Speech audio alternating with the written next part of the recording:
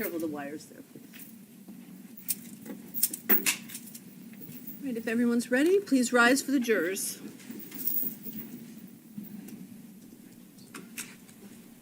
If you're just joining, my understanding is that Crystal Sorey, Harmony's mother, is not in the courtroom, and Adam is again absent.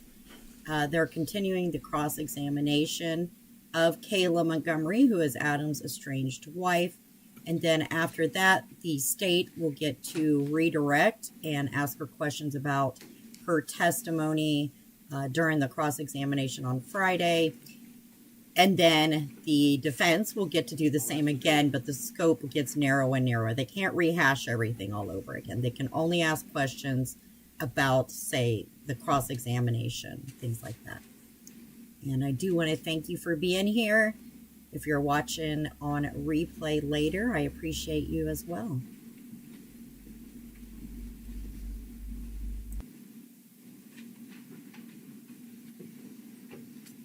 You may be seated. Ms. Montgomery, I remind you, you are still under oath. Yes.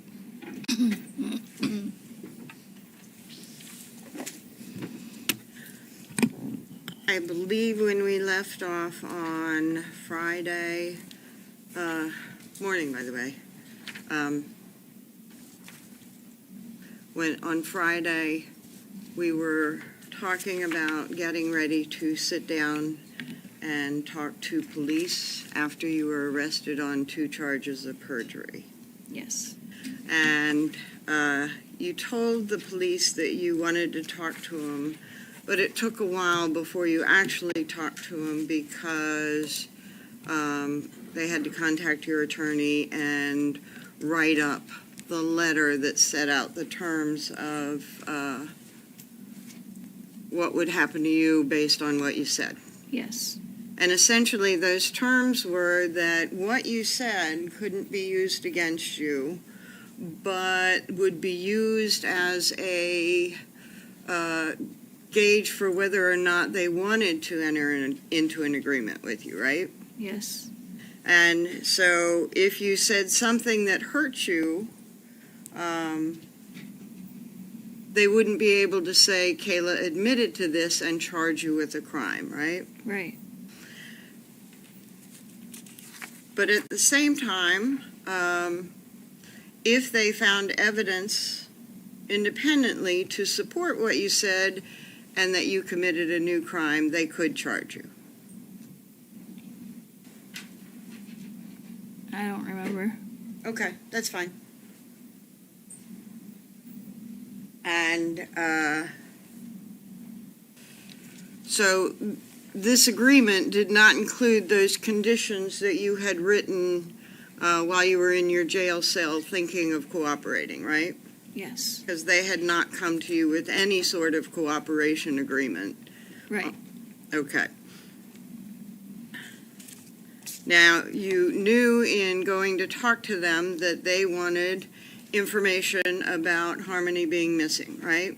Yes. Whether or not she was alive, Yes. when she went missing, Yes. under what circumstances she went missing. Yes. And these are things that you had been thinking about since the time of your arrest, right? Yes. And when you first told the lie to the police and to the grand jury that the last time you saw Harmony, she was driving away with Adam to be taken to her mother,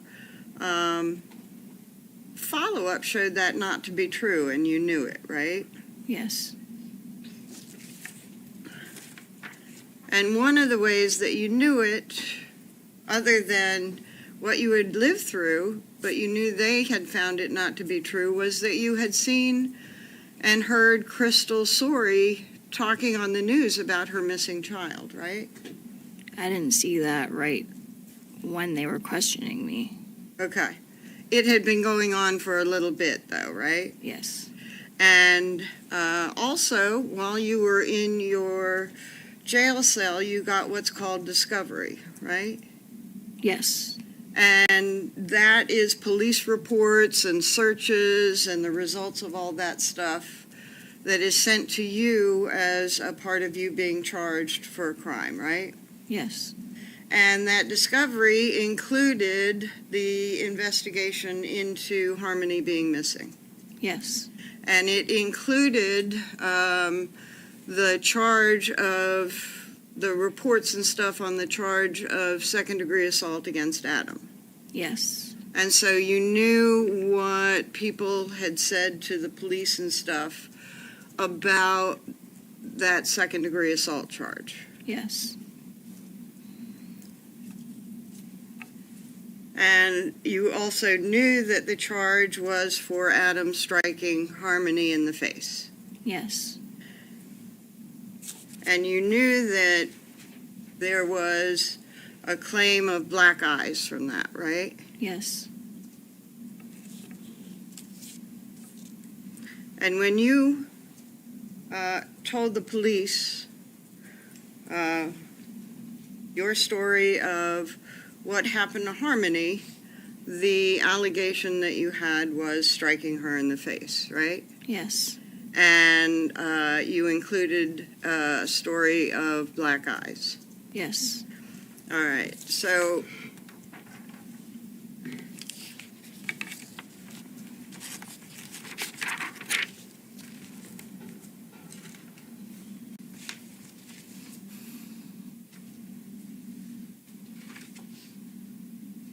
the next thing I want to talk about is the timeline of your accusations against Adam.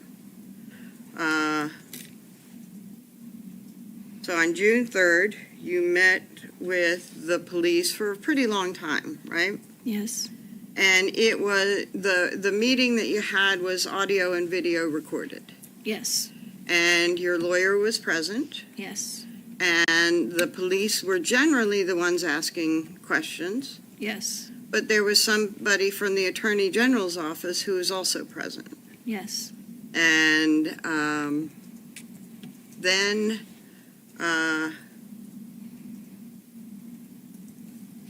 after that interview, and it was fairly long, right? Yes. There was a break in between, but between the two of them, it was really long. Yes. And then you got booked for the perjury charges. Yes. And during booking, you said something to Detective Dunleavy about Portland pie, Yes. and that Adam had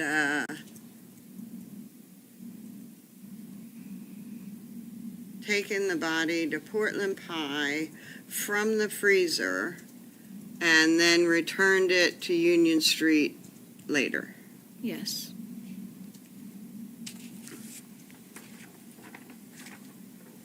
The plea agreement, well, then you talked again on the June 23rd.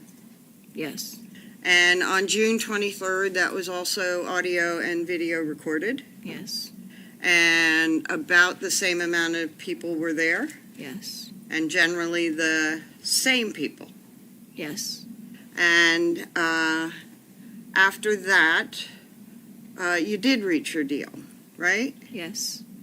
But, and you were out for the interview on June 23rd. You were back out on bail, right? Yes. And then, as we talked about, sometime in September, you got arrested and reincarcerated. Yes. And then sometime after that, you and your attorney reached, well, you got an agreement with the state. Yes. And under that agreement, you could serve a minimum of 2 years. I don't remember. I think you testified on direct that you got a 3.5 to 7 suspended and a 3.5 to 7 to serve, but you could get out, you could get 1.5 years suspended off of that, right? Yes. So that would be a minimum of 2 years. Yes. And you also got credit for the time that you had put in while on bail. Yes. And so your parole hearing comes up in a month or two? May. May? Okay.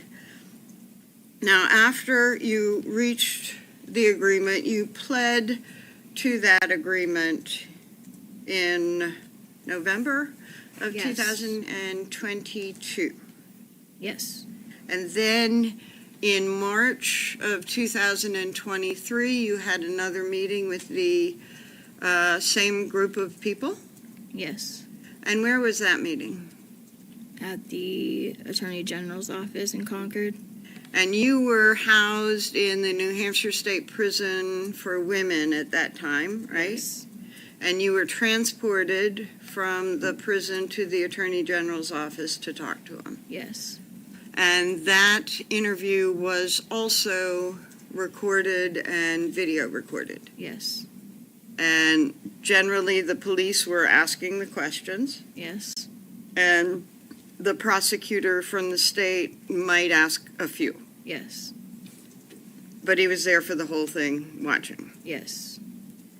And then, so that was March of 2023, and then this December of 2023, you met with the state again, right?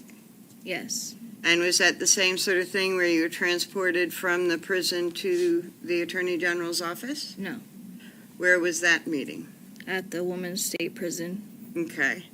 And who was present for that?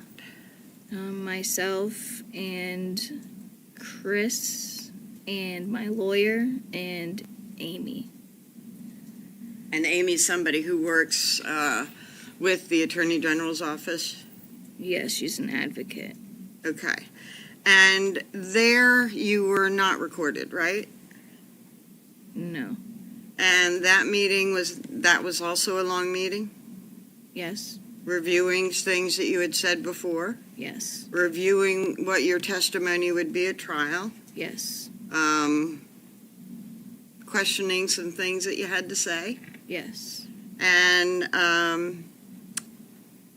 I think I said it, but it was not recorded. Right. And then you met with them again in January? Yes. Same sort of situation? Yes. And that was around January 10? Yes. And was that about as long? Yeah. Going through all the stuff that you had said before? Yes. Questioning you on the stuff that you had said before? Yes. And getting ready to testify here. Yes. And then January 19, you met with them again? January what? 19? Yes. And same situation? Yes. So that you're going over what you had said before, Yes. going over what you're going to say to the jury, Yes. and there might be some questions about what you said before, and so you kind of go back through it and work through that. Yes. And was that it as far as meetings? Yes. Okay. And during all that time, you had plenty of time to review in your mind your memories and talk about things that you had said. Yes.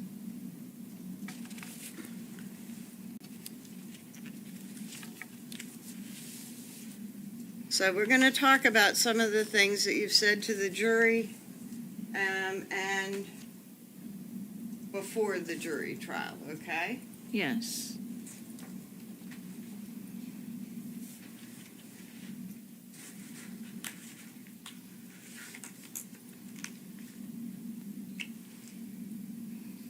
So you talked about after your eviction, which was November 27, Yes. you lived in your car for about 2 weeks. Yes, a few weeks. From November 27 to the day it broke down on December 7. Yes. Little under 2 weeks. Yes. Okay. And As you're evicted, you take some items with you. Yes. Take some clothing for the kids. Yes. You take the toothbrush for Harmony. Yes. Make sure she can brush her teeth while she's in the car.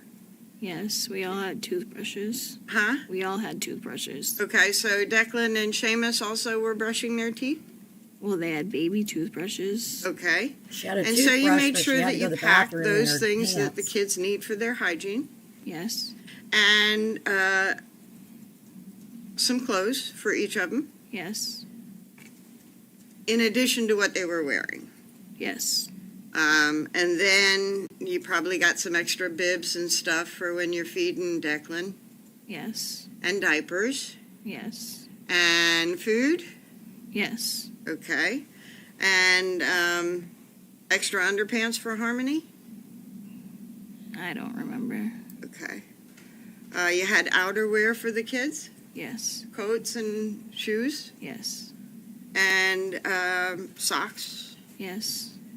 And the next day was Thanksgiving. Yes. And do you recall where you stayed on Thanksgiving? No. I don't remember. You didn't celebrate a Thanksgiving on Thanksgiving Day, right? No. Okay. And the day after Thanksgiving, you went to your mom's house. Yes. And you went the day after Thanksgiving to see if she could put you up. Yes. And she wasn't able to. No. But you were there at her house for a while. Yes. And you used that time to clean up the kids Yes. because they had been in the car the night before. Yes. And to clean them up a lot better than just wiping the boys when you changed their diapers, right? Yes. And brushing their teeth Yes. and changing their clothes. Yes. Did you use her laundry while you were there? I don't remember. Okay. And your mom took that time to get to know her grandchildren, Yes. including Harmony. Yes. And she couldn't put you up, so you had to leave. Yes. And you stayed in the car that night. Yes. And then, that was, by the way, November 29, the day after Thanksgiving, right? Yes. And that's the same day that you had a car accident, right? The 29th, yes. Okay, and that was a car accident with Tabitha Scott in the front seat, you in the back seat with the kids, Yes. and Adam driving. Yes. Sorry. And police came after the accident, Yes. and you had Declan in a car seat. Yes. Seamus was in some sort of, He was in a car seat. okay, and Harmony was not. No. You did not have a car seat for Harmony, right? Right. And you were in the back, so she wasn't in a seatbelt either, right? No. And that was a problem when the police officer came, right? Yes. And a blanket was thrown over Harmony, and she was told to hide so that the police officer wouldn't know that you had too many kids in the car that were, and one was unrestrained. No. Okay. You were hiding the fact that you did not have Harmony restrained in the back seat at the time of the accident. Yes. And then Adam had his license at that time, right? I don't remember if he lost it then or not. Okay.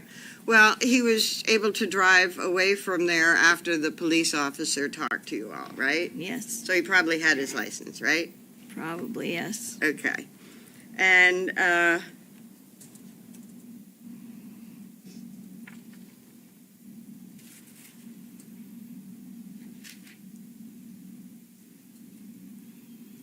Tabitha Scott, your friend that was in the car at the time of the accident, she was a friend, right? Yes. And she really liked Harmony, right? Yes. She would play with Harmony, right? Yes. And sometimes play dress up and stuff like that with her, right? No, but okay. I don't remember that happening. Okay. Remember taking photographs and like photoshopping them to put stuff on them and stuff like that in Yes. photographs? Okay. And Tabitha was somebody that you would have babysit the kids sometimes. Yes. And sometimes it would just be Harmony and you would take the two boys with you, or sometimes she might do all three. Yes. And your accident on the 29th, do you recall that being in the afternoon? I don't remember. Okay. And do you recall if you went to your mom's before or after that? I think I went to my mom's later that night. Okay. And Harmony did not have black eyes when you went to your mom's, No. right? So she did not have black eyes when she was in that accident, right? No. Pardon? No. Okay. Now,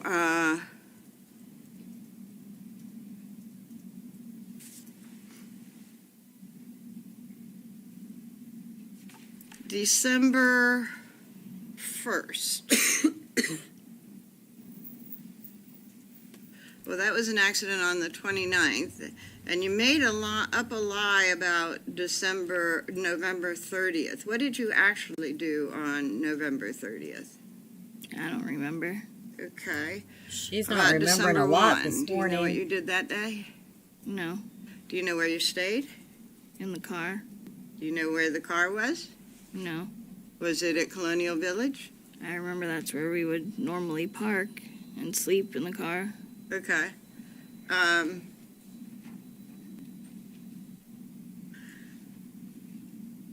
If you weren't here You earlier, Adam said is not in the that, courtroom again today. Anthony Bodero, and am I pronouncing that right?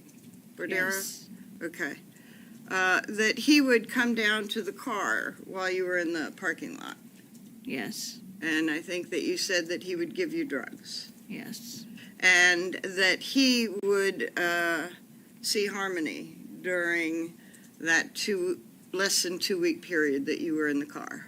Yes. And that he would come down, she would wave to him. Yes. And he would wave back. Yes. And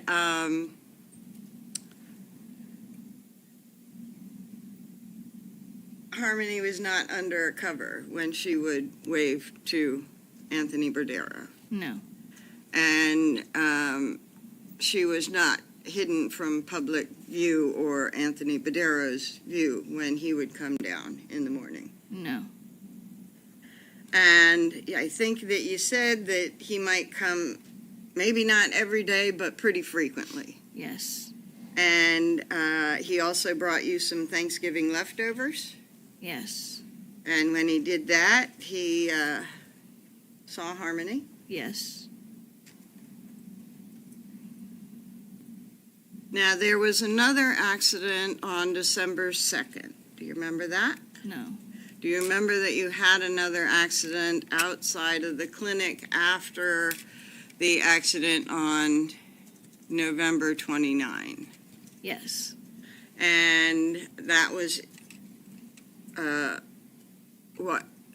during a time that you and Adam had been going to the clinic, right? Yes. And the kids were not with you at that time. I don't remember if they were there or not. Okay. So it is, and I think you said reviewing the accident report would not refresh your recollection? Or would it? I don't remember. If I gave you the accident report, do you think it might refresh your recollection? I will try and remember.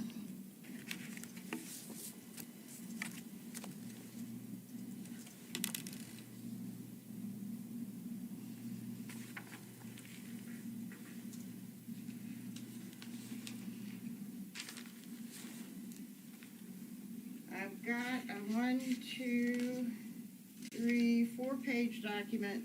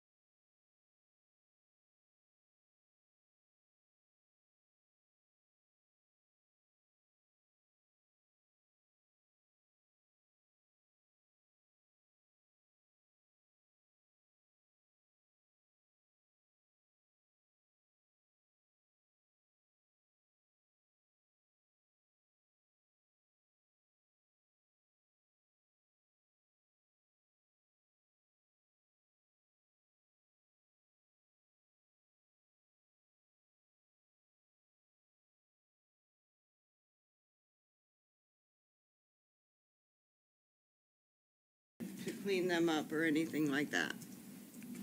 I remember bringing the kids up to his apartment, but I don't remember when that was. Okay. So let's talk about living in the car. You got a couple of boys that are quite young. Yes, One is about 11 months, yes, and your other son was 2.5-ish. yes, And they can only stay in the same position one time for a certain amount of time, right? right, And then they start getting pretty rambunctious, right? Yes. And fussy. yes, And Declan, if he gets fussy, will cry. yes. And that'll make Seamus cry. I don't remember that. Okay. And Harmony, also, maybe not as rambunctious, but would get pretty fussy about being in the car for a long time, right? Yes, And so you would try and find ways to entertain them. yes, And one of the ways that you entertained them was to go to a public place like maybe the mall, just to get them walking around inside for a while. I don't remember that. You remember losing your phone at the mall while you were walking, you and Adam were walking around with the kids? No, Okay. I'm so sorry, guys. One I of the meant to ways mute that you would myself and I entertain them was muted to Kayla. take them to places like Walmart when you were shopping for more food. I don't remember going there. Okay. What were the ways that you entertained them? I don't remember what we did with them. I just remember living in the car. Okay. But you didn't have the children in the car 24/7, right? I don't remember. Okay. Did you play or take them to walk on those balance beams and stuff on that little play center at the back of the parking lot at Colonial? I don't remember. Okay. Let's talk about the food that you had. You would eat things like tortilla wraps, Yeah, we had tortilla wraps. bananas, Yes, peanut butter, yes. apples, I don't remember apples. baby food, Yes, cereal, yes, formula. yes. And if you had cereal, you had milk. I don't remember keeping milk in the car like that, but Okay. possibly. So if you had baby cereal, Seamus would just eat it dry. Yes. And what was Seamus eating at that time? He was doing a mix of baby food and real food? Yes. Okay. And sometimes you'd feed him your food, Yes. little bits, right? Yes. And you'd have to make sure that he took it and put it in his mouth, right? Yes. Instead of dropping it on the car floor. Yes. And Declan had formula. Did he also Baby food. baby food? Yes. How about the cereal? No. So you would have to turn around and feed Declan in the back seat, or would you put him on your lap and feed him in the front seat? I'd turn his car seat around so that he'd be facing that direction so I could feed him. Okay. And diapers? Yes. So when Declan or Seamus would go to the bathroom in the car, they would be Yes. going to the bathroom in diapers, right? Yes. And Declan, his diapers didn't smell too much, right? Because he was still just a baby. I don't remember. Okay. But Seamus's diapers would smell, right? Yes. And so Seamus and Declan are both going to the bathroom in the car in their diapers, Yes. and you would change them where? In the car. And all the time? If we were just living in our car, yes. And then you would throw the diapers in the dumpster? Yes. And certainly in Colonial Village, you had a dumpster nearby. Yes. And then,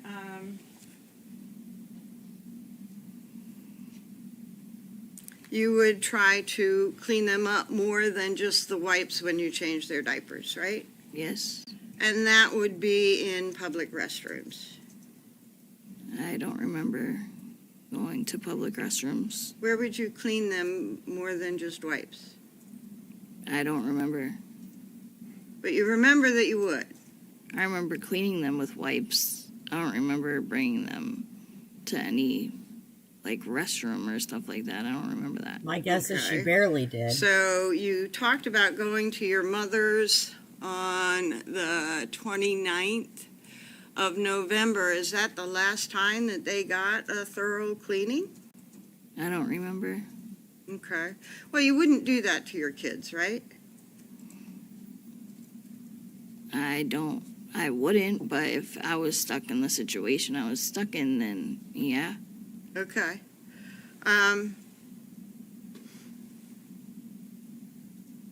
You had your own hygiene to worry about in the car, right? Yes. And I think that you said on direct that you would ask Harmony to come with you, and sometimes she wouldn't, Right? sometimes she would. Yes. And where would you go for your hygiene? If we ended up going to a gas station that had a bathroom. Okay. So one of the places that you used to clean yourself and Harmony up was public restroom and a gas station. Yes. Perhaps convenience store, Yes. perhaps Walmart. I don't remember going to Walmart. Okay. So sometimes she would come out of the car with you and go into the convenience store and you would clean her up, right? Yes. And she would not be under a blanket. No. Right. And sometimes she didn't go with you. Right. And if she had not gone to the bathroom for a long time, would you insist? I would ask her. Uh-huh. And she would say what? She would say no, she doesn't have to use the bathroom. Okay. And if she hadn't gone to the bathroom for all day, would you insist that she go to the bathroom with you? Yes. And when you insisted, did she go with you? No. Okay. Okay. Now,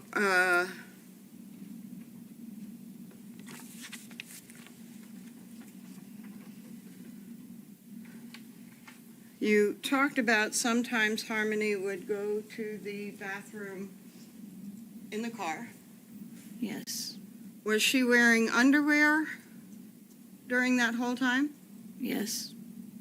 Where did you clean her underwear? We didn't clean her underwear. Okay. So and I think that you said it was urinating and defecating in the car. Yes. And I'll call it pee and poop, okay? Yes. And so you said that she did both. Yes.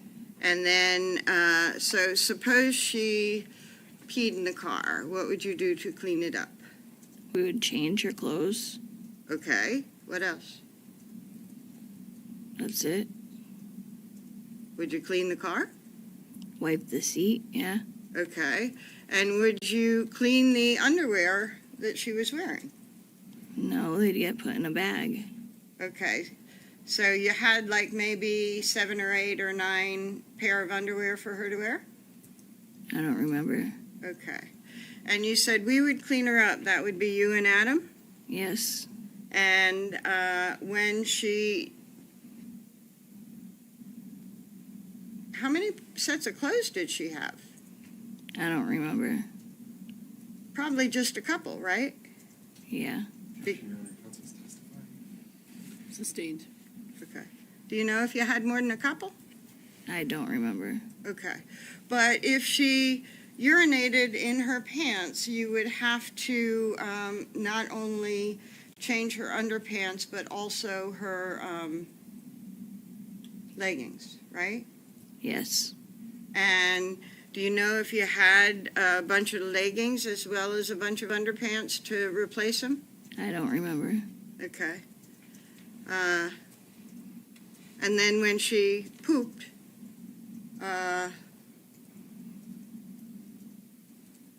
you would clean her? Yes. You would wipe her with the baby wipes? Yes. And then would you take her to a public restroom to get her more cleaned?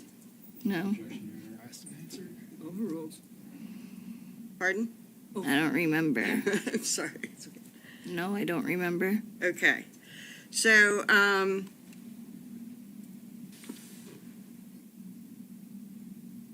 you would sort of understand that she was going through a difficult time because of so many changes in her life? Yes. And so you would understand and tell her, Harmony, I know this is difficult, but you really have to tell us when you go to the bathroom. Yes. Before you go to the bathroom, right? Yes. Because, and you tried to encourage, come with me, we'll take care of it, we'll be in the bathroom, come with me, right? Yes. And Well, that's kind of hard to believe. did you ever buy pull-ups for her when it became more than a one-time thing? I don't remember. Okay. Something you might have thought of, right? I don't remember. No, probably Okay. not. And It is. It's so sad, Lisa. She was treated horribly. being cooped up in that car for so much time with the kids was a little bit difficult, right? Yes. And it was difficult for the kids too, right? Yes. So sometimes chaos would just erupt, right? Yes. Declan crying, Seamus crying, Harmony crying, right? No. Okay. They never really cried that much. Okay. But when they cried, it would sort of cascade, right? Kind of, yeah. Okay. And it's like what's happening to one would go to the other, and it would just be chaos, right? Yes. And how would you sue them? I don't remember. They were probably afraid to cry. Now, you said that Badero didn't want you staying at the Colonial Village parking lot, right? Right. He was actually afraid somebody might notice and he would Yes. get in trouble. Yes. But you also said that he came down daily or every other day or so to give you drugs. Yes. So he didn't want to come down and in public hand drugs over to a car that's squatting in a parking lot where it shouldn't be. Right. He came down to meet with Adam. Yes. And Adam occasionally would drive him places because Adam had his license. Right. And he would drive Badero's car and you would be there with the kids. I don't remember that. Okay. But he would have Adam driving him places? I remember he did that when we were staying at the house. I don't remember him doing that when we lived in the car. Okay.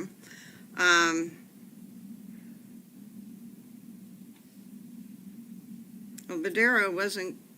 Did you have money while you were in the car? Not really. Okay. So you pretty much had to count your pennies when you bought more food and stuff like that. Yes. And you couldn't splurge in anything because it was pretty tight, right? Yes. But when Adam would meet up with Mr. Badero, he would be able to get some drugs. Yes. And Anthony Badero was not giving him drugs for free. No. Right. Adam was doing Anthony some favors. Objection, Your Honor. I don't remember that. Hold on. Approach.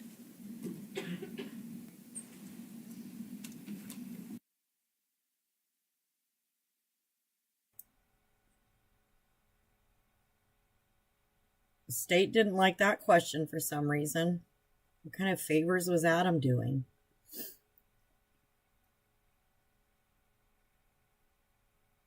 Objection is sustained. The question can be rephrased.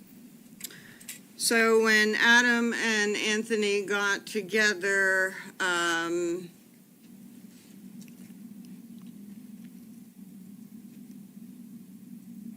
after a while, Adam would be able to come back with some drugs.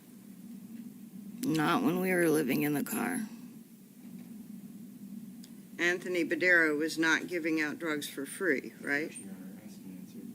Overruled. Right? Sometimes he would, sometimes he wouldn't. Okay. And actually, on the day that your car died, and you described going to the clinic and coming out and going to Burger King and then going back to the parking lot, Adam asked you to go up to Anthony Badero's to get some drugs, right? I don't remember. Okay. And he asked you to do it because Anthony might front you a bag because he never says no, right? Approach.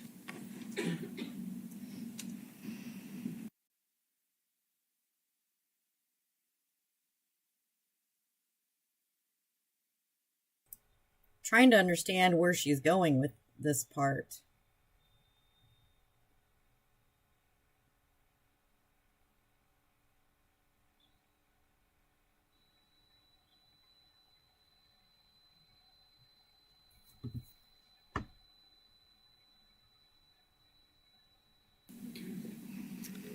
And that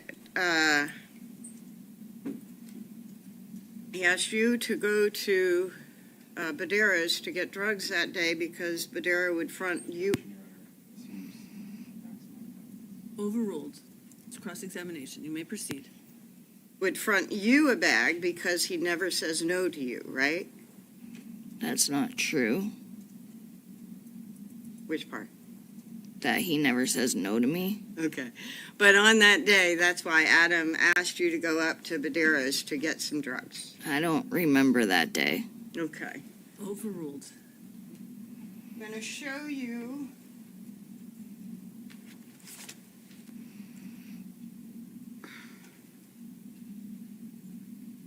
a copy of the transcript of the interview that you did with the police on the 23rd.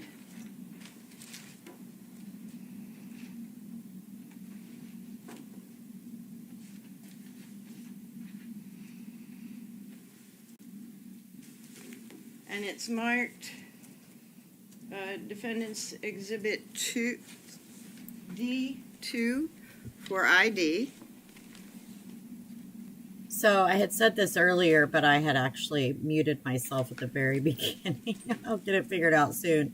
But after this cross-examination, there's a redirect, and the state can only ask questions that are going to focus on D2. exactly what was brought out during this cross-examination. Yes, you may. So it's going to be limited in scope. And then after Now, that, we talked about your interview on June the defense gets to 23rd redirect again. with police. I'll come up to the second. So right? Kayla might be here for a Yes. while. And that interview was recorded, right? Yes. And Detective Jack Dunleavy was there, Yes. and Detective Max Rayhill, Yes. and a U.S. Marshal was there, Yes. and an Assistant Attorney General was there, Yes. and your attorney was there, Yes. and you were there.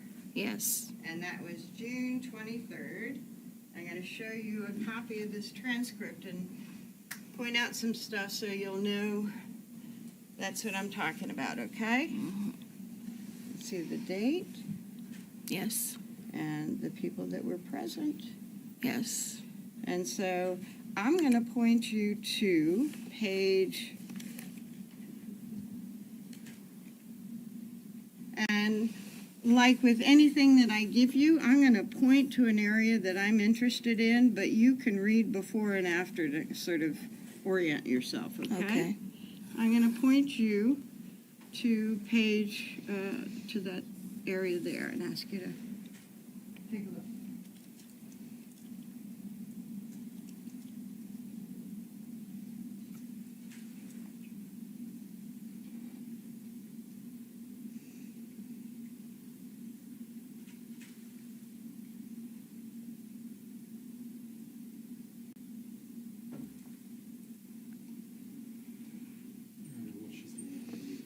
Yes?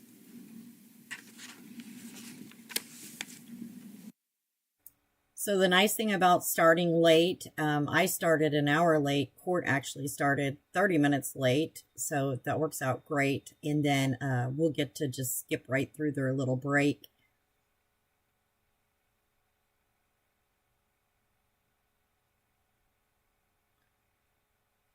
I don't think anything was really said about Adam not being here, just that he is not present again today, and Crystal Sorry is not there either.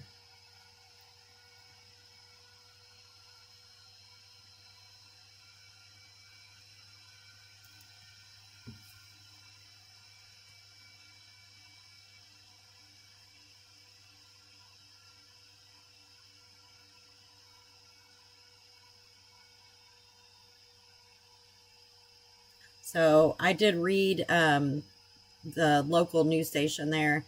They said that a legal expert, Patricia LaFrance, said she predicts the state will bring its forensic evidence forward, and the defense will likely challenge the police investigation into Harmony's disappearance and her alleged death.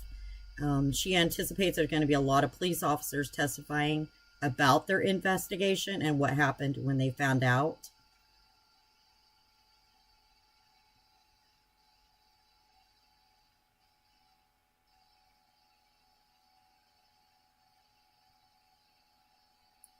And Kayla was questioned a little over 6 hours on Friday by prosecutors and then the defense.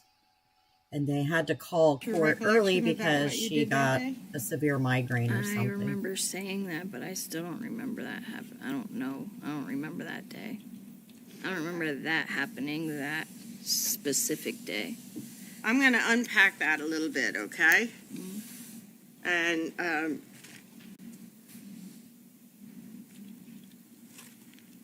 I pointed you to something that you told the police officers and everybody else that was there on June 23rd, right? Yes. And on June 23rd, you were present to let them know, maybe to correct some stuff from June 3rd and talk more about what happened back in December of 2019. Yes. And they wanted you knew they wanted you to talk about your memory, right? Yes. They didn't want you to make something up, right? Right. And you had had plenty of time to think about it, right? Yes. And to remember what happened, right? Yes. And some of the details that they were interested in, they sort of they talked about in June 3rd. Yes. And so are you saying that you didn't remember that day when you spoke to them on June 23rd? Or that you did remember it in June 23rd, but you've forgotten now? I don't remember that specific thing Uh-huh. on that day. Like me actually going to see Tone and asking for a bag of drugs. I don't remember that. But it is something that you told the police that day, right? Right. And that you and Adam were in the car and you went up to Tone's to get a bag of drugs. That's me. I knew that tone. But let me actually check, because I don't know that I checked it when I walked in. She didn't turn her phone off. Okay. Goodness So gracious. it was not me, but if I could make sure mine's off.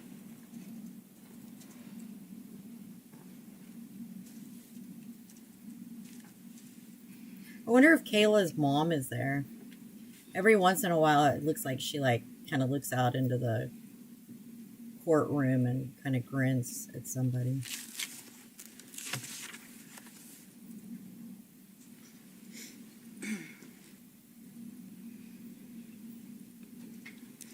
You're not disagreeing that you did tell the police that, you just don't remember telling the police that. Right. And if you did tell the police that back in June of 2023, you would have been telling them, this is what I remember. Right. So,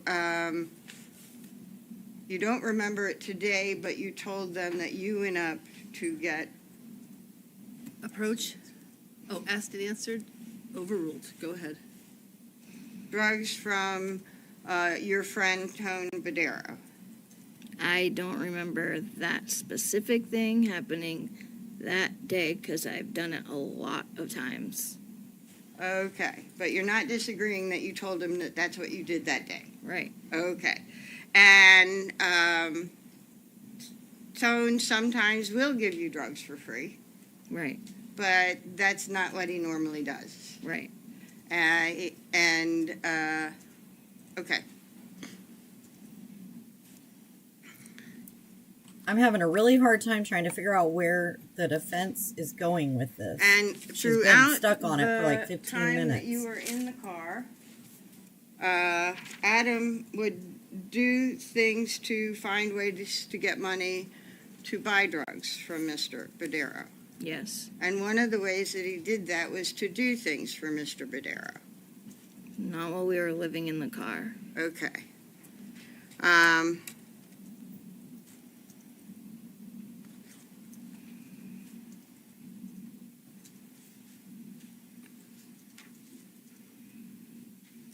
Now, there were a lot of people that parked at the Colonial Village parking lot, right? Yes.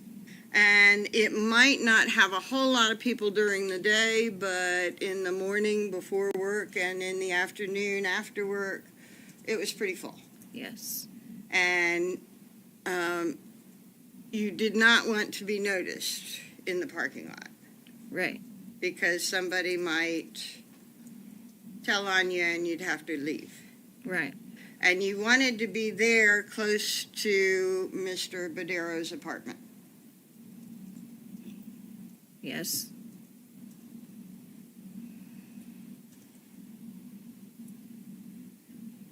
But especially in the morning and in the afternoon when people were moving around more before work and coming home from work, you wanted the kids pretty quiet. If they were quiet. I don't remember.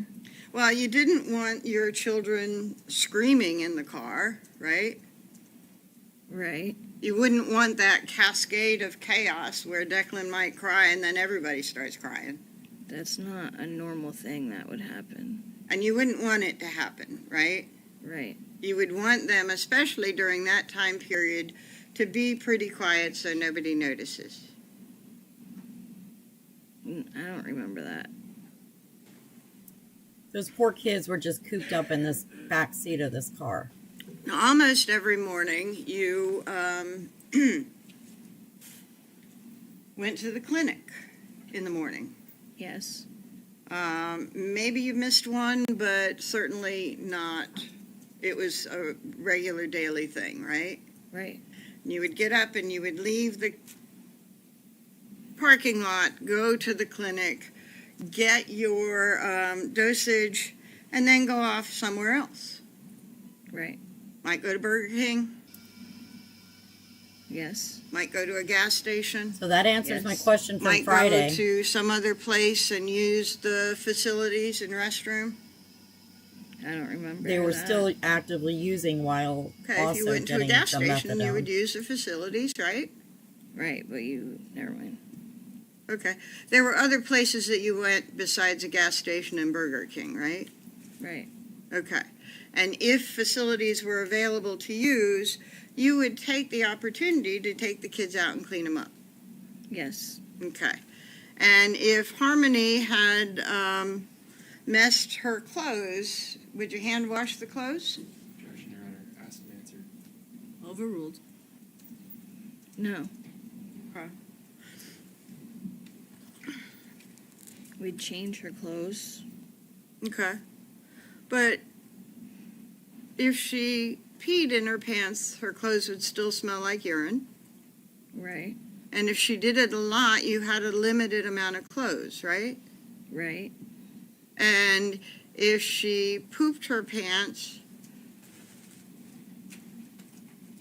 you'd also have to remove the clothes and change them with something else. Right. And you didn't have 2 weeks' worth of clothes for Harmony. No. As a matter of fact, you described what Harmony was wearing, and it was pretty much the same thing the whole time, right? No. The leggings that you remembered that she was wearing, Right. those were the leggings that she was wearing when she left the house. No. Okay.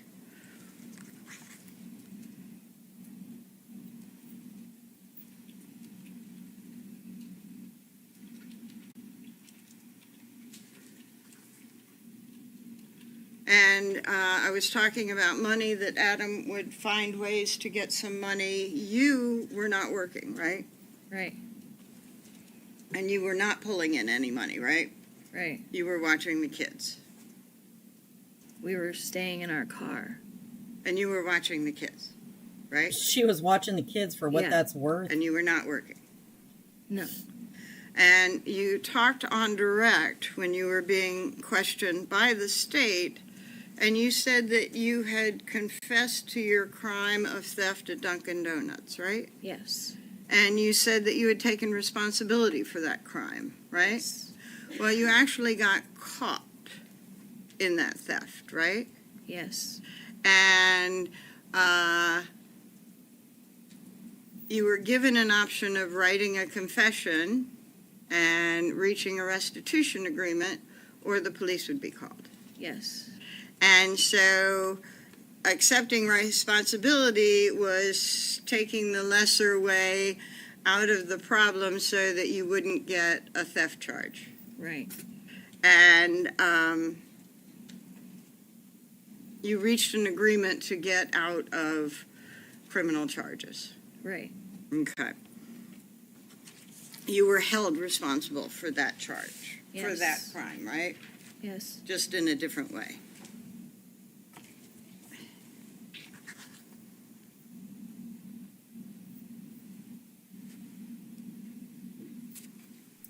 She's like, no, not really.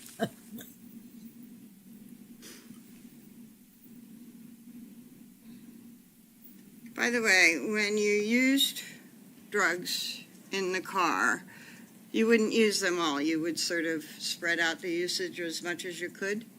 Yes. And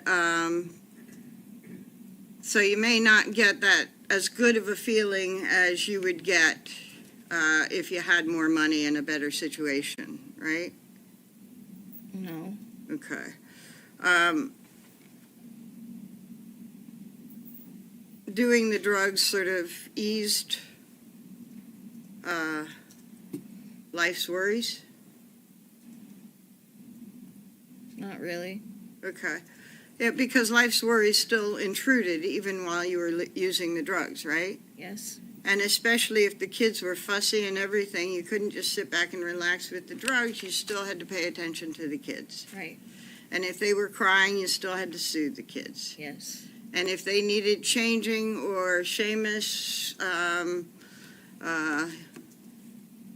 Peter pooped in the car, or Harmony, Peter pooped in the car, you couldn't just sit back and relax. You had to do something. Yes. Okay.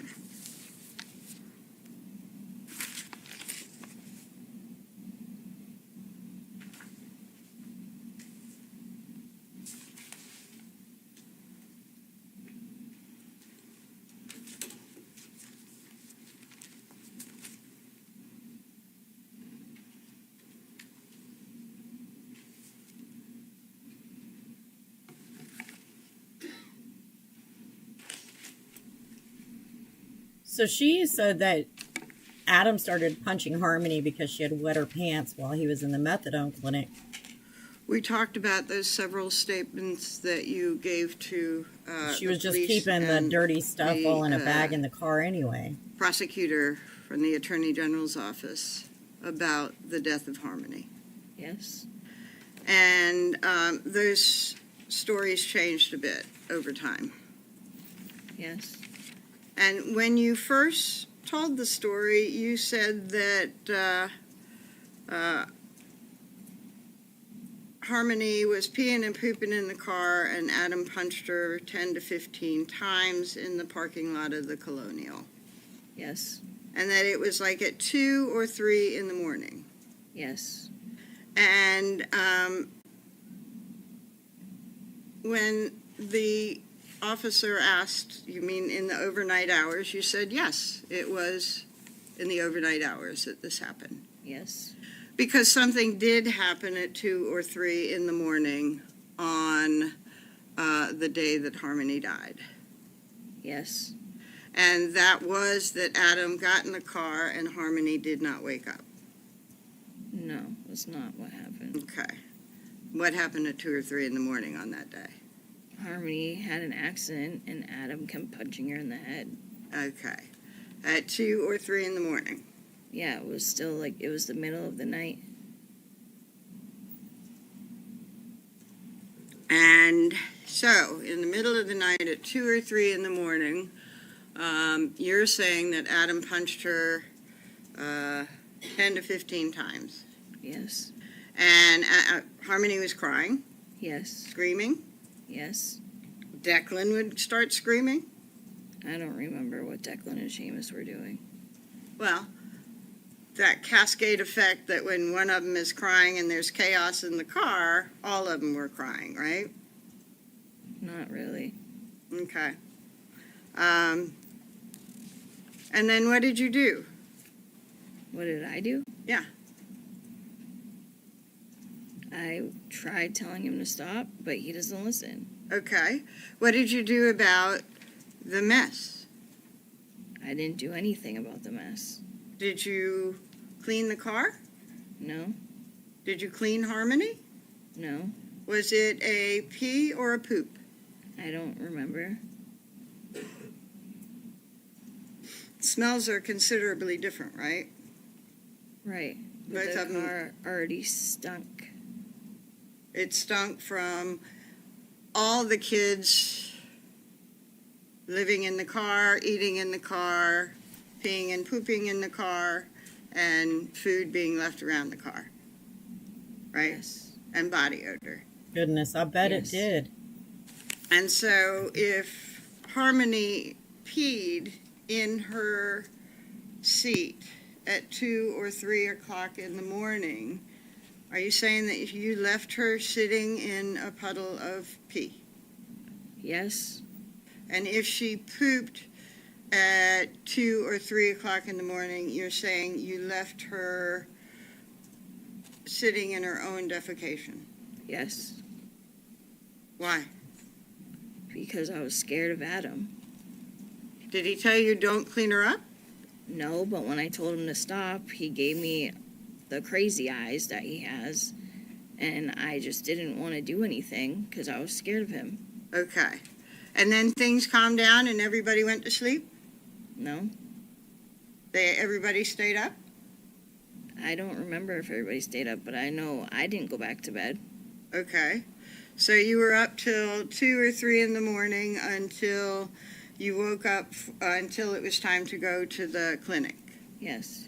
And I think the clinic was 7 or 8 in the morning? 7. Okay.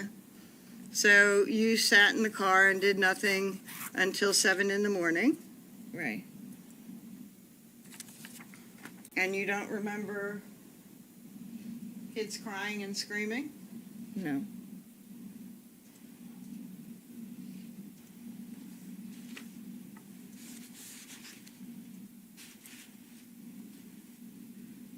I believe that you testified on direct that Adam woke up and smelled pee or poop. Yes. Do you know which that was? I'm sorry.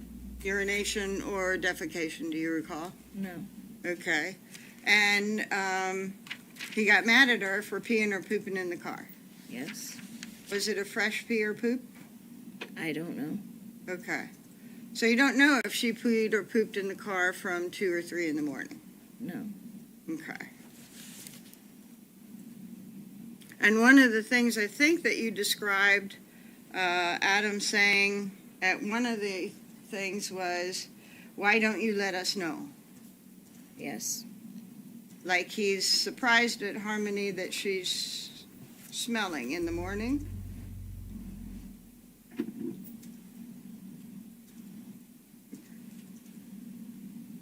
Good morning, birdies. Thank you, all of you, for being here. I appreciate it. So you're saying he struck her in the morning before the clinic because I think that you said before to the police because she peed herself while still in the parking lot, Yes. and that made him mad, you said? Yes. And so she peed before you went to the clinic? It just smelled like urination all the Okay. time. Okay. And she didn't have any injuries that you saw that morning, right? No. And you go to the clinic, right? If Yes. you've not yet And heard this at the part, clinic, it could get a little graphic. Just the warning two of you have to go in one at a time, right? Yes. And the reason that you have to go in one at a time is because somebody had tattled on you at some time earlier for leaving the kids in the car while the two of you went together. Yes.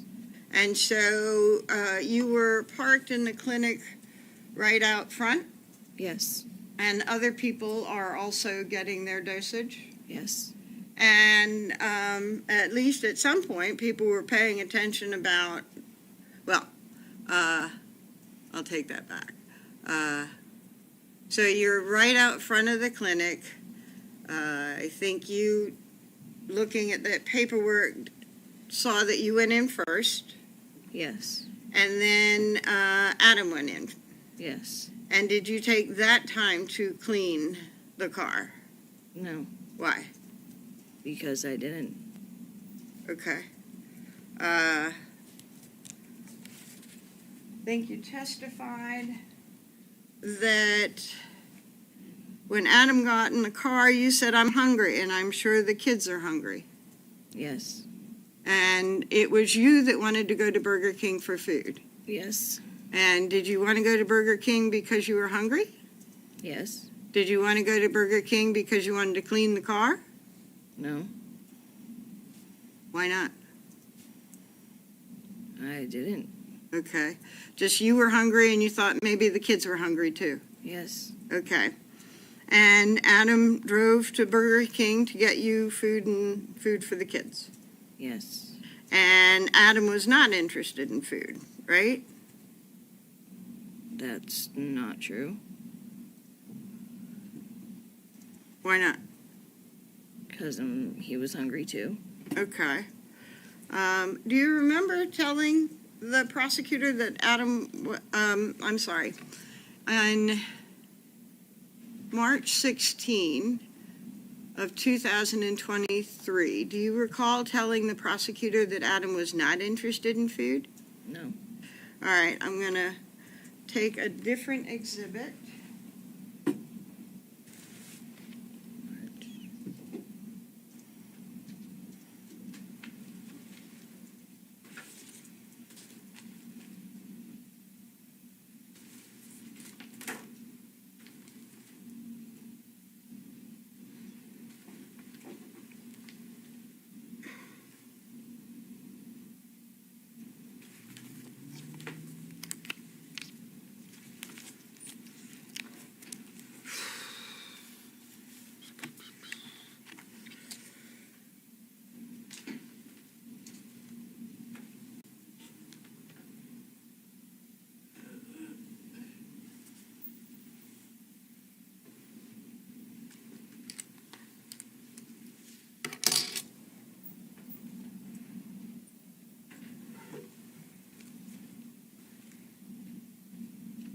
Actually, I'm going to use a different copy.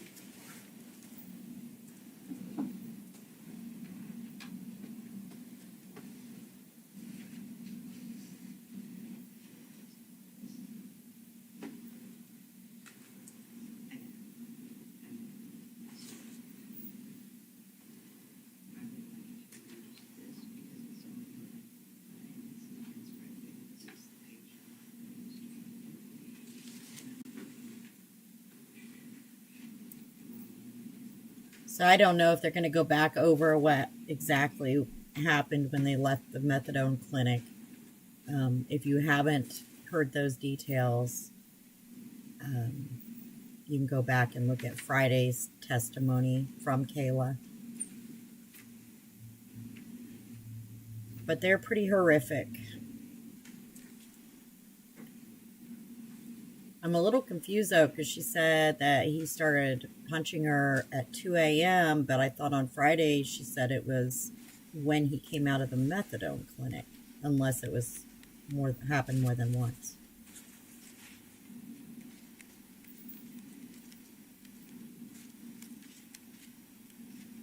Because remember, the jury took their little bus drive from from all those places, the methadone clinic and then the Burger King, so they could kind of see the route and all of that.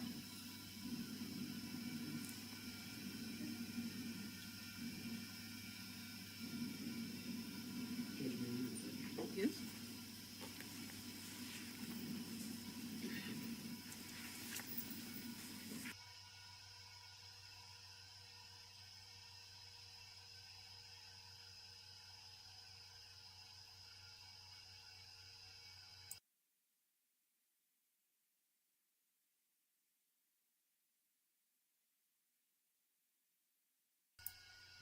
The woman questioning Kayla right now is Adam's public defender. In case you weren't here earlier, Adam is not in court again today. He has not been in court at all during this trial. He originally pled, the first day of the trial, he pled guilty to 2 counts of falsifying evidence and what was the other one? Let's see my notes. Falsifying evidence and abuse of a corpse. So he pled guilty to those 2 of the 5 charges. So she did say both, Borrowed Angel. Thank you.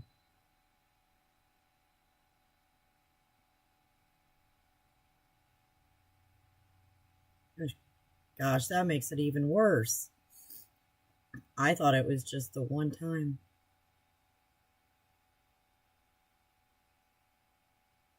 My understanding is she is on Seroquel and something else in jail. So I believe that's probably why she comes off real slow. At first I didn't know whether it was all the drug uses she had done that kind of made her this way, or if she was on medicine, but I did read early this morning she is on 2 pretty heavy duty meds in jail. I'm going to show you a copy of a transcript of the interview of March 16, 2023. And like before, I'm going to ask you to read a portion of it, and then I'm going to ask you a question, okay? Okay.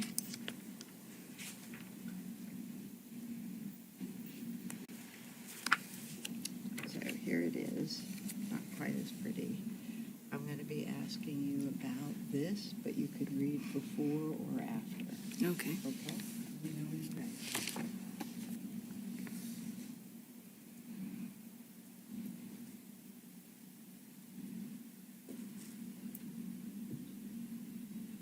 Believe it or not, she almost seems a little bit more with it than we've seen her in the past.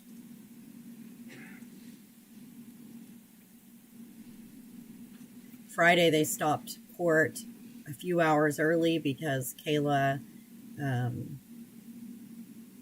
I guess a migraine came over her. She was, I'm sure, the stress and everything. But she was rubbing her temples and she just really couldn't go on. And they can't just keep questioning her at that point. So they stopped court.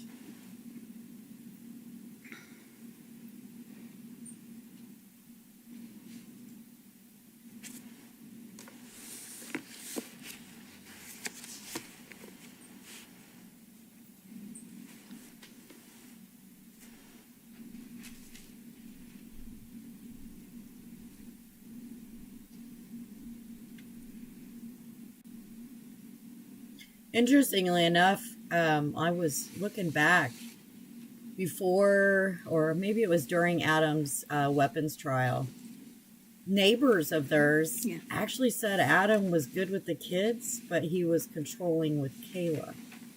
And so you, Seems during really that weird, but interview, that's what the told the neighbors police that that knew them Adam had didn't said. care if he ate or not, right? Right. He wasn't there because he wanted to eat, right? Right. And if the prosecutor said in opening that he went to Burger King because he wanted to eat, and he did eat while driving away, that's not your recollection, right? No. Okay. And that's not something you ever told the police, right? Right. It's just plain wrong. No, withdraw, Your Honor.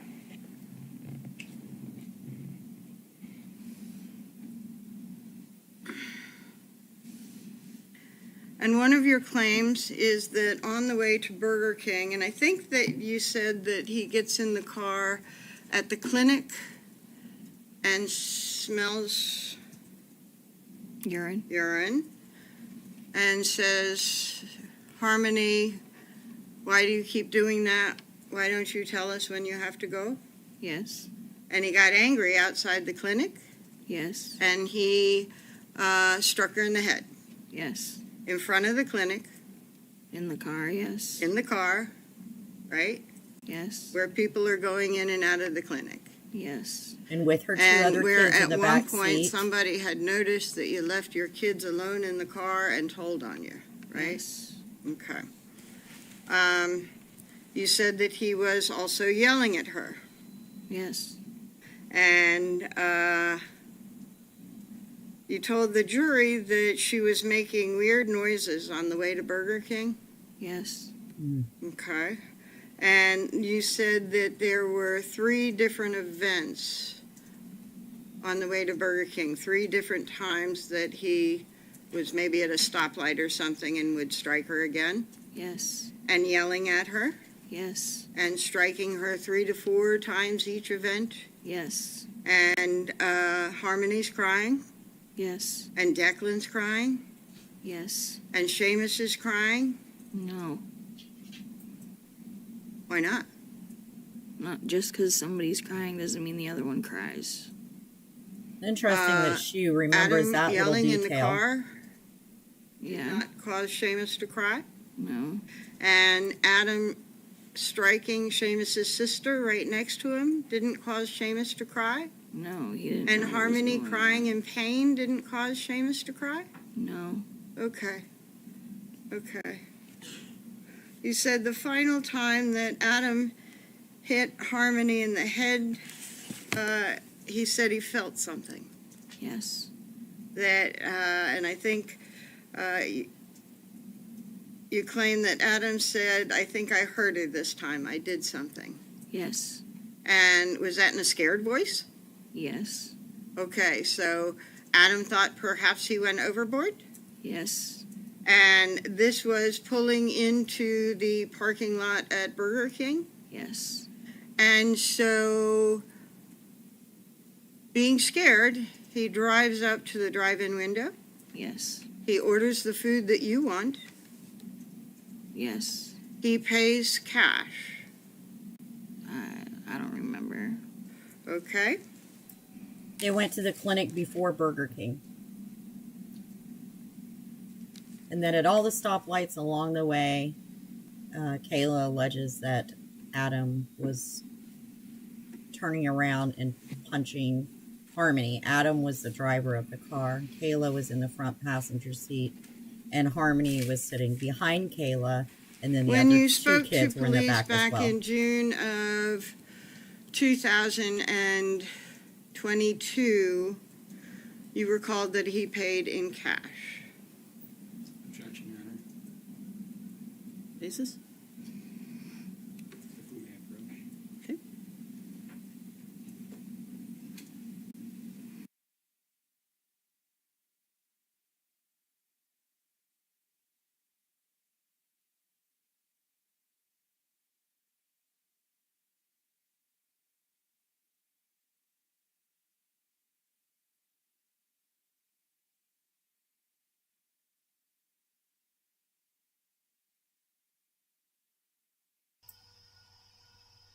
What does it really matter if you paid with cash or card? Some of her questions, I'm like, I don't really understand what impact it has or does not have.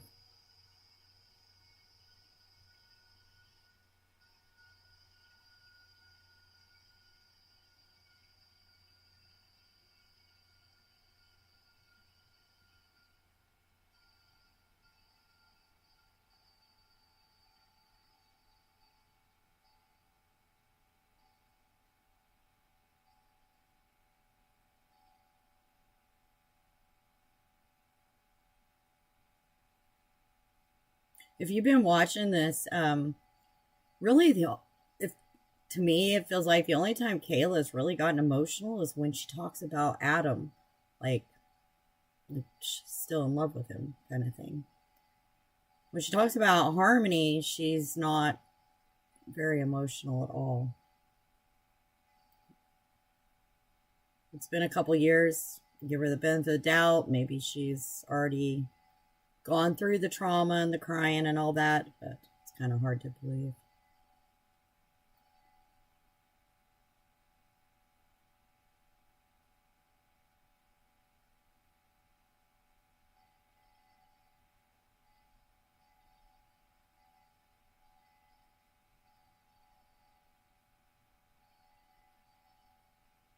This is a good time for a break. I'm going to ask the witness to stay there. We'll take 15 minutes, and then we will resume the testimony. All rise for the jurors, please. Same reminders, ladies and gentlemen. Don't talk about the testimony, please. All right, give me just a moment, and we can just skip right through that break since we started it late. Give me just a moment.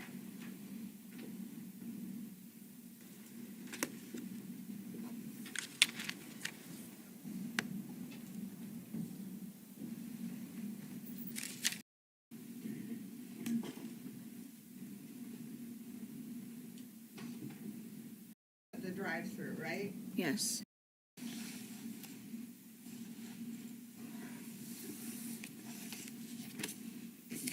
So you told the police in June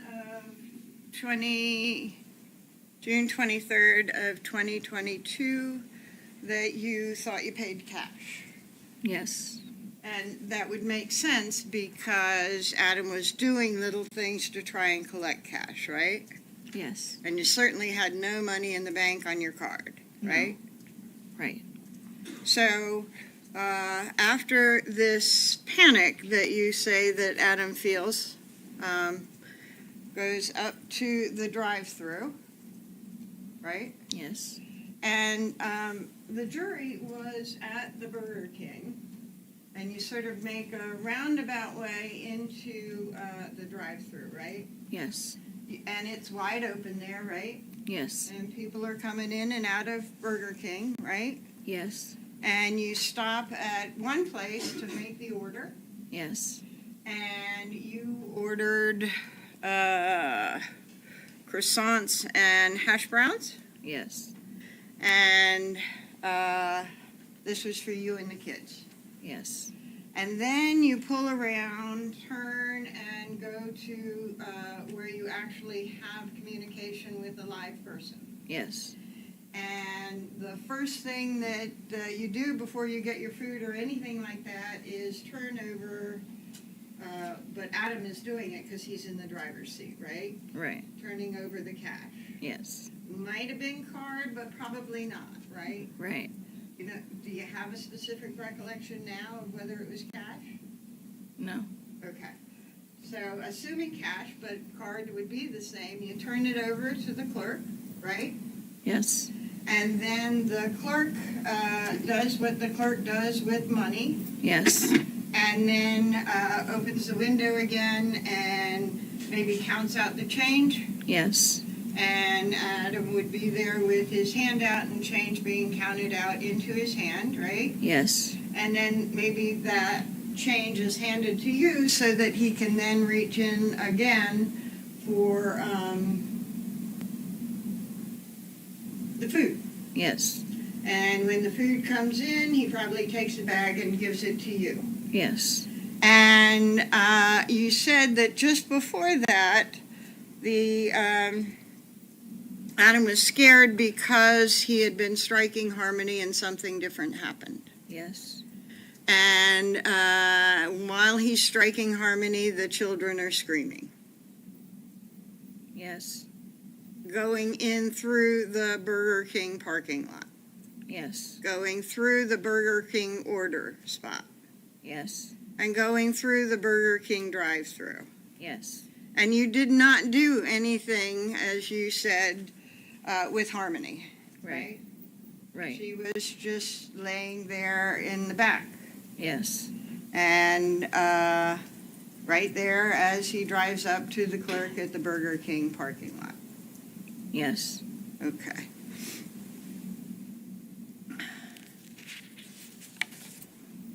Kayla is the state star witness, so the defense is going to do anything they can to try to put a dent in the prosecution's case And you by said catching even like the Harmony smallest is discrepancies in her moaning in the back story. seat. Yes. And I don't think you said it, but you were, was it a moan that you understood to be a dying child? No. Okay.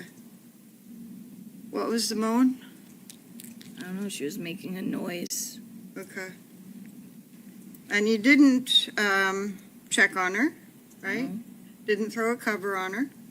No. Didn't have to turn around and soothe the boys in the back seat to make them quiet? No. They weren't always crying just because one other kid was crying. They weren't always crying. But violence, chaos, yelling, and screaming would make them cry.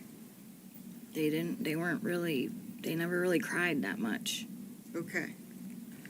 Okay. So she had originally told police that both the kids Did you were sleeping ask when to this run in happened. and maybe get some extra napkins to clean up the urine on the seat? No.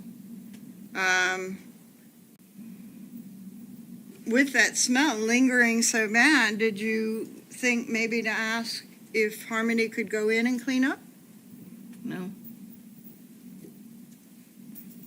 Did you do anything to deal with the smell of urine?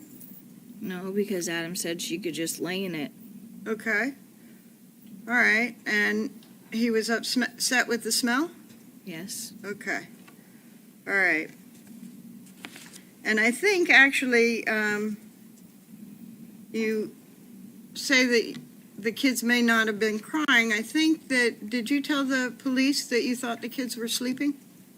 Yeah, they didn't really make any noise. Okay.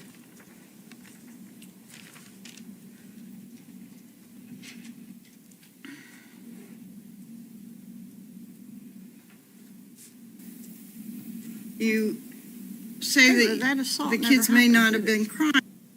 Yes, it did. Okay. Well, you describe physically trying to stop him. Adam? Yes. You describe verbally trying to stop him. Yes. Nobody wants a person to strike and hurt a child, Right. especially a 5-year-old child under your care. Right. And you cannot allow that to happen. You can't sit by and allow that to happen, right? Right. Okay. But you said that you stopped trying to do anything because he looked at you with the face of pure evil. Yes. So you just got scared and shut up, right? Yes. Because his face was pure evil, right? Yes. And pure evil, a person with pure evil is not someone you want to protect. No. And a person who is pure evil is not someone that you love. Well, that's hard to say. Okay. A person of pure evil is not someone you want raising your children. Right. Okay. And you would do anything to get your kids away from pure evil. Yes. And even though Harmony was your child, you felt the same about her. Yes. She was pretty much your child. Yes, I helped take care of her. Okay. She did not feel the same about her. No way in hell did she feel the same. And when you and Adam split up years later, or March of 2021, you wanted him back. We were both trying to fix our family and get back. You wanted him back with the family and raising the children. Right. And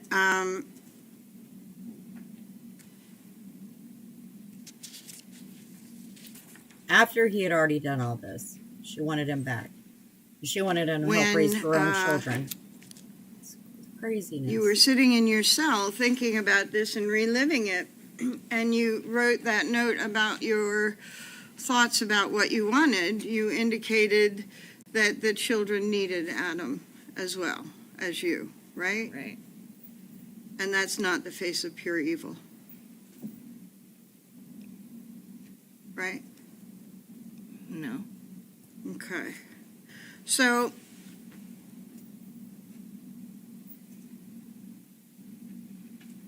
you said to the jury Friday, I believe, that you fed the children at the Burger King parking lot? Yes. Okay. We were leaving the parking lot. As you were leaving the parking lot, you were feeding them? Yeah, I handed them food. Okay. Who'd you hand food? I handed Seamus some food. Uh-huh.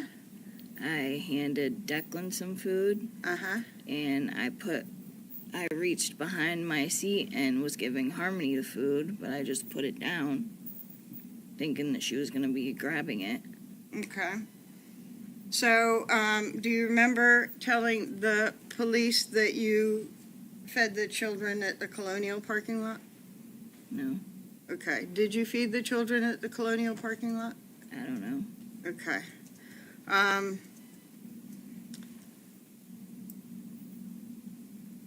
The Now- defense has actually caught her in quite a Your few. car died at the Discrepancies. intersection late morning-ish.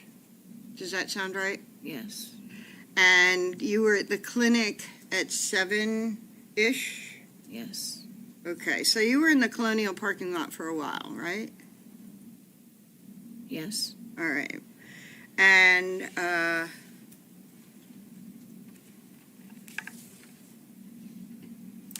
Exactly, Broward Angel. you don't recall talking to the police about feeding your children in the back seat at the Colonial? no, All right. First of all, we'll, before I ask some more questions, set up the situation. Declan is in the car seat by the, behind the driver. no, You've got Seamus there now. yes, And so you're having Declan in the middle seat. yes, And Harmony is on the Behind. passenger side behind you. yes, And Declan is under a year, yes. and you got croissants. What were you feeding Declan? Pieces of food. Okay. So you would break off a little piece of hash brown? Yeah, something. I don't remember what I was feeding him. And would you hand it to him and make sure he grabbed it? No, You just sort of put it back there? I put it in his mouth. So you would turn around from the driver's side and put little pieces of food in Declan's mouth? No. What? I reached my arm back and put it in his mouth because he's in the middle. Okay. And Seamus, okay, so would you turn to reach your arm back and look and make sure you're getting it in his mouth? I could feel it. So you reach back with your arm and you feel around for his mouth and put it in? Yes, Okay. And That then almost Seamus, sounds you also ridiculous have to to give me. him small pieces of food, right? right, And with Seamus, you break off a small thing and you give him and make sure he takes it in his hand, right? right, And so you turn around and reach over to Seamus and hand him his piece of food. I didn't turn around Okay. Why not? because I could see him. I just Lisa, needed I don't think she him was like still that. alive. He If was she sitting was, in it the was car seat. barely. Okay. Right. Kayla said she never checked on her Alright. after those Uh, moaning whatever sounds, so.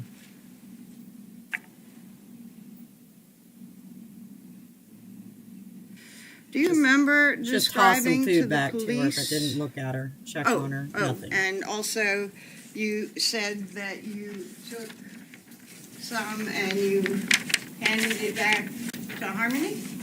I gave a sandwich to her, yes. You gave a croissant to her?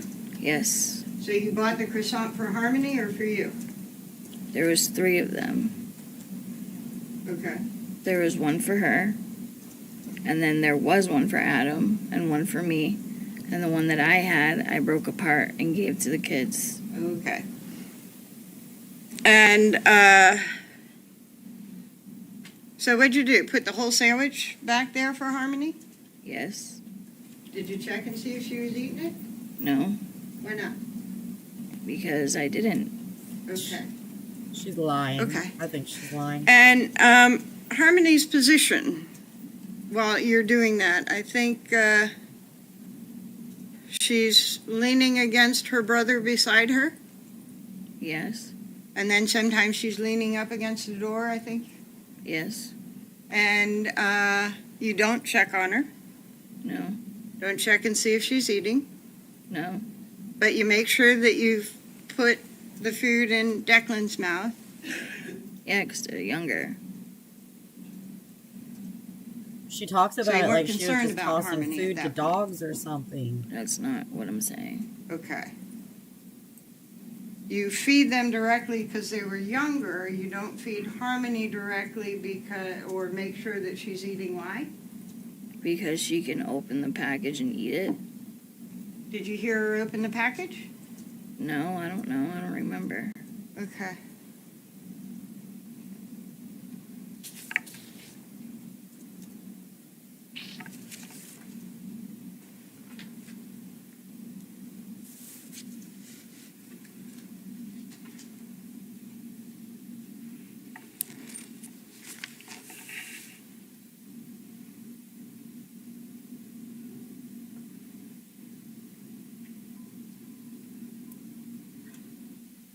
To be honest, they were so And so drugged up, I after don't know that, how she you went up remembers to anything. Bodero's to get some drugs. We went to Colonial Village. Sustained. Okay. So when you went to Bodero's to get some drugs, Overruled. Council approach.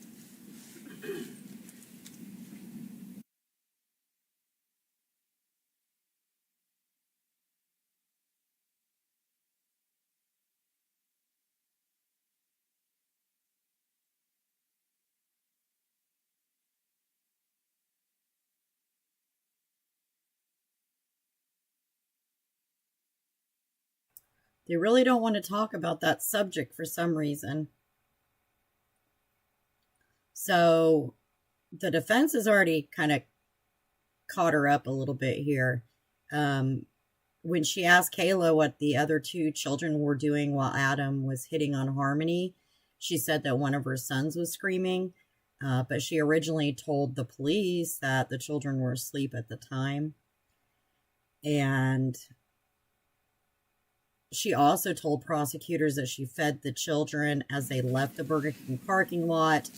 However, she told police So she fed after them you at the ate, apartment. So anything you that got they some can drugs. do I don't remember doing to that. find discrepancies helps the defense. Council You remember approach. having- Council approach.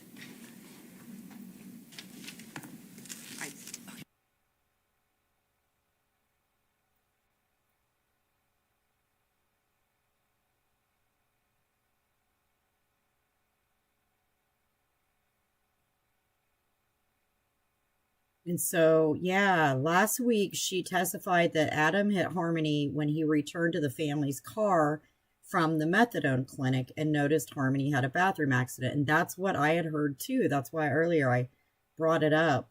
Today she's saying that Harmony also had an accident around 2 to 3 a.m. that morning, and that at that time he hit her 10 to 15 times. So it's interesting.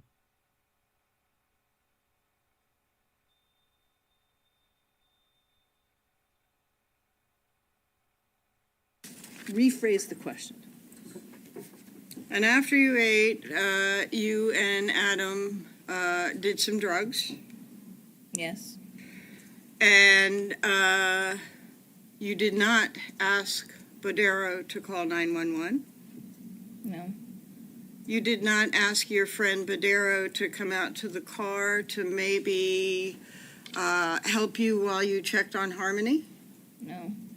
You did not ask to take Harmony up to Bodero's apartment to maybe clean her up and make sure she was okay? No. Okay. And fair to say today you don't know where you got those drugs from? We were always at Colonial Village where he lived, and he's the one that we got drugs off of. Okay. It almost sounds that way, doesn't it, And Lisa?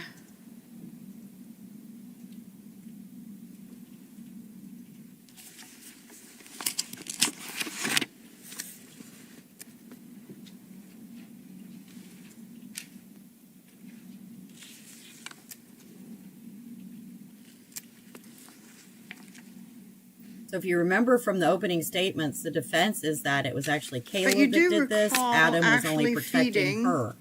And all that's why he three pled children in the guilty back to seat, those two right? charges. Yes. And you recall that you were feeding them, and do you recall that you said that you were feeding them with one hand because your other hand was in the bag for your food? No. Okay.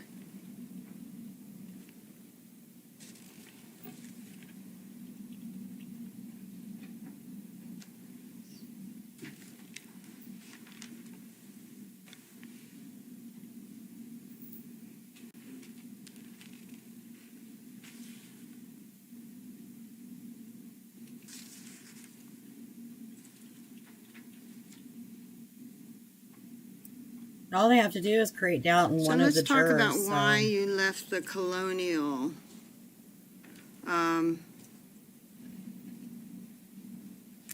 At that point where eventually the car broke down. Okay?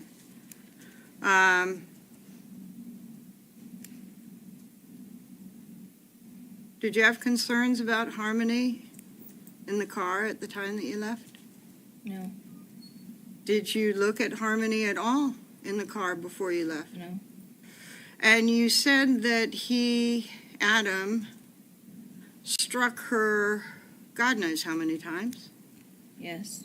and that she had been crying, and that Adam actually got scared that he had hurt her.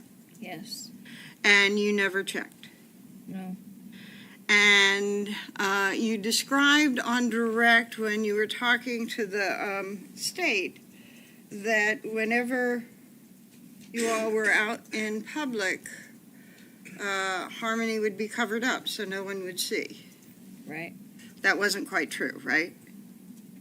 Not in the beginning. Okay. And not at Burger King. Yes, she was under the blanket in Burger King. Okay. Do you recall saying that she had a blanket on her lap No. when you were feeding her? I just knew the blanket was there. And that you put little pieces of food on her blanket that was on her lap to feed her? No.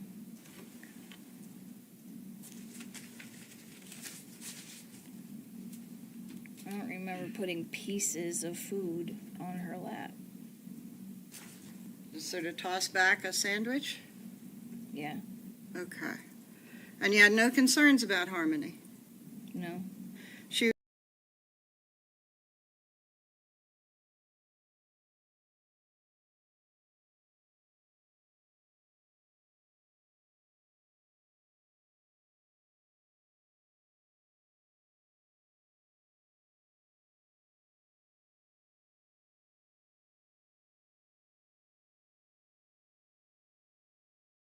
Okay, and you didn't check on her. No. And Adam, you described as being scared that he would hurt her, had hurt her. Yes. And where did you go from? Where were you going from the village? I don't remember where we were going. I don't remember if we were going to figure out how to get money to get more drugs. I don't remember what we were doing. I Okay. don't remember why we left. Okay. So that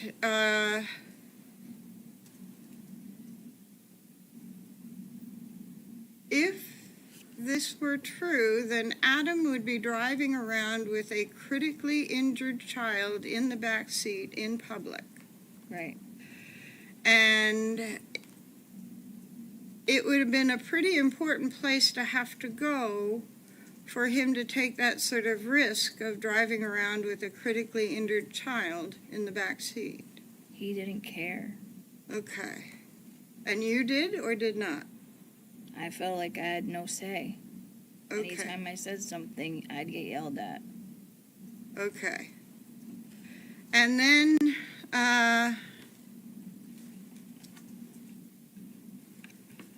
you say that at the intersection. By the way, what drugs did you do that day? I remember doing heroin or fentanyl. Okay. Not crack. I don't remember if we did that or not. Okay. So when you said on direct that it was heroin and crack, that's not what you recall. I don't remember doing both or not. But you do recall heroin and fentanyl. Yes. Okay. And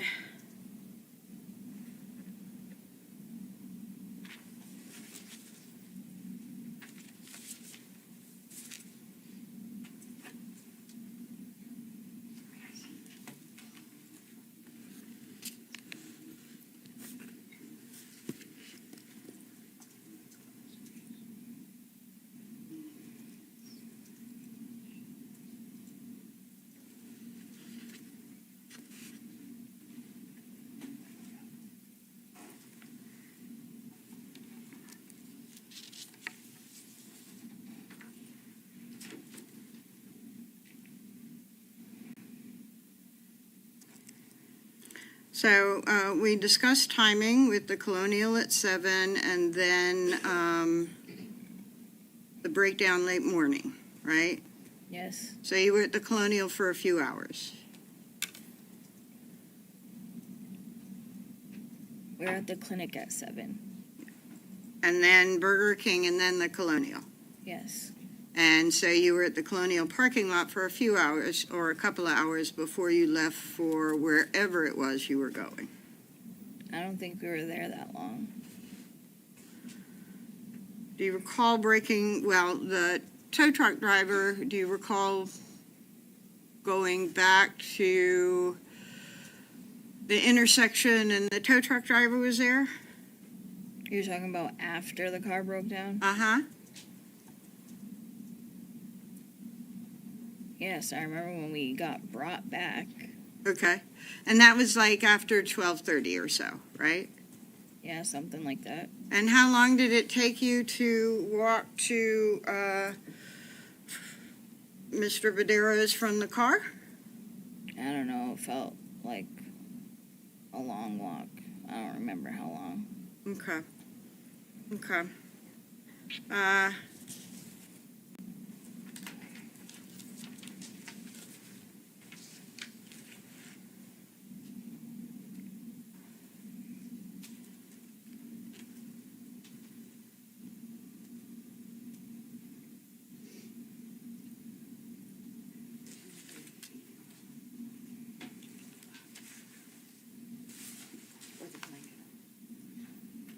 So, let's see.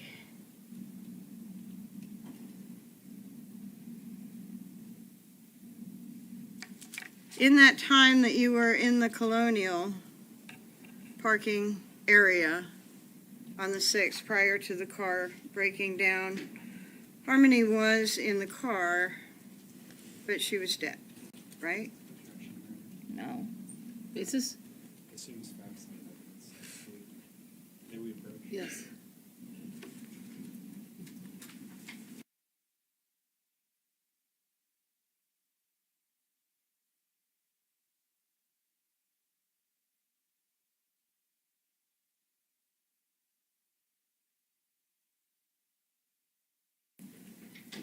sorry, Harmony was on the 7th between your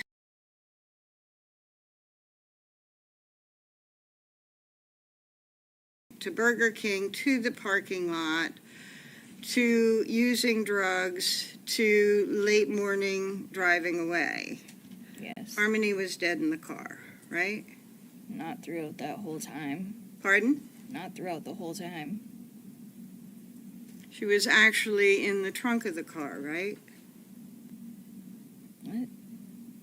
Were you and Adam planning or trying to figure out what you could do with Harmony because she had died? No, that didn't happen yet. Okay. So, Didn't even make any sense. somewhere important you had to go with Harmony in the car, and you break down at the intersection, right? The car I didn't does. have anywhere important to go. Okay.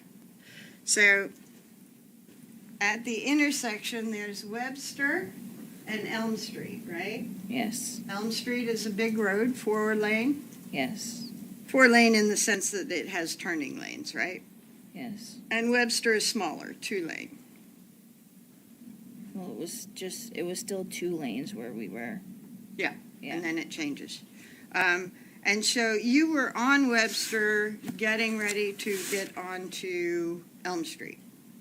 I don't remember which way we were going. But I knew we were at the light. First car at the light. So you don't know if you were in the 4-lane part or the 2-lane part of Elm Street or the 2-lane part of Webster? We were right on Webster at the light. Okay. Nope, And, you weren't hearing things, Lisa. You better grab a whole pot of The coffee. light turns green and the car doesn't go. Right. Thank you for being here, though. And there are cars around you, Yes. honking, Yes. looking at you.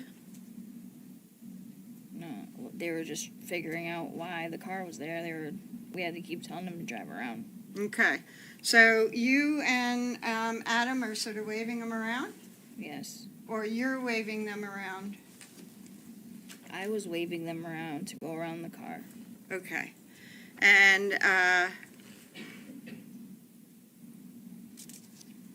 Adam, I think you said, got the duffel bag out of the trunk? Yes. Because the duffel bag was in the trunk, right? Yes. And Harmony's body was in that duffel bag already. No. Overruled. You tell Adam, well, I think Adam asked you what to do, right? Yes. This is a pretty bad situation, right? Right. With Harmony in the car like she was. Yes. And Adam asked you what to do. Right. And you tell him that you should. Yes.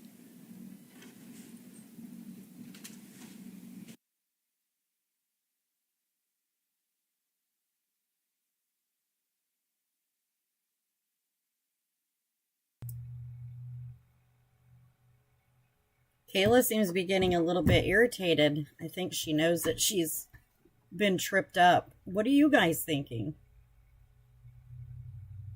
If you were on the jury and the defense is that she did this and he helped her cover it instead of the other way around, which is what the prosecution says.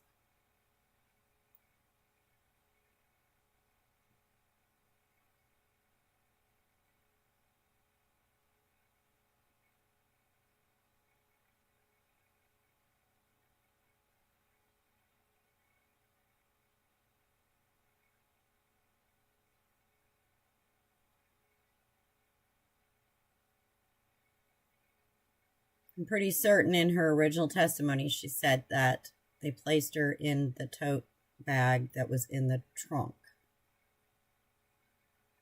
Now she says differently.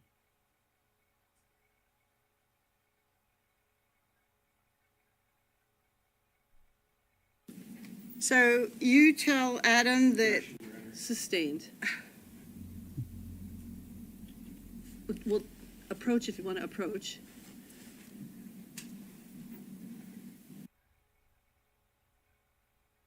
What was that guy that was on trial? Daryl. Was it Daryl Brooks? And everything. He was like, objection, objection. Oh my gosh, that was crazy.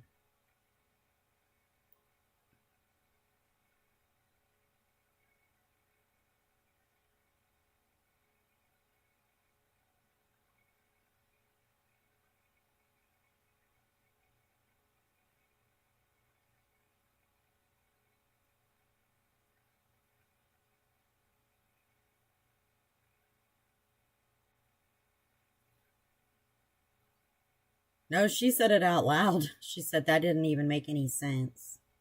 Yep. Yeah, she was a little snippy.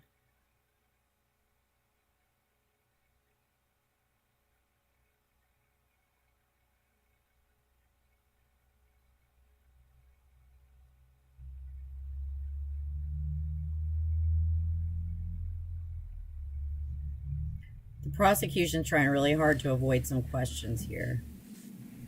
They know she's slipped up as well. And at that intersection,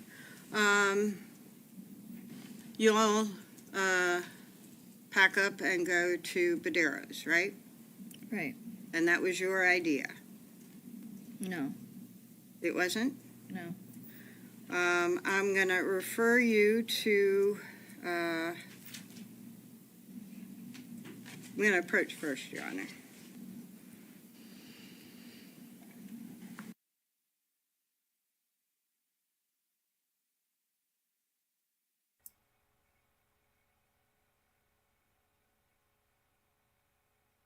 Oh, good, Lisa. Goodness gracious. 5 p.m. to 5:30 in the morning with an hour drive home. And you're still awake. You're dedicated.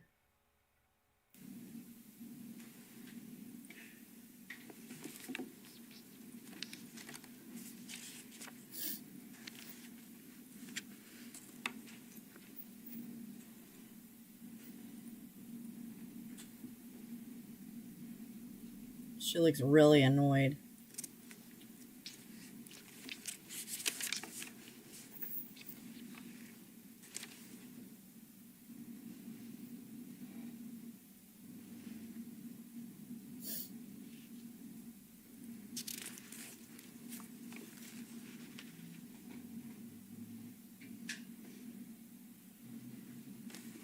I'm going to show you a copy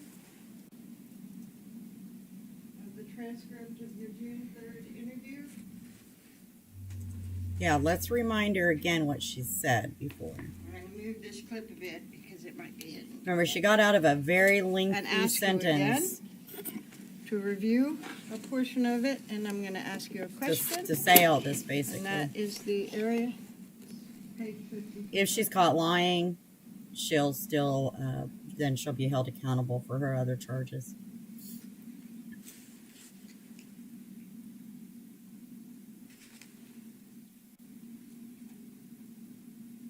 Which, I mean, I don't know what they mean Okay. by that. Does that mean one lie or And what it, I You don't know how they told- do that. Adam, that you should go to Badero's, I right? asked him if we should. Okay, so it was your idea. Right? Yeah.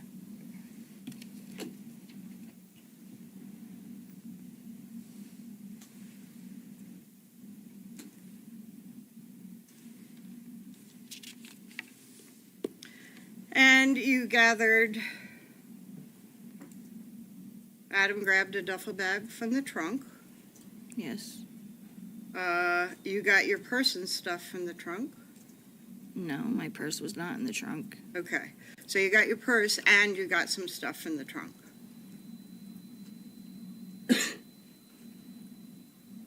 Is that correct? Yes. Okay. You got some diapers for the kids, Yes. and you couldn't take too much with you because you were walking with all the kids to Mr. Badero's. Right. And you can't wait around for any kind of help because you have to get Harmony's body away from that car as soon as you can.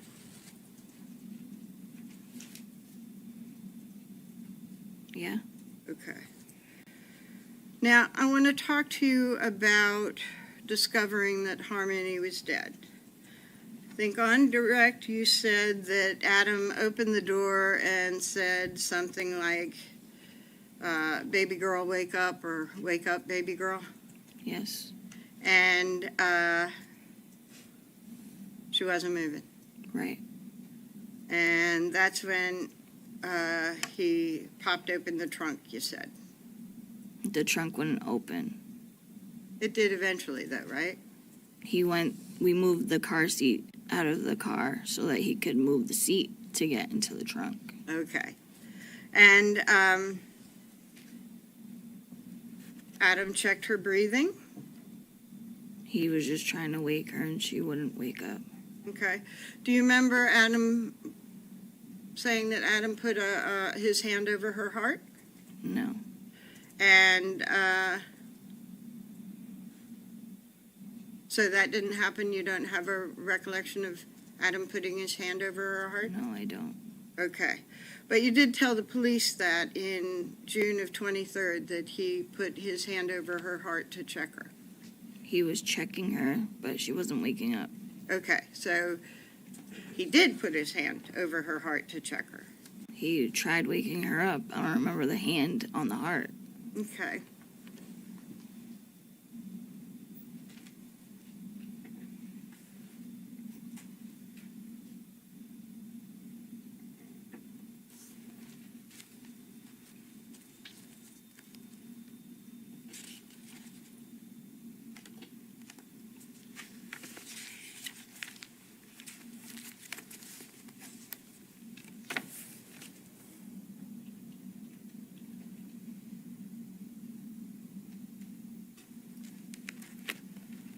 Do you remember telling the police on June of 2023 that he checked her breathing and, like, put his hand on her heart? No. Okay, I'm going to show you. By the way, Crystal, Harmony's biological mother, Crystal, is now in Copy the of that courtroom. same She just transcript, came in a okay. bit late. And ask you to review that paragraph there, okay?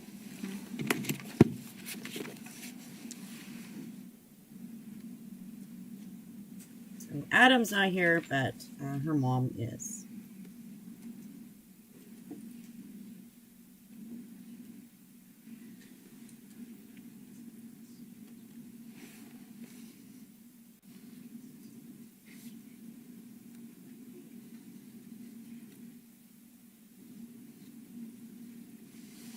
I still don't remember that, but I can see that I said that, but I don't remember it happening. Okay. But what you told the police back in June of 2023, you were telling them as if it was a memory, right? Right. So either it wasn't a memory or that memory is gone. I don't remember.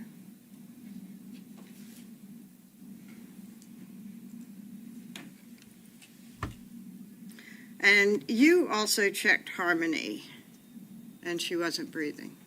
Right. You checked her neck and you checked her wrists. Yeah. And you were looking for a pulse. Yeah. Must have been panicking. Yeah. Did you do that before or after you were waving cars around? After. Okay. So, after you have checked Harmony, you're saying that you went to the back of the car and you're sort of moving, waving cars around to get them around your car. Yeah. Okay. And how long did you do that? Until we got the stuff out of the car that we needed to get out. Okay, so are you doing that while Adam is getting stuff out of the car? No, we're both on each side of the car, doing the same thing, trying to get stuff out. Which side of the car were you on? I don't remember. Okay. And you claim that as these cars are going around and beeping and everything, that Adam put Harmony into a duffel bag. Yes. And the four of you walked to Colonial Village. Right. Well, excuse me.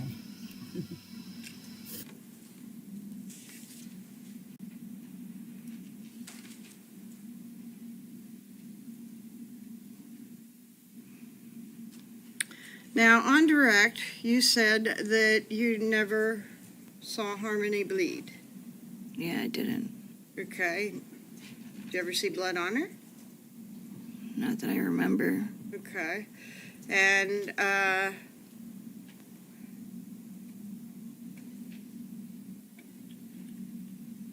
you told the police that while Adam was throwing stuff in the back and cleaning the car, that, you told the police that Adam was putting stuff in the bag and cleaning the car, right? After After what? after we got to Anthony's and he brought us back to the car to get stuff out Uh-huh. and he cleaned it. Okay. And you said that he cleaned the back seat because he had blood on his hands from hitting Harmony. I don't remember. Yes?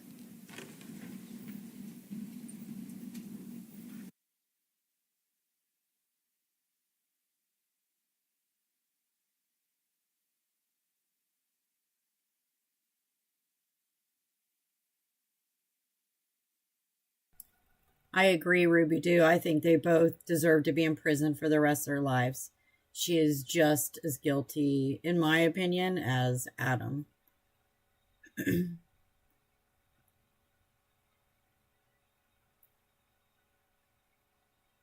Especially, she saw him punch her repeatedly over and over and over. Heard agonizing sounds come from her. Then goes to Burger King and just like tossed her back the sandwich. Didn't check. That didn't make any sense to me. You were asked what Adam was cleaning, and you said that the back seat because he had blood on his hands from hitting Harmony, right? I don't remember that day of him doing that. I just remember cleaning the car after. Okay. I'm going to ask you the questions, and then we'll do some more. You said that Harmony had a bloody nose, and he had blood on his hands from hitting her, and he was wiping the seat with a napkin, right? Overruled. I don't remember it that day that she passed away that was happening. Okay. And you were asked if Badero said anything about Adam's bloody hand, right? Not that day. Okay, I'll go through. Right, Bertie? And you said no, he had already cleaned up his hands because that event, the bloody nose thing, happened days before, right? Right? And you were asked more about whether Harmony had blood on her on her that day, Right. and you said you saw dried blood on her face, right? Right. And you said that that was the day the car broke down, that you saw dried blood on her face. Right. Okay. So, I'm going to go through the transcript and ask about some of those other things that you didn't remember and see if it refreshes your recollection. I believe so too, Bertie. I think she's actually lied about a lot of things. Approach. I mean, they were both so high. I don't know. I have a hard time. I'm just not sure. And if I feel that way, you can bet there's at least one or two jurors that are feeling the same way. Why? Here's something. Well, I mean, I don't understand what they did, period. But why did they just like cart her body around for months instead of just getting rid of it immediately? Like, I can't even fathom what they were thinking, period. But and in case you aren't aware, Kayla is set to be released in October of this year. Even after all of this, she has 3 other kids with Adam, and those kids are all with her mother.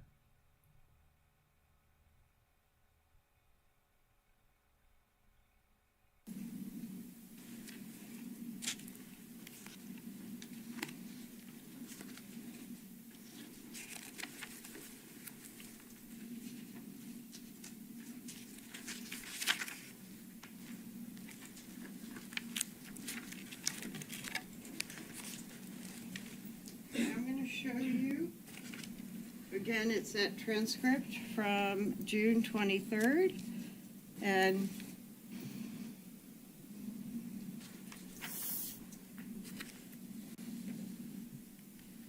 ask you to review portions of that transcript, and I'm going to show you 229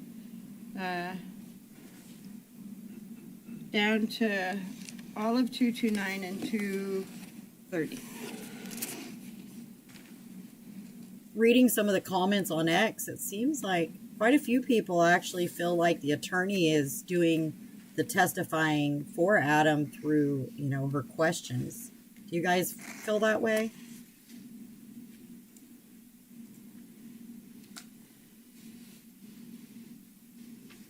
To me, this is her job. That's what she's supposed to do, is put dents in her testimony, because that's all they have is Kayla's testimony. I mean, they do have biological evidence and things like that, but they don't really have proof of which one did it, other than Kayla's testimony. At Adam's weapons trial at the very end, he said he had nothing to do with his daughter's death. So there's that. I think he makes himself look really bad by not being here.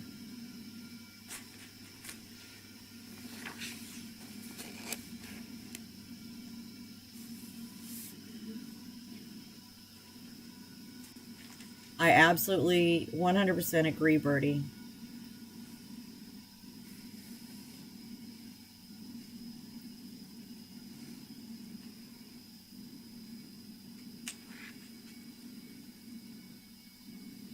And I'm not sure why. And I don't know if any of you watch Down the Rabbit Hole, but she actually explained that whole reason why there's not a national system, because she used to work for them, but I don't understand it. So many people move state to state, That help and refresh your recollection? they just repeat it, and CPS in the new state has no clue what they, did in their prior one.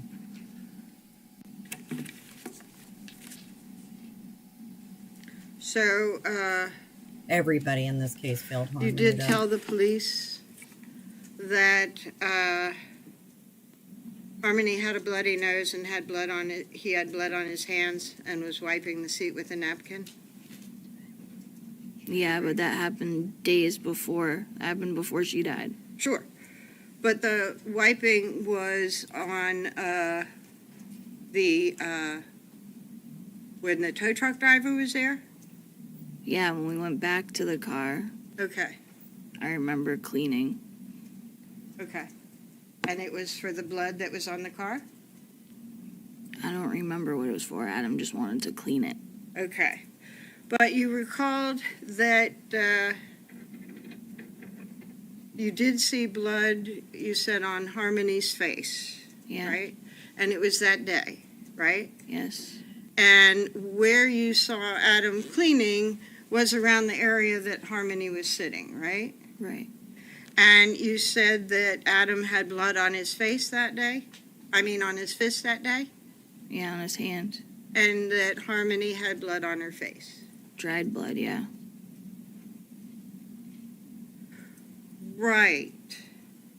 But not from days before. Are you saying she had dry blood from days before? Yeah, she had dry blood on her face. From days before? Yeah. And you never Wait. cleaned her face for days? No, he just kept her under the blanket. What?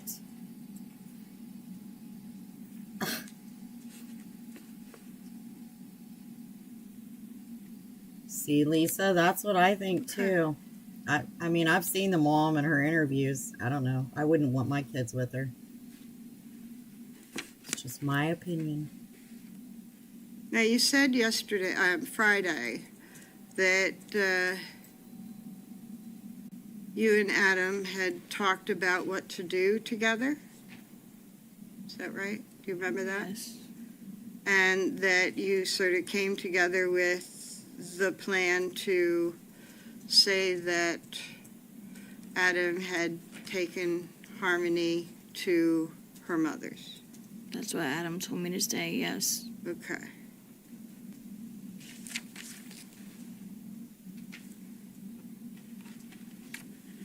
She apparently did everything Adam told her to do.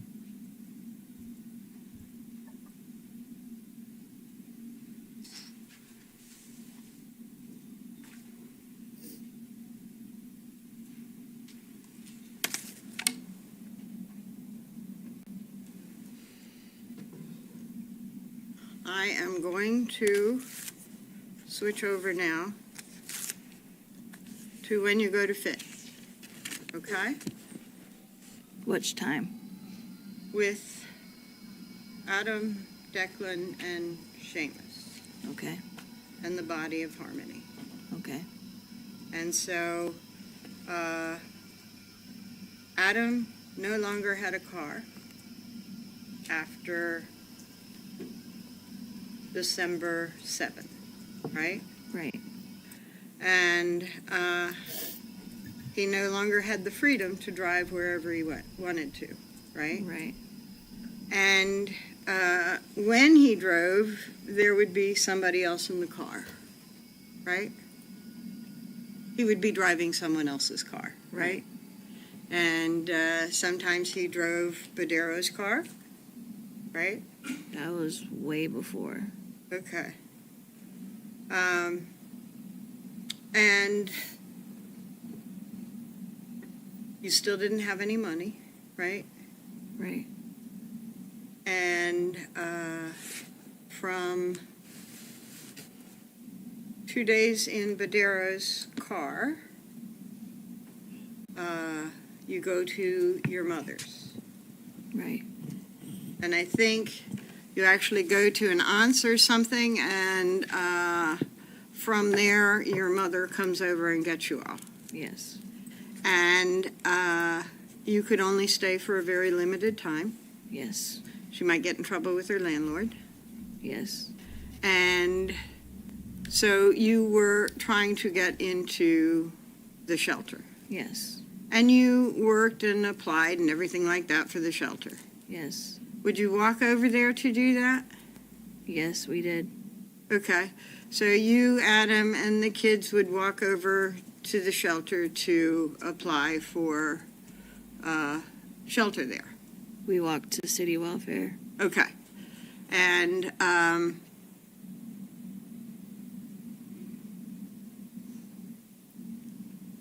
would you, Adam, and the kids be in the office all together making the application? When we filled out the application, yes. Okay. And then I saw the case manager. I don't remember if we were together or if it was just me. Okay. She Now, doesn't, when Ruby. you told the jury that it fit, you had taken the duffel bag from the ceiling. Actually, no, it's a mistake. Overruled. May we approach? Yes. It always amazes me how all these people with no money, no jobs, can afford all of these drugs. I mean, they were on methadone, they were on heroin, they were on crack, they were on fentanyl.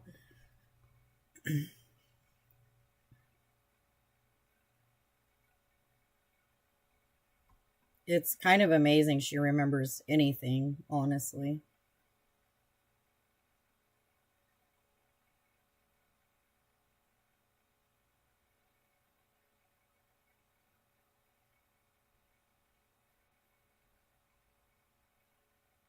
Since we're behind, I know that they've already gone to lunch, so they're probably going to wrap up here for a little bit, and we'll have like a 30-minute break, maybe, if that long.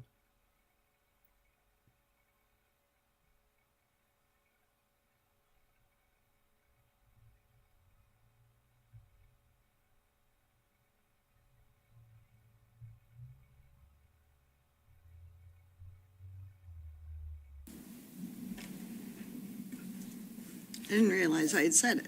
Adam took the duffel bag down from the ceiling, right? Yes, And Adam was the one that put the duffel bag in the ceiling in the first place, right? yes, And you said that he took the duffel bag down from the ceiling and had it in the shower for hours. Had it in the bathroom, yes. Oh, was there a shower there? Yes. And did he have it in the shower for hours? I don't remember. Okay, okay. And At one point he did. from the according to bathroom, her. where did it go? To the closet. In what? Trash bag. Okay. And then what? CMC bag. Okay, so it went from the bathroom into a trash bag, one of those big black things, Yes. and from there it goes into the closet. For how long? I don't know, a day or two. Okay, and there the trash bag and Harmony's body goes in the CMC bag? Yes. Okay, and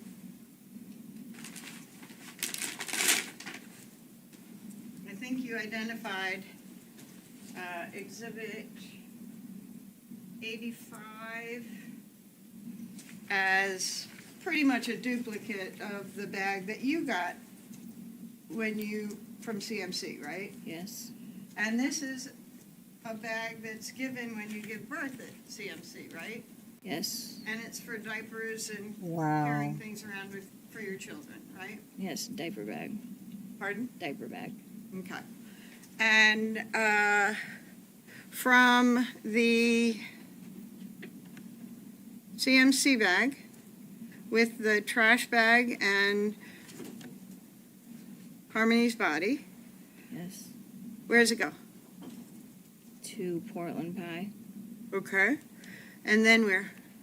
To Union Street. How? In a tote.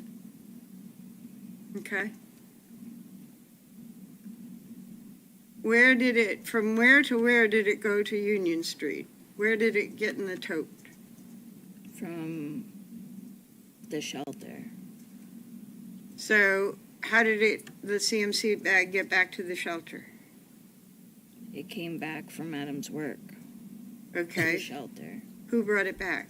Adam. Okay. Who brought it to Portland Pie? I did. Okay.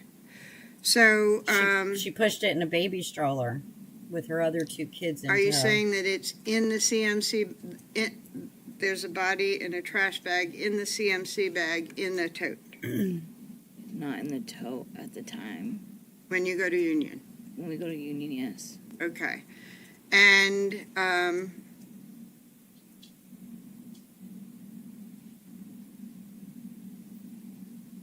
so you told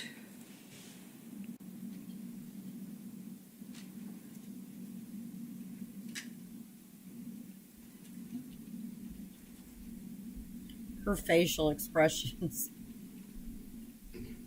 okay. So you take the tote, you take the CMC bag, but not the tote, to Portland Pie. Not the plastic, right? I'm That was confused. kind of a So am I. confusing question. I'll back up. Sorry. To reorient ourselves, at some point, you say that Adam takes the body down from the ceiling tiles. Yes. And it's because there's a smell. Yes. And it's because other people in FIT are concerned about the smell. Yes. And you all are concerned that somebody might be checking the place to find out about the smell. I don't think so, Yes. Lisa. Because you've heard the complaints Yes. and you're scared. Yes. And I think you said Adam takes Harmony's body down into the bathroom Yes. and takes her body out of the duffel bag Yes. and puts her body in a trash bag Yes. and puts the trash bag in the closet.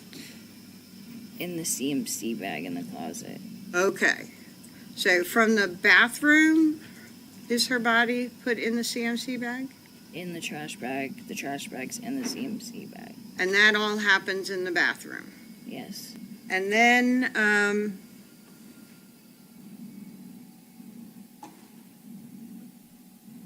you, said, I believe on direct, that Adam tells you to take, the CMC bag to Portland Pie. Yes. Tell me about that. He had asked me to bring her body in the CMC bag to his work at Portland Pie When? while we were at the shelter. Was it, right after you say that he put the body in the CMC bag? Yes. So, like the next day? I don't remember if it was the next day or a couple of days. Okay. And where was he when he did this? Was he in the shelter with you saying, bring this body to me? Yes. So he's in the shelter with you and at some point goes to work Yes. and has told you to bring this CMC bag to work. Yes. Why didn't he just take the CMC bag? I don't know. Okay. So you have 2 kids and a stroller, right? Yes. And so tell me about those arrangements, getting the and you take all of that to Portland Pie. Good Yes. question. Why didn't he Tell just me take it? about how you did that. It was a double stroller. So I had one kid in the front, and there's a basket underneath, and I put the CMC bag in the basket, and then the other kid was on the other side, on the other seat. Okay.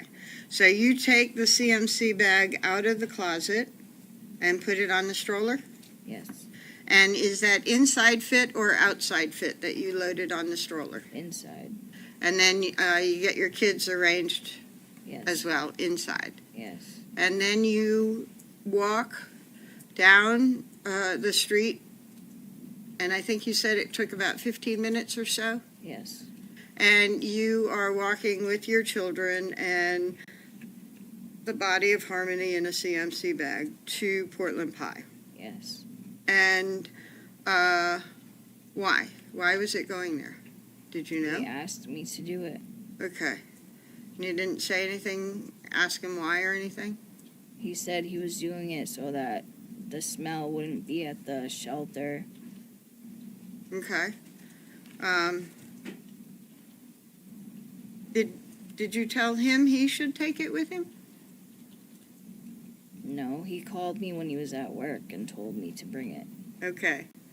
So he didn't tell you to do that while he was at FIT. He You was said, thinking about it, but I didn't think he was really going to do that. okay. So he mentioned it at FIT, but then calls you from Portland Pie and says, come on down. Yes. Okay. And then you have a place at Union Street, right? Yes. And somehow the body has returned to FIT Yes. before you move to Union Street. Yes. And you don't know how. Adam brought it back. Did you see him bring it back? I don't remember. Okay. I don't remember if it came back. Yeah, because we had to bring it to the apartment. Okay, and you brought it? The CMC bag in a plastic storage container, right? Yes. And you went to the Union Avenue apartment, and again, you have a stroller with your 2 sons, Yes. and now it is a plastic container that is on the stroller. Yes. Okay. And it wasn't a plastic container on the stroller when you went to Portland Pie. No. Okay.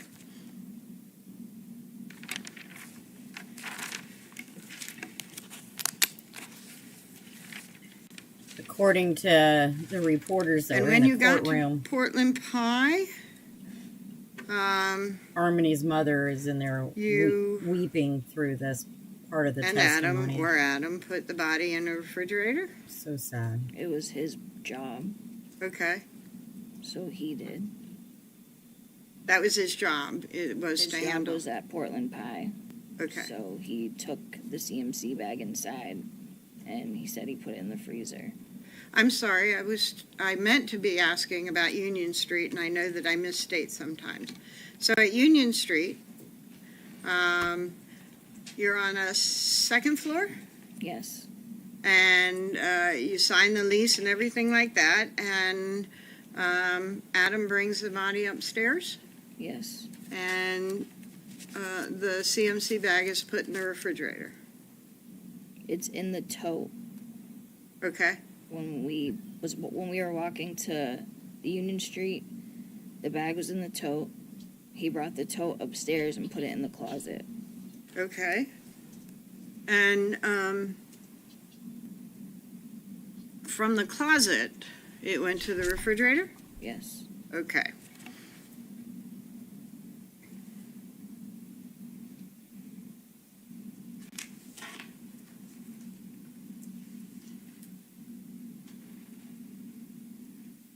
Now, earlier, before I was specifically going over your activities at FIT and Union and Portland Pie, I had talked to you about a conversation that you had with Detective Dunleavy after the June 3rd interview, right? Yes. And you said that you had gone up to him and said that you had forgotten to tell him during the June 3rd interview that you had taken the diaper bag from the freezer and walked with it in the stroller to meet Adam at the back of Portland Pie. That's what Right. you told Detective Dunleavy, right? Right. And that you said the bag was there for 1 to 2 weeks, and then it was brought back to the Union Street apartment, right? Right. Okay. A little bit different from what you've just described, right? Right. But I remember bringing it to his job from the shelter. Okay. Counsel, you want to approach?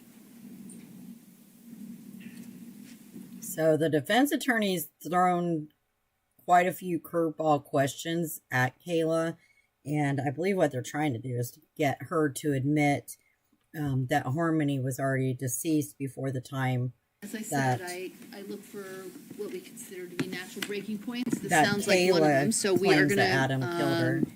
We're gonna break for lunch. So I'm gonna ask you to come back in an hour. So come back at 1 o'clock, please. We'll start at hopefully at about 5 after. I remind you, don't discuss the case with each other or with anybody else. Do not do any independent research. Make sure all your banners and notifications are turned off on your phones. No independent research, all right? Thank you very much. We'll see you about 1 o'clock. All rise for the jury. So what I was trying to say is that the defense attorney is trying to get Kayla to admit that Harmony was already deceased before the time that Kayla claims Adam had killed her. And every time she appeared to be pretty confused, so she just doesn't come off as truthful. All right, Ms. Montgomery, you may step down. Not to me anyway. Counsel approach.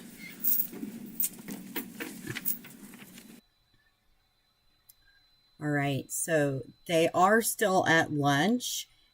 We're going to break as well for about, 30 minutes? So about 10 after, depending on where you're at. So it'd be about 1:10 Eastern time zone. Then we'll come back and they hopefully will have already gotten started and not be behind. Again, I do want to thank all of you for being here. I truly appreciate you. And please give the video a like. And if you're not a member, consider becoming a member of the channel. That's pretty much the best way to support me if you'd like to. But other than that, you guys grab a bite to eat, get you a drink, go to the restroom, whatever you need to do, and we'll come back here in about 30 minutes. All right? Thank you.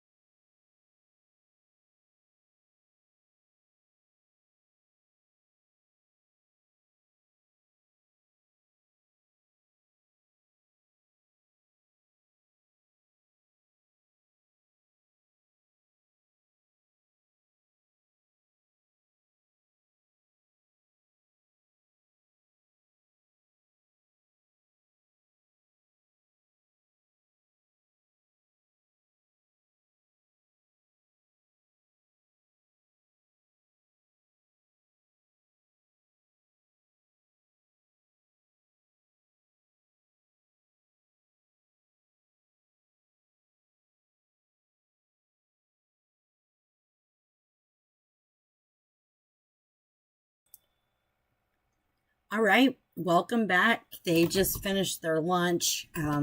They actually finished a little later than they should have. So Kayla has just gotten back on the stand.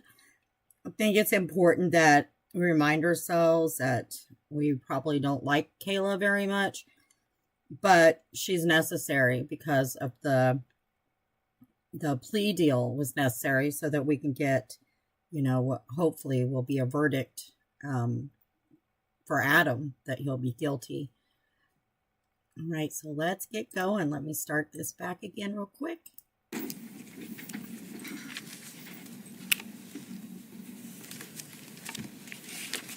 going to go a little, sorry. Again, I A little bit appreciate you guys backwards being here from with what me. we were talking about when we took the break.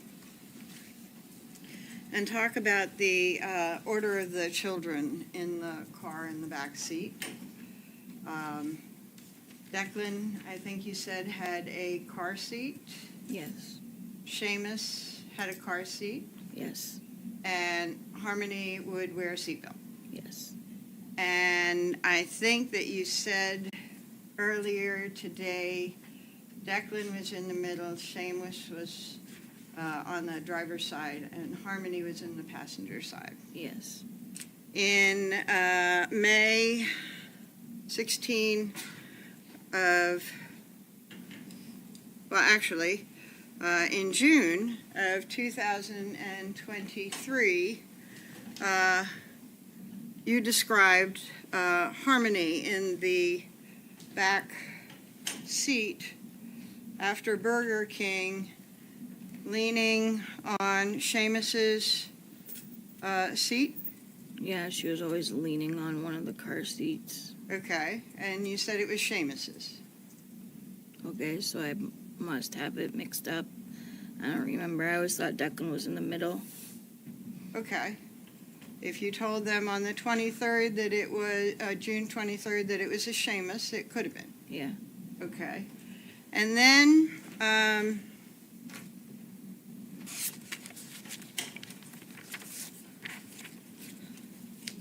when you were on May 16, 2023, you were talking about feeding the children, and you said Declan couldn't eat yet because he was an infant, but I gave Seamus a little piece at the time he was in the middle. Is that right? Yes. And that was as if it was a memory, that you were speaking from memory. Yes.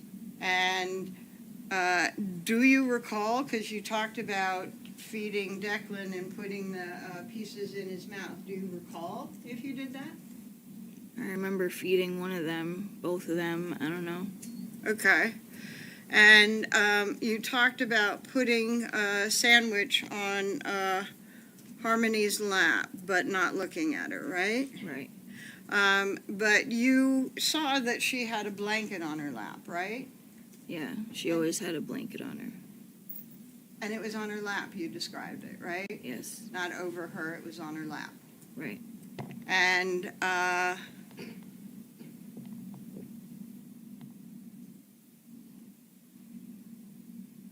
you were not looking, but you were sitting and just handing stuff back. Right. Okay.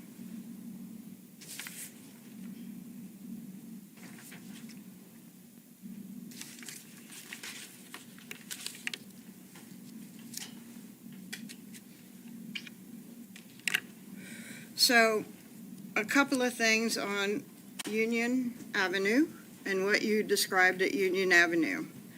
I think that you described the tote was in the, not the tote, the plastic thing with the tote inside was in the closet, and then the tote was put in the refrigerator. The bag was in the tote, in the closet. Then the bag ended up in the refrigerator.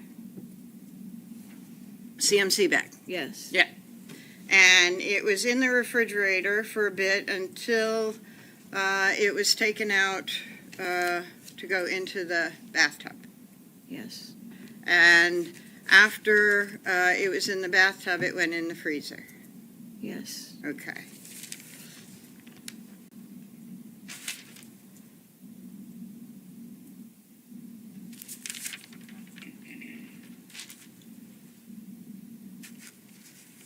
And you talked about events in the freezer.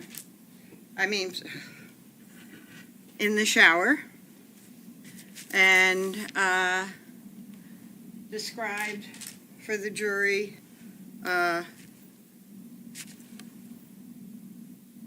lime. Yes. And that lime was used in the shower. No. Did you say that lime was put in a bag?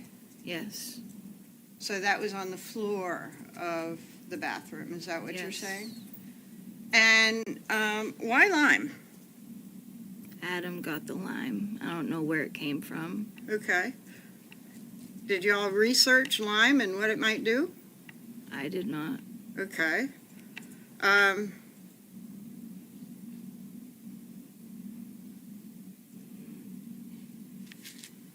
It's not like anything was dissolving in the shower or anything, right? With the lime? In the It bathroom? wasn't in the bathroom. It wasn't used in the shower. Okay. But nothing was dissolving or anything with lime, right? I have no idea. You were in there. Not the whole time. Okay, you said that lime was put in a bag and then Harmony's body was put in a bag. You didn't see any reaction of her body to the lime, right? No. Nothing changed.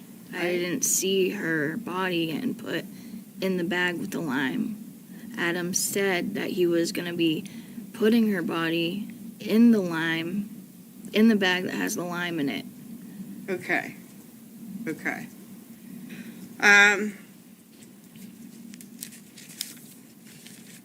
And you talked on direct about a tool. Do you remember that? Yes. And when you first spoke to the police, you told them that scissors were the only tool used in the shower, right? From what I remember, yes. Okay. And the scissors were used to cut clothes off of Harmony. Yes. And you used the scissors, Yes. and you cut off Harmony's hoodie. Yes. And you're saying Adam used the scissors Yes. and cut off her leggings? Yes. And those were the only tools in the bathroom, right? That I saw, yes. How big's the bathroom? The bathroom wasn't that big. Okay. You saw the things that were in the bathroom, right? Yes. And you claim to have seen a bag of lime in the bathroom, right? Yes. You didn't see any tools, right? No. I saw a bag of lime and trash bags. Okay.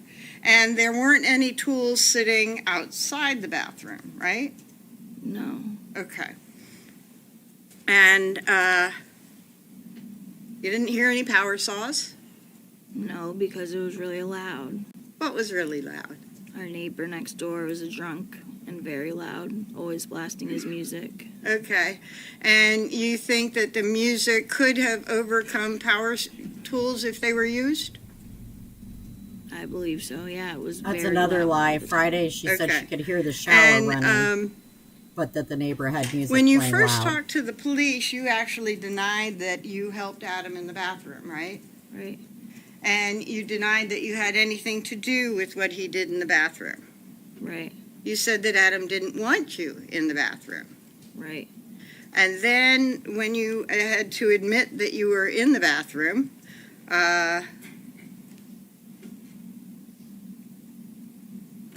you ended up admitting that you cut off the hoodie, right? Right. And you ended up admitting that you were zipping up the bag Yes. at the end. Yes. So you were in the bathroom for a while, No. for a few times. Like a couple times, yes. Okay. And otherwise, the shower was going. Yes. And so presumably the water is doing something.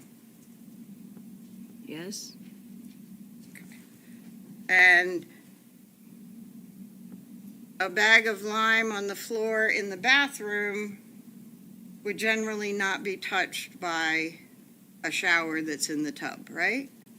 No, it was in the corner of the bathroom. Okay, away from the tub. Yes. Okay. But the shower, I think you said, was going continuously Yes. the whole time, Yes. and you could hear that. That's what I saw. Saw or heard? I saw. I couldn't hear it, but I saw. And you saw it going the whole time? Not the whole time, but I assumed the whole time Okay. Okay.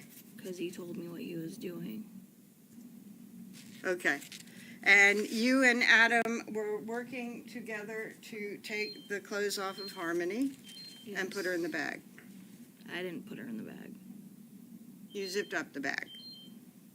He needed help zipping up the bag. I was there in the beginning, and I was there in the end. Excuse me. Sir, you need to step out or turn the pager off. I was gonna say Okay, please step out. a pager. People still have pagers. Thank you.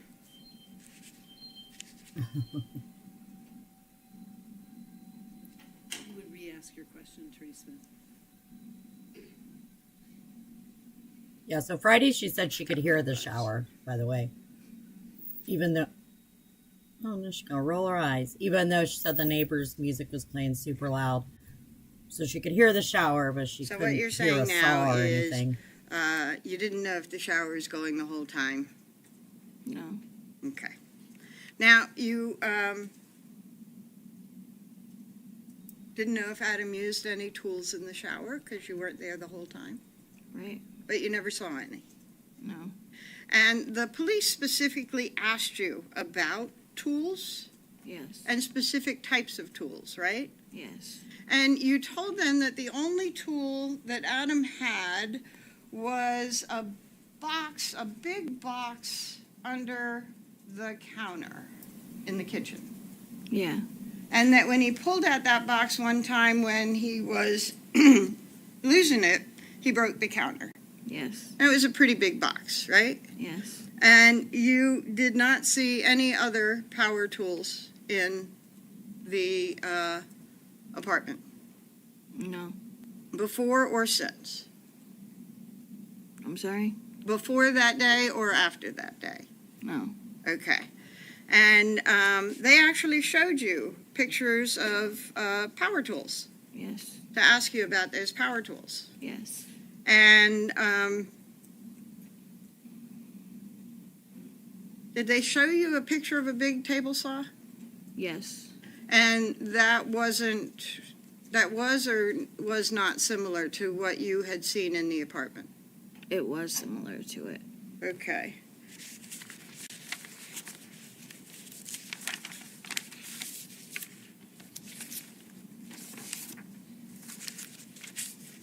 I'm going to show you a picture.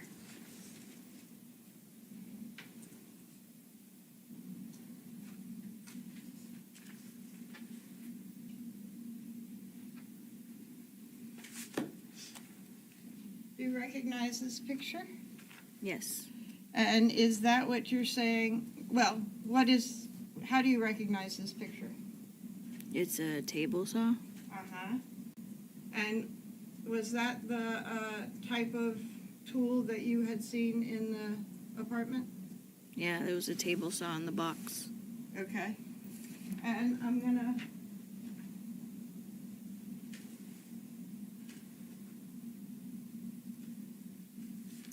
ask that this page be marked as an exhibit, Your Honor. It's not, it's remarked. No objection.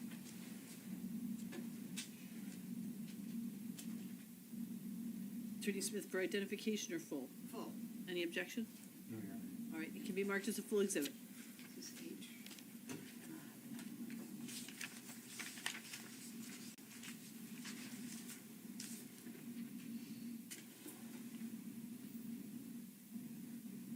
And they also showed you a picture of a circular saw, right?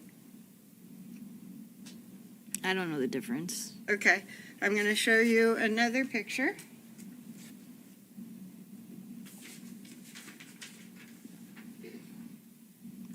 and ask you if you recognize that, what's in that picture.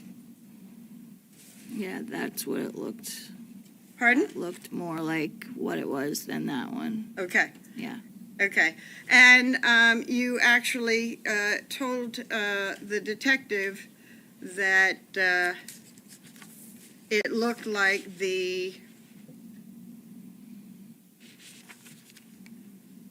cordless compact circular saw. No, it wasn't cordless. Okay. You say it had a cord. Yes. Okay. And, Your Honor, I'm sorry, I did not have this pre-marked. I would like this offered as a full exhibit.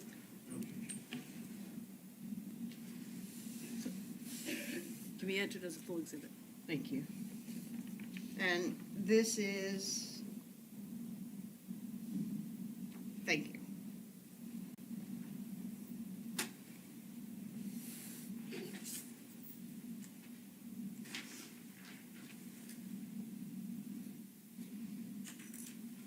And do you remember the detective saying out loud that, did it look like the cordless compact circular saw? And you said, yeah. No. Okay.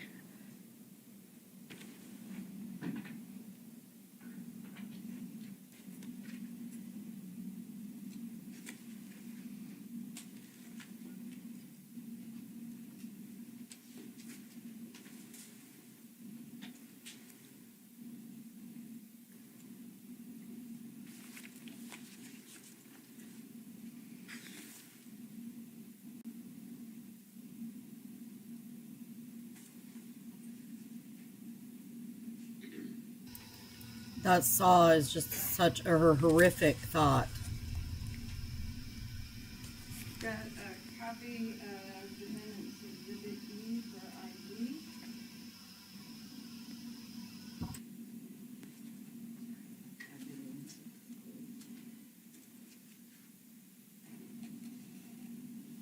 And I'm gonna ask you to, again, look wherever you want. Let me put this in an easier position. But read that portion at least.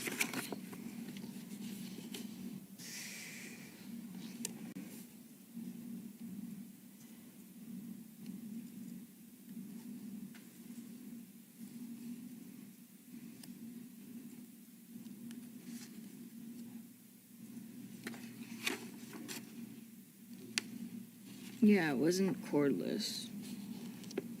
Okay, but the photograph that the detective had showed you was, as he said, of a cordless compact circular saw, right? Right. And the photograph that's been marked as I is in, at least indicates it's a cordless compact circular saw, or cordless circular saw. Yeah, that's what it says. But it wasn't cordless, the one that was in the house, the Okay. apartment. But that was the one that it looked like?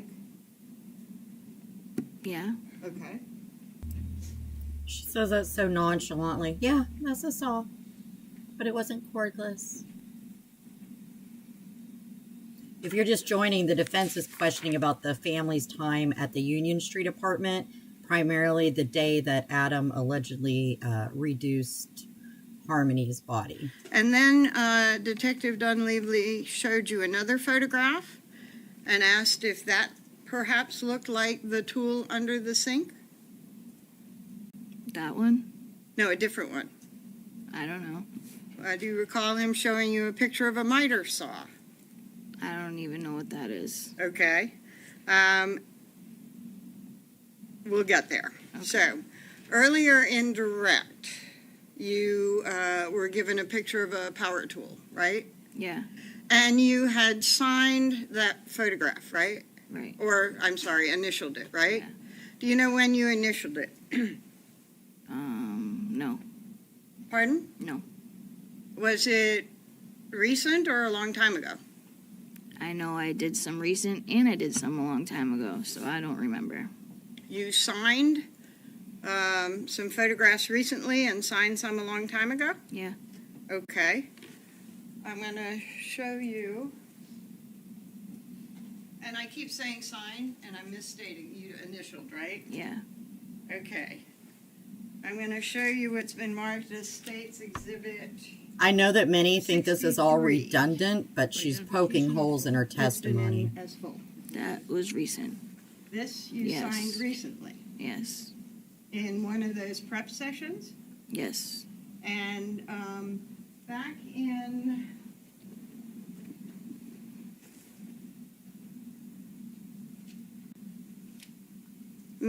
March 16, 2023, you did not sign Exhibit 63 as the tool that you had seen, right? Right. And if I may publish, Your Honor. Any objection?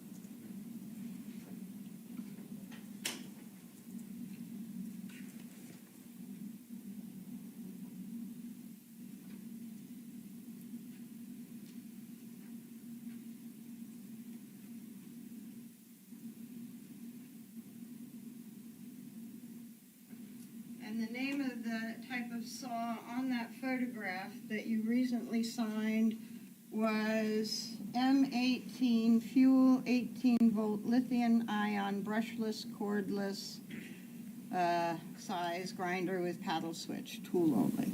Okay. Yes.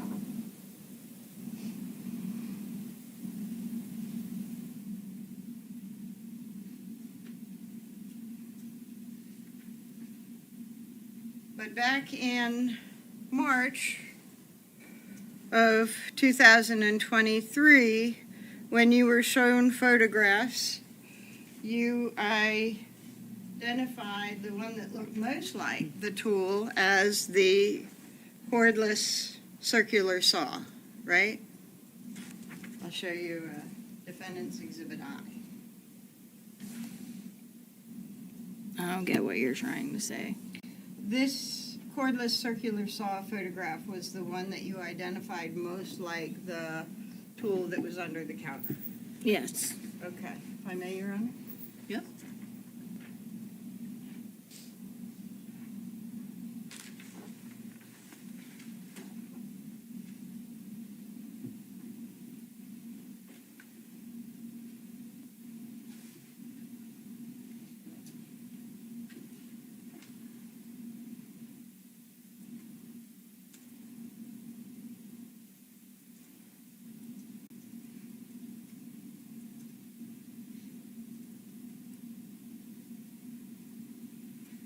So how was it that you came to initial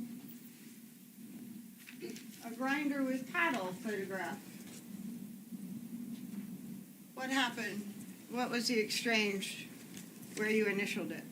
Because my mom had a similar tool just like that one. Adam asked to take it, and I said, no, you're not taking it, it's my mother's. Okay. And he wanted to take it, and I don't remember if he took it or not, because he would have did it behind my back. Okay. And there were never any new tools in the apartment, right? Not that I knew of. And you didn't see any new tools around the time that you're talking about the things that you and Adam did in the shower. Right, but he also brought lime and whatever else into the apartment, and I had no idea. Okay. And you also talked to the prosecutor about tools in your prep session, right? Right. And in that prep session, you said you didn't know of any tools, but Adam said he wanted to, right? Yes. And that came in the most recent prep sessions that Adam told you he wanted to use tools. Right. And you didn't say when they were asking you about tools in June 3rd or June 23rd, you didn't see any tools, but Adam wanted to use tools, right? Right. And you didn't say in March 16 of 2023 that you didn't see tools. There was an old thing that looked kind of like the circular saw, but Adam said he wanted to use tools, right? And when you're prepping for your testimony here, I think that you said your parole hearing was coming up in May? I don't know about my hearing. I know my minimum is in May. Okay, and so you are hoping for a parole hearing and to get out in May, right? Yeah. But it's not guaranteed, right? No. Okay. And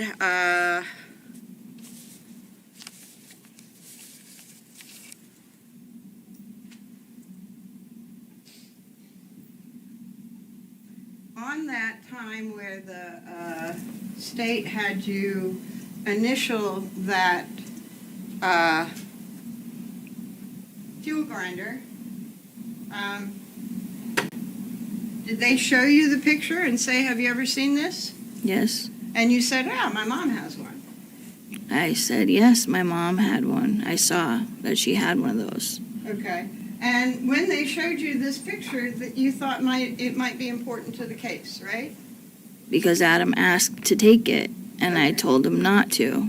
Okay. And that's a real clear memory, right? Right.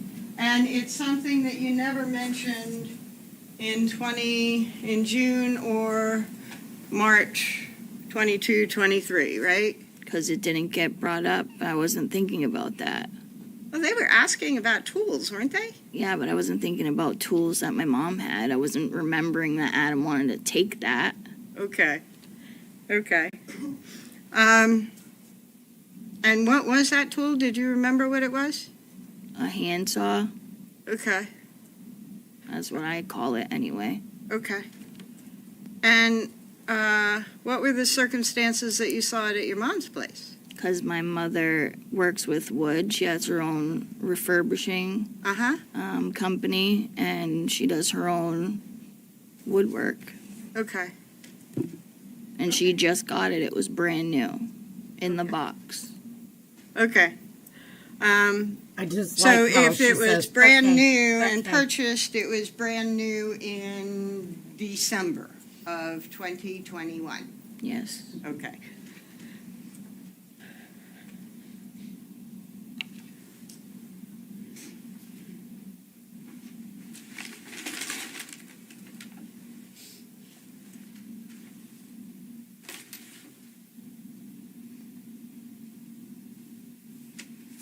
The police showed you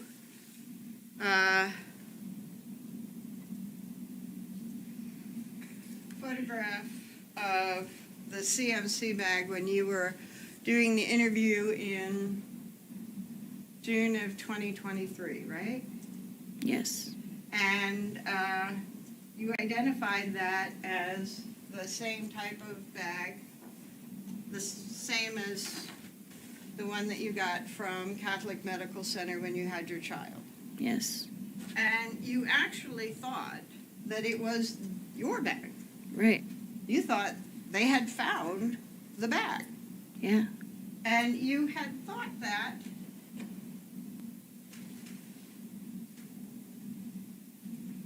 because you recognized this little spot Yeah. in the photograph. I may publish, Your Honor.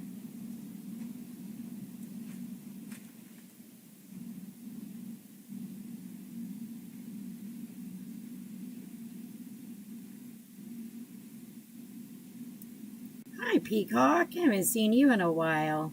Well, on Twitter I do. Thanks for being here.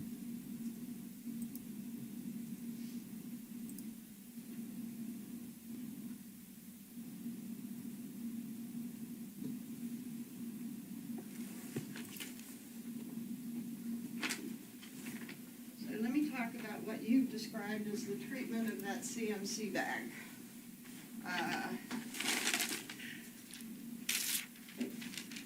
You say that Harmony's body was taken down from the ceiling at Fit and put into the shower at Fit Yes. and put into a trash bag and into the CMC bag. Yes. And that body stayed in the CMC bag for a while. Yes. And then you took the CMC bag down the street to Portland Pie. Yes. And then the CMC bag came back to, Objection, Your Honor. May we approach?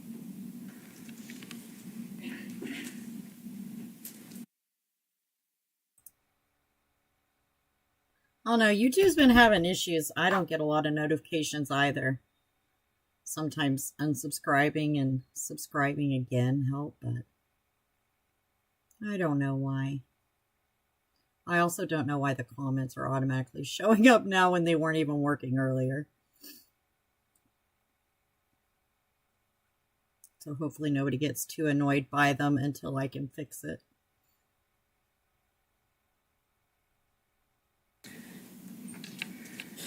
and that Harmony's body was in the closet in that bag at Union, right? Yes. And that then it was in the, Harmony's body was in the refrigerator in that bag. Yes. And then Harmony's body was in the bathroom with water running and her body and lime and all that stuff in that bag. Yes. And then in the freezer. Yes. And then taken away. Yes. And you believed that this bag was the same bag Yes. because of that little dot there. Yes. Because the last time you saw the bag, that was the only stain on the bag or something. Not the like only stain, but that was a stain that would not go away. Ah, did you wash the bag? No, but I tried getting it off How? by rubbing it off, Okay. wiping it, Pardon? wiping it. Okay. Okay. Now, after the thing in the shower, Adam became pretty despondent, right? What does that mean? Hurt inside. Yeah. And you said that he tried to kill himself. Yeah. And you told him that he had to live and be there for the kids. Right. And that the kids need him and you needed him and he shouldn't do it. Yes. Objection, Your Honor. Oh, wow. Basis? Hearsay. No, the kids didn't need him. Without your, if I may rephrase, Your Honor, All right, you may rephrase. The question is withdrawn, the objection is sustained. without saying exactly what you said, you tried to talk about your lives together to give him something to live for. Yes. Okay. And the main focus of that was the kids. Yes. Okay.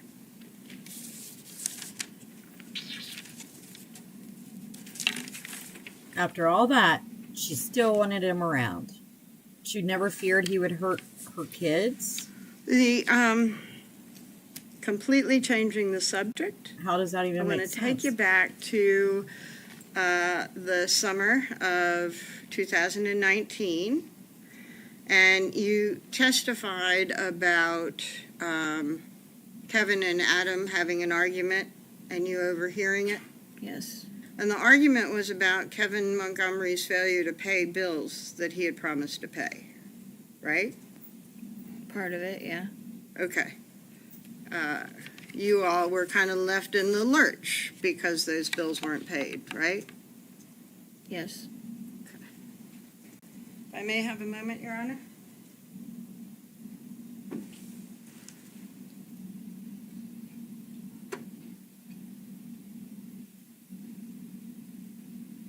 Thank you, Your Honor. Your nose? When you're ready. If I may just have a moment.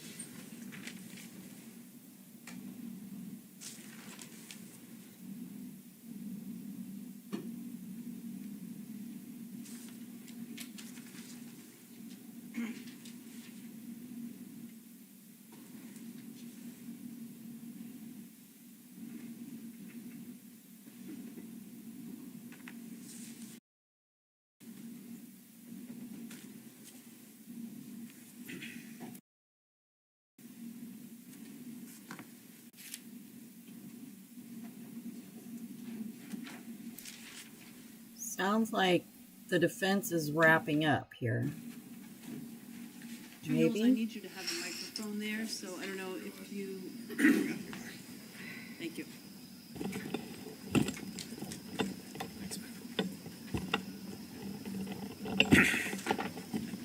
Yep.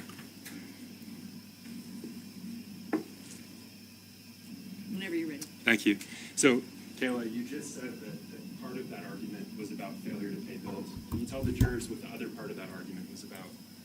Was about Adam hitting Harmony. It was about, sorry? Adam hitting Harmony. Okay. And this bag that you have identified, Yes. is it similar, is it identical to the one that was brought to the Econo Lodge? Yes. Is it identical to the one that Adam left in the U-Haul with? Yes. And the stains that you mentioned, when did they make it onto that bag? Before we left Guilford Street. Before you left Guilford Street. Yes. And so that would have been before Harmony's body was ever placed in the bag, Yes. before the defendant murdered Harmony, Yes. before he beat her to death in that parking lot. Yes. He needs to stand close to the microphone. Let me rephrase, Judge. Was that before he beat her to death in the parking lot? Yes. Very difficult to hear him. Attorney Smith just showed you several items, saws, and I want to be very clear. The saw in my right hand was what the defendant discussed. Objection, meeting. Sustained. Foundational question. Did he testify on direct that the saw in my right hand was the one that the defendant used, discussed using to dismember Harmony? Yes. Did you say that on direct? Because that's in fact what he did. He discussed using this to dismember Harmony. Yes, he did. And the saw in my left hand that the defense attorney showed you just now, was this similar to the item that was under your countertop? Yes.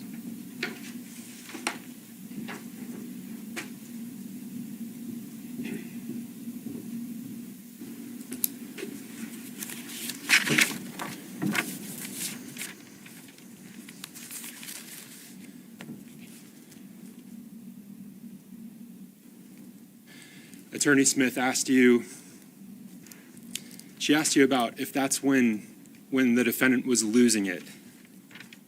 What does losing it mean to you? Was that when he was hitting you? Was that something else? Everything. He was abusive.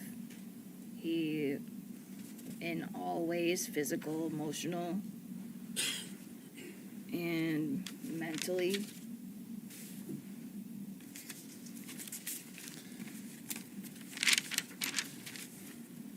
You said physical, you said emotional, and you said mentally. Yes. And let's unpack that. How is he physical with you? How is he physically abusive towards you in that period before you escaped him? He Escaped. thought that I was telling on him, or cheating on him, or trying to kill him. Okay. And how is he physical with you in those interactions? He wanted me to tell him who I was cheating on him with, or if I was working with the cops, and I kept saying that I didn't, and he kept hitting me anyway, and then I started telling him that I did, even though I wasn't, and he still kept hitting me anyway. And let's talk about that. Why would you tell him that you were doing these things, working with the police, why would you tell him that, even though you weren't at the time? So that I wouldn't get hit. Did he still hit you? Yes. You said that he was emotionally abusive to you. Tell the jurors about that. Because he'd go back and forth with telling me to tell him that I was working with the cops, and he would accuse me of sleeping with the guy downstairs, sleeping with all these different people, that I came out of the window one night. I couldn't take care of the kids. He wouldn't let me do anything without him being there. This is the first time she's been You said emotional that he was today. mentally abusive to you. Can you tell the jurors how? By asking me if I was working with the cops and making sure that I stuck with the story that he brought me to work and dropped me off and was bringing Harmony to her mom. And can you tell us who came up with that story? He did, Adam. And you stuck to it. Yeah. You stuck to it even though you knew you weren't working at the time. I'll rephrase. Did you stick to it even though you knew you weren't working at the time? Yes. I feel like Attorney the Smith crying is just to make herself look Asked you believable about Adam now. being pure evil. Did you think that Adam was pure evil? When he would start going crazy, yeah. And you mentioned the evil eyes. When he looked at you in that moment. Evil eyes. Is that what you said? Yeah. And was that right after he had beaten Harmony? Yeah, it just got worse. Were there also good times with the defendant in that period? Yeah. But it was mostly bad. And in those bad times, were you hoping for the good times? Yeah.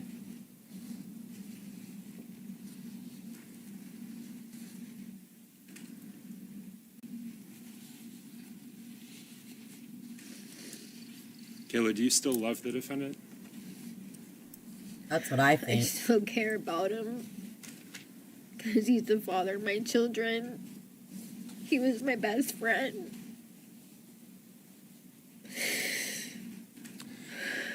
It's been hard for me to just let go.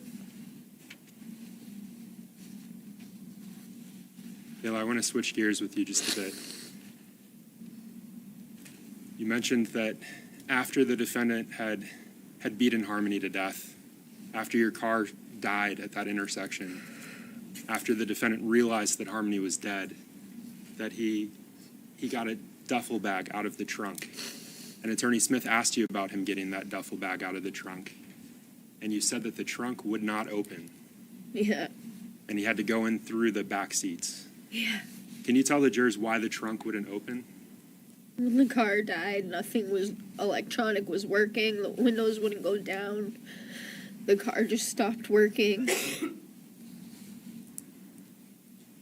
Kayla, I'm going to switch gears with you Hi, again. honeybee. Thank you for coming in. And I'm sorry to bounce around like this, but you talked about Mr. Badero, Anthony Badero, being a source of drugs, an occasional source of drugs. Yes. And Attorney Smith asked you about how these drugs would be purchased. Yes. And I believe the testimony that she asked you about was that sometimes you'd pay for them, sometimes he'd give them to you for free. Do you remember that line of questioning? Yes. Would Mr. Badero also accept food stamps or SNAP as a form of payment for drugs? Yes. And when you were living in the car, is that a form of payment that he accepted? Yes. Did that lead to your family having to eat baby food as a result? Yes. Who was eating baby food while you were living in that car? All of us. Unreal. Also that they could have all the drugs. It's sad. Myself and the boys. And Harmony. Attorney Smith asked you about trying to keep things quiet in the parking lot of the Colonial Village Apartments that morning around 2, 3 a.m. when you woke up and the defendant was beating Harmony, striking her blow after blow.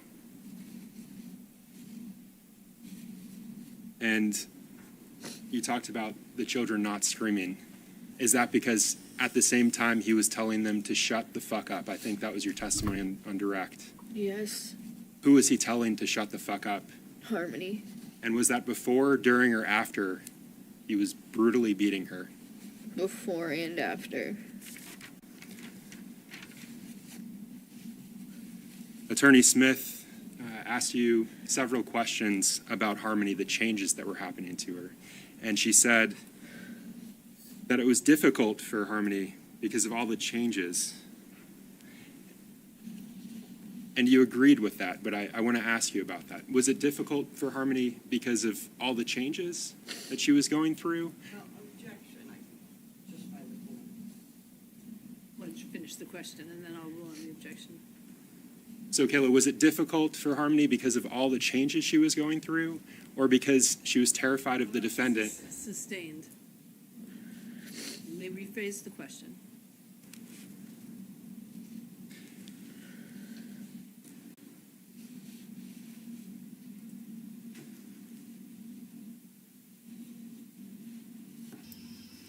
He's so easy on her. Kayla, was it difficult for Harmony because of her fear of the defendant? Objection. It's a direct question, it's not a leading Approach. question.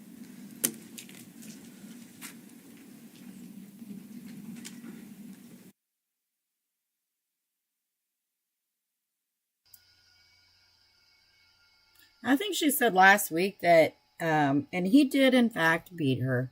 They did show pictures of her, with horrible black eyes and stuff. I think a lot of times with addiction comes domestic violence anyway, topped with the fact that them and 3 children are living in a car. Neither one of them are working. But I believe she said that he only really started that after he got rid of Harmony. And I can't believe she's crying now after everything that she testified about earlier. Now the tears come on. To me, it's just a show. So, Kayla, was Harmony, was it because of all of these changes, or was it for some other reason? Overruled. Or was it for some other reason? I think it was all of it. And let's talk about all of it. Can you tell the jurors what all of it is? Adam being abusive, physically and mentally, and everything she went through from her mom and her dad.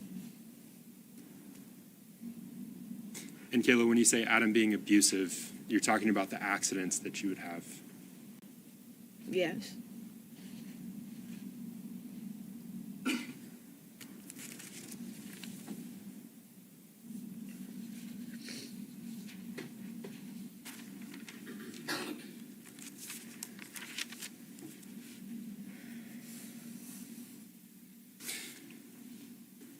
During your cross-examination, this was last week, the defense attorney said during her examination of you that Harmony died in the car with you, right? And you weren't able to explain the answer that you'd given. Who else was in the car with you, with Harmony, when Harmony died? Adam and the 2 boys. And who was striking her repeatedly right before she died? Adam. Are you aware that the defense argued in their opening that something happened to Harmony in the middle of the night, and that thing killed her before the defendant was even around? Right. So, is that true? No. Did Harmony die in the middle of the night alone with you when the defendant wasn't even there? No. So when you testified during the defendant's examination that you thought Harmony was sleeping but then found out she was dead, Yes. was that in the middle of the night, or was that the next day after your car broke down? That was the next day. That was after the methadone clinic. Yes. Wait, what thing killed Harmony? Kayla, you were just asked, so you were asked last Friday, about a letter that you'd written with various demands. Do you remember that? It's the defense exhibit G. Yes. In that letter, you discuss betraying the defendant, and the attorney asked you if you wrote betraying, but you weren't asked to explain what betraying meant. Can you tell the jurors what you meant when you said betraying? I felt like I was betraying him, Adam, by telling what happened to Harmony. And I was fighting with myself. Because I didn't want him to be mad at me for doing the right thing. Were you referring to the secret that you'd been keeping for 2 years? Yes.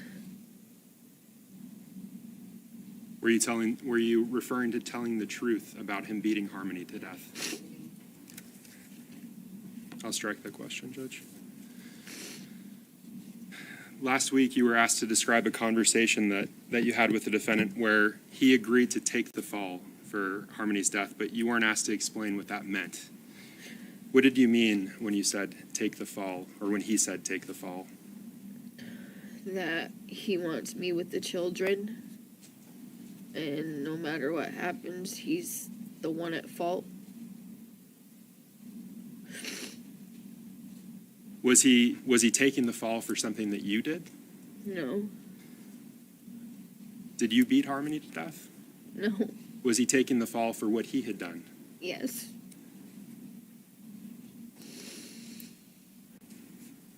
Well, he's not.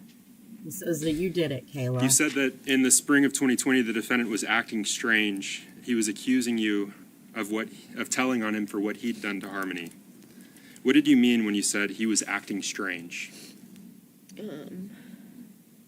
Every time we got high, as soon as he got high, he started freaking out and just accused me of working with the cops, thought there was cameras in the house, the TV, smashed every phone we had, just destroyed the whole apartment. When you were asked about lying to the grand jury, you said that he was stuck in your head. What did you mean by that? That I stick with the story that he told me to say. And that was stuck in your head during your testimony. Yes. I want to talk about that list of items that you gave, your requirements, the things that you'd like before testifying. Did you get immunity? No. Where are you currently living, Kayla? New Hampshire State Prison for Women. Kayla, did you get to keep your children? No. Do you have any rights to them? No. Are you even allowed to speak to them right now, Kayla? No.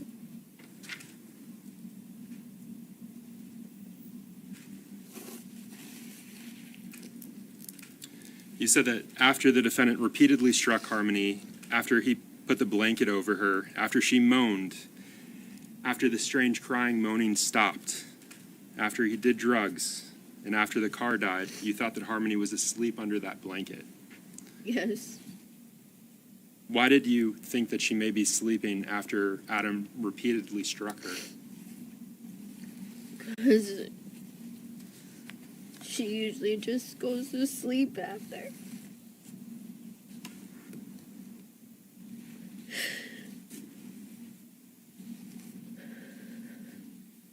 Kayla, why stay with someone?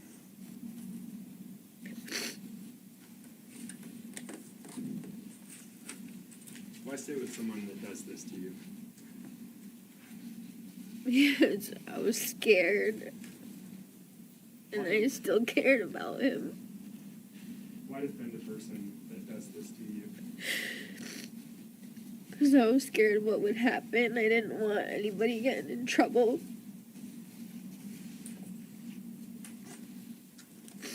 Why stay with someone? Why stay with someone that does what he did to a helpless girl like this?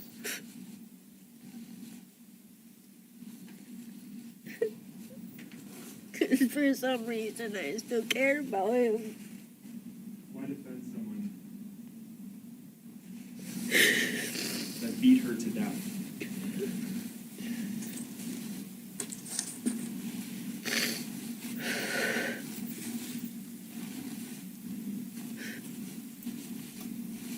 don't know.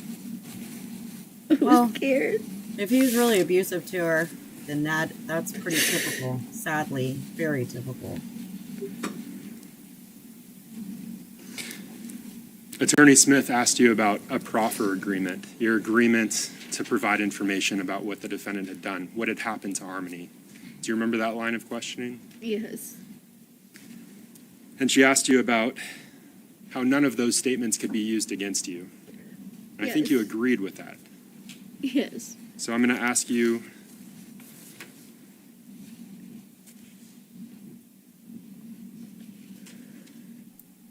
I just wish she would have cried for Harmony like she's crying for herself.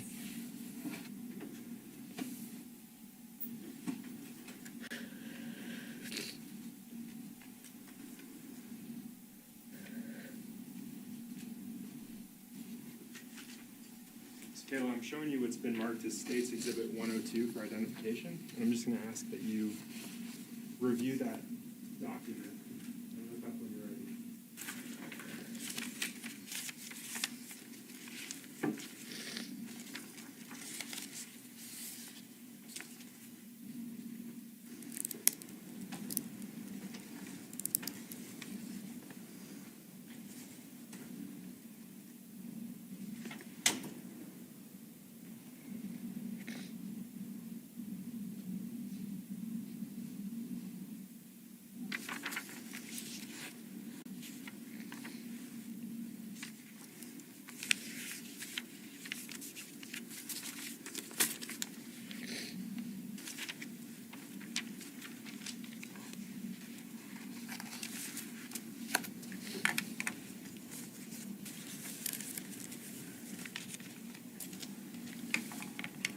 I wonder if the defense thought that not having Adam in the courtroom was a good move.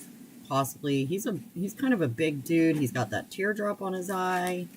It might have been a really bad look in front of the jury. Maybe that's why he's not really showing up.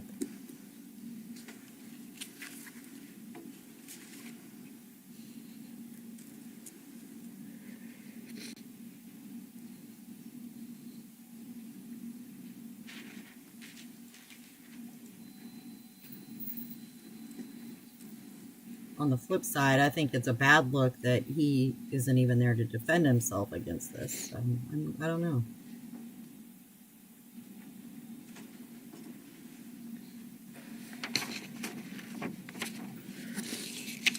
Kayla, is that the agreement as you remember it? Yes. And do you recognize any of the signatures on that final page? Yes. Which one do you recognize? Mine and my attorney and the AG. Is that the true and correct agreement? Yes. Your Honor, at this point, I move to admit States, what's marked for identification as States 102. Any objection? No, Your Honor. All right, the ID may be stricken and be entered as a full exhibit. I'm going to take it back.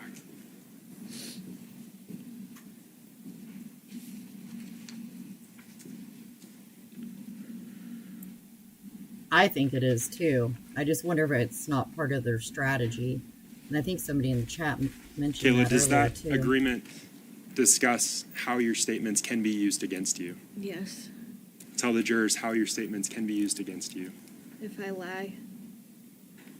And Does it not- say what other than your statements can be used against you if you lie?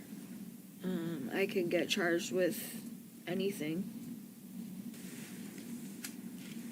Does it discuss evidence related to Harmony, her body? Yes.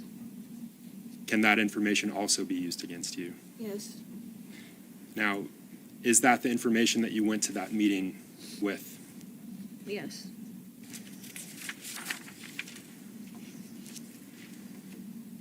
And you knew about that before you testified yesterday and today? Yes.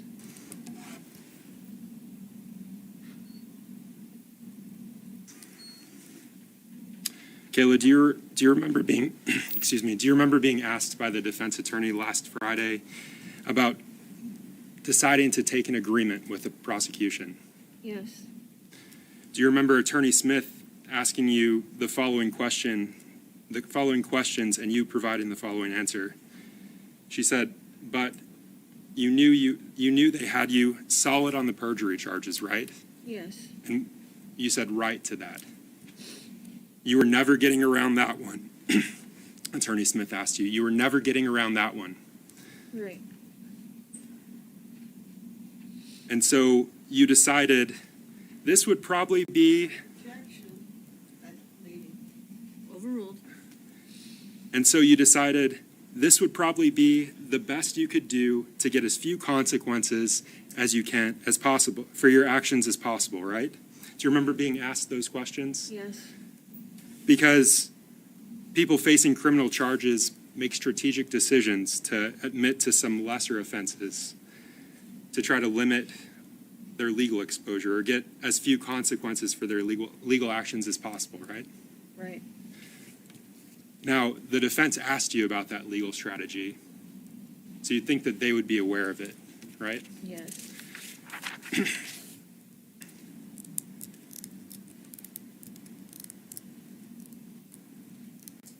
Are you aware that falsifying physical evidence, that abuse of a corpse, it's lesser than murder? Yes. And are you aware that in their opening they told this jury that that they can find the defendant guilty of falsifying and abuse of a corpse? Yes. Can you remind these jurors who killed Harmony? Adam Montgomery. If I could have just a moment. Wonder who she just looking at. If the jury's over there, or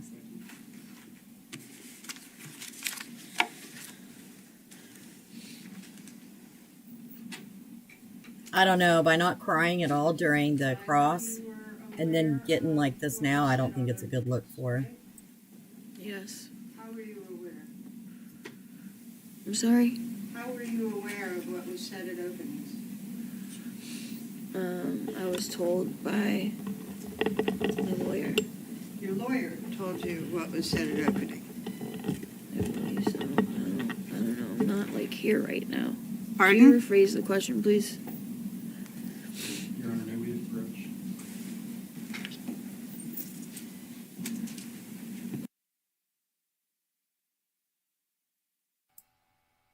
Yeah, I don't know how well that crying thing is gonna work out for her.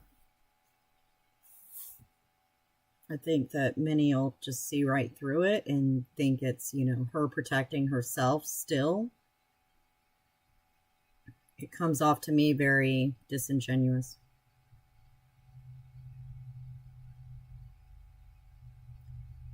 Also, as a reminder, I don't think Kayla has any rights to her children anymore either, even though her mother has them. So I wonder how that's going to work out if she does indeed get out in October.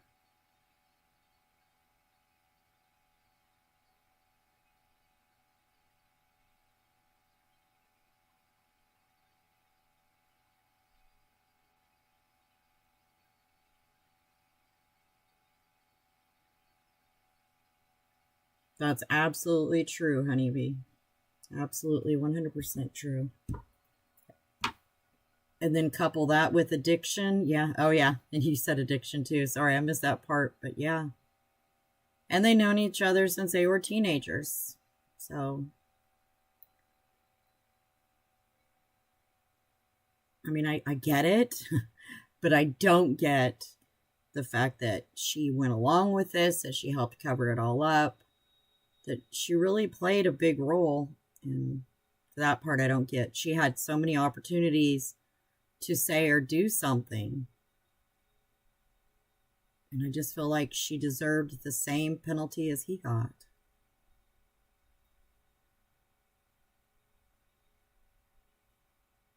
This is a good time for us to take our mid-afternoon break. So I'm going to have you go back into the jury deliberation room. Don't discuss the evidence. No further conversations about this between each other or with anybody else. Don't do any independent research. And we will have you, we'll take at least 15 minutes, okay? All rise for the jurors, please.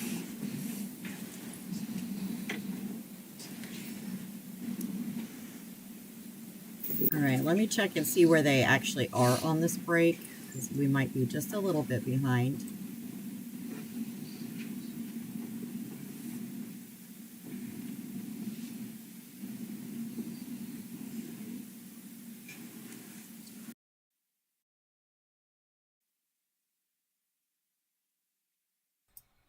Okay, so they are indeed still on a break.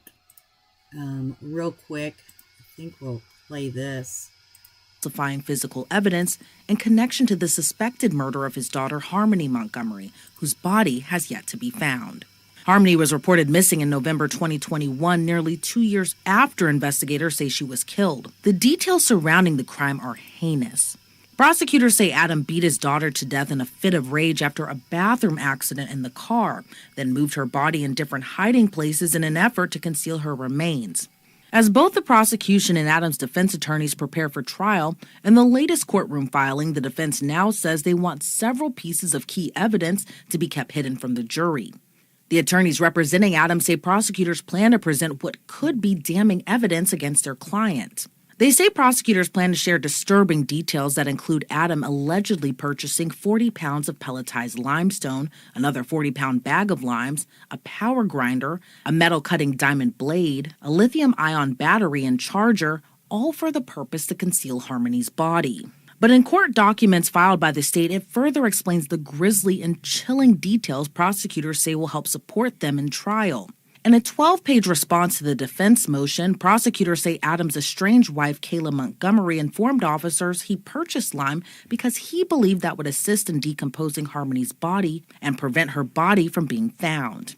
Kayla also revealed to investigators that he had Harmony's body in a bag and that at one point he took the body out of the bag and into a hot shower to manipulate the body to put her in pieces. The documents go on to state investigators later obtained bank records from Adam and Kayla's shared account that revealed more. According to records, in February 2020, a cash withdrawal was made from the account at an ATM located directly across the street from the Home Depot where Adam worked. Officials say one cash purchase of limes was made on February 15, 2020. Another was made on February 26, 2020.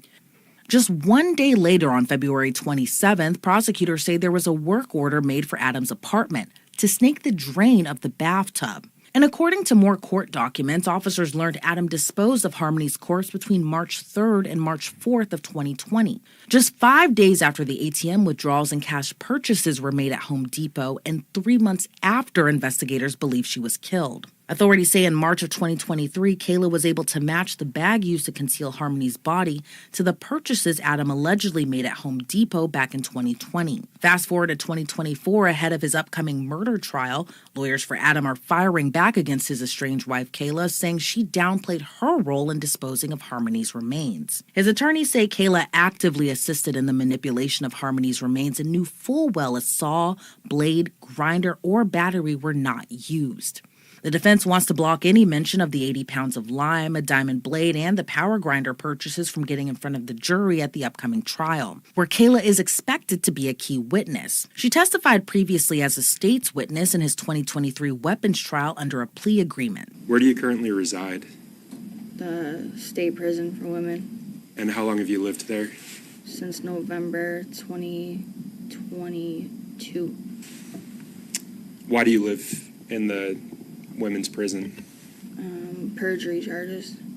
Were you convicted of those charges Yes. and sentenced for those charges? Yes.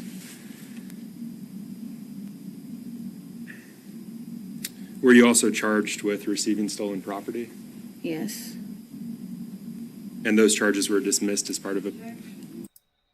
Court's currently on a break, so I'm just playing this temporarily until they come back. It should be any minute now. And you admitted to lying to the grand jury? Yes. Did you admit Stay. Apologies. Did you admit to lying to the grand jury? Yes. Do you understand the consequences of providing false testimony here today? Yes. The charges stemmed from an unrelated 2019 incident where Adam was accused of stealing and possessing a rifle and shotgun, then selling them as a previously convicted felon. While on the stand, Kayla testified Adam stole the weapons to swap them out for money or drugs. But she also gave insight into their home life in the months leading up to Harmony's death. So focusing back on that time period, September, October 2019, what was your life like back then? I was working up until November 2019 at Dunkin' Donuts. I would work 6 a.m. to 2 p.m. and Adam would be home with the kids while I'm at work, and he would drop me off and pick me up from work because I didn't have a license. And then after he would pick me up, I would be at the house with the kids, and he would leave some nights because we were using drugs. When you say we were using drugs, what do you mean? Like getting high, using heroin and crack and weed. And when you say we were getting high and using heroin and crack and weed, who's we? Adam and I. So And many what was your drugs. drug of choice? It was both heroin and crack. Are you sober now? Yes. What did it take for you to become sober? Going to jail.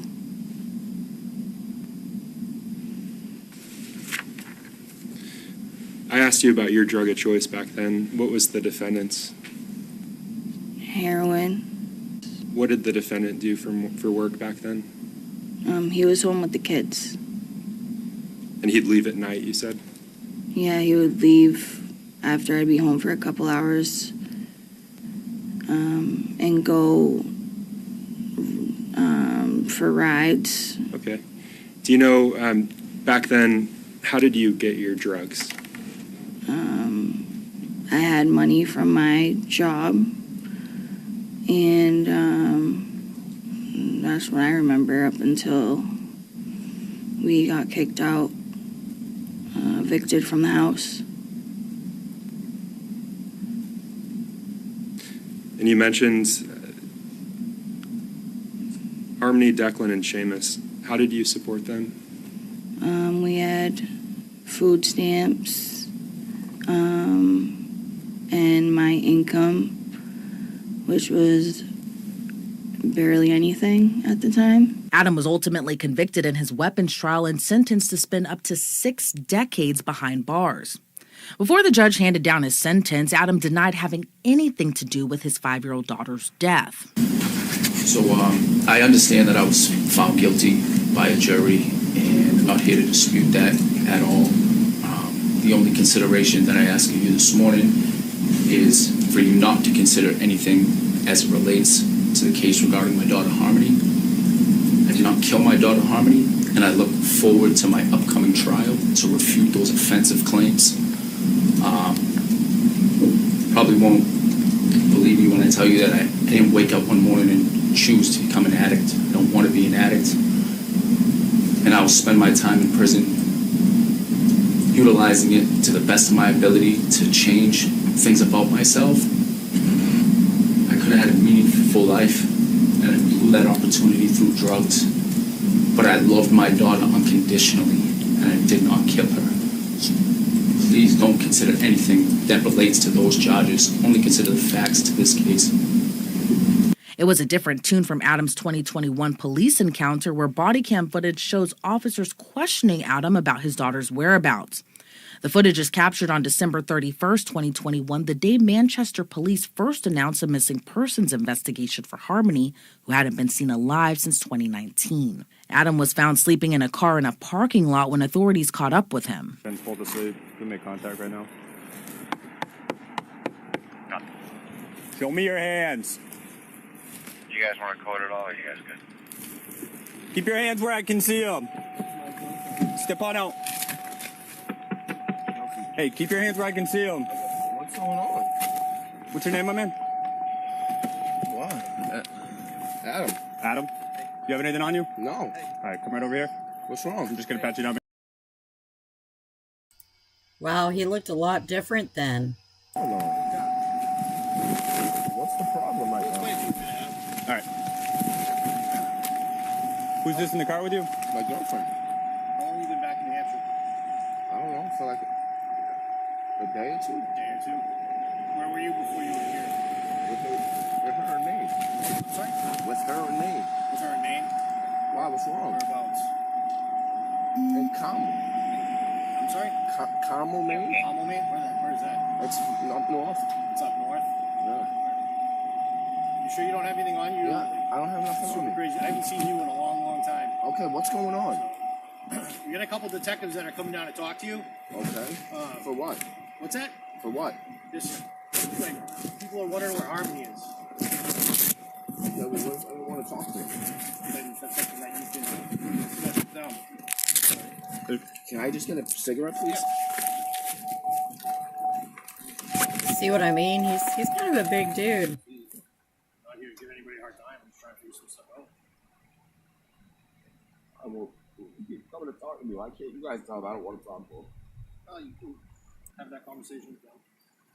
I don't want to have that conversation with them. And I don't want to. People are concerned about stuff, but we want to make sure Because that I'm not talking to the police about nothing. I'm not under arrest. right now you're being detained, yes. Not under arrest, but you're being detained. Okay. Any particular reason you don't want to talk to them? I don't talk to the fucking police. What's He that? said he doesn't effing talk to police. I don't. Should I call a lawyer? Where's your phone at, my man? Don't worry about it. Once investigators arrived, Adam was asked about Harmony, but he refused to answer. What? Am I under arrest? No, you're not. You're not. You don't have any warrants, right? All right, I got nothing to say. Adam, right? Montgomery? Yeah.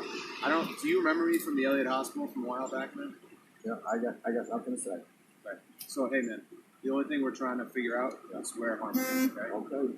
So, the concern is that you guys are the same, right? You're not in trouble. Nobody said you're losing your daughter, right? Okay. So I want to make that clear.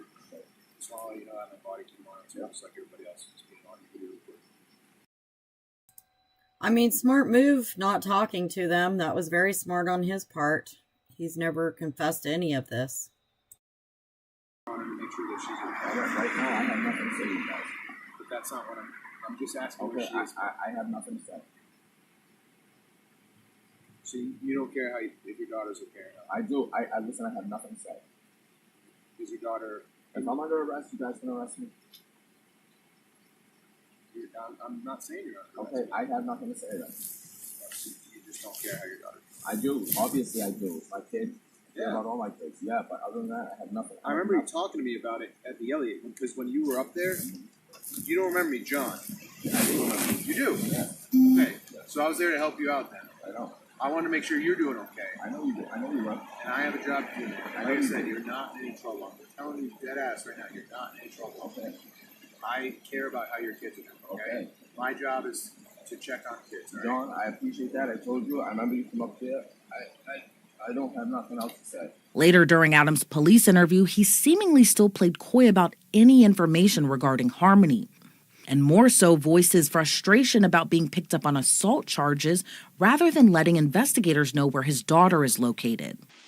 We have a lot of worried people and scared people right now in the community.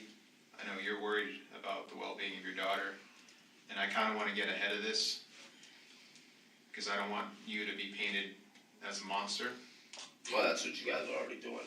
I am? No, we're not doing that. Oh, yeah. Can you explain that? That's what you guys are already trying to do, man. Explain to me how I'm trying to make you, or whoever is trying to make you out to be a monster. Who's telling you that stuff? Is there somebody that I work with that told you that? Somebody you're close with, that they told you that? No. Alright. But you understand this whole thing is getting a little out of hand, would you agree? Of course. But So that's why... look, it's just the way you guys are going about it. Yeah, I feel like this is going to be tough for the jury, honestly. Yeah, nobody comes out there like that for a second-degree assault charge. Nobody. Been arrested for worse charges. They don't come out and throw fucking flashbangs at my girlfriend's car and ram us into the fucking guardrail. They don't do that. For a second-degree assault charge. Again, you understand what the charges are, right? Second-degree assault, right? Yep. Okay. There's also an endangering the welfare charge. Okay. And interference with custody. Okay, So how did I interfere with custody? So that paperwork that we served you the other day, you remember that? Okay. When they were in the alleyway, remember outside of on Lake Ave? Yeah. paperwork that you have to comply with. You understand that, right? We had that conversation, did we not? Right? So that's what that's all about. So, secondary assault charge, what is this referring to? Well, that's what we want to talk to you about. Well, explain to me, what, if I'm being charged with it, what the hell am I being charged with it for? Well, your daughter had some injuries What? that you know about when you lived on Guilford Street. No, I do not. What are you referring to?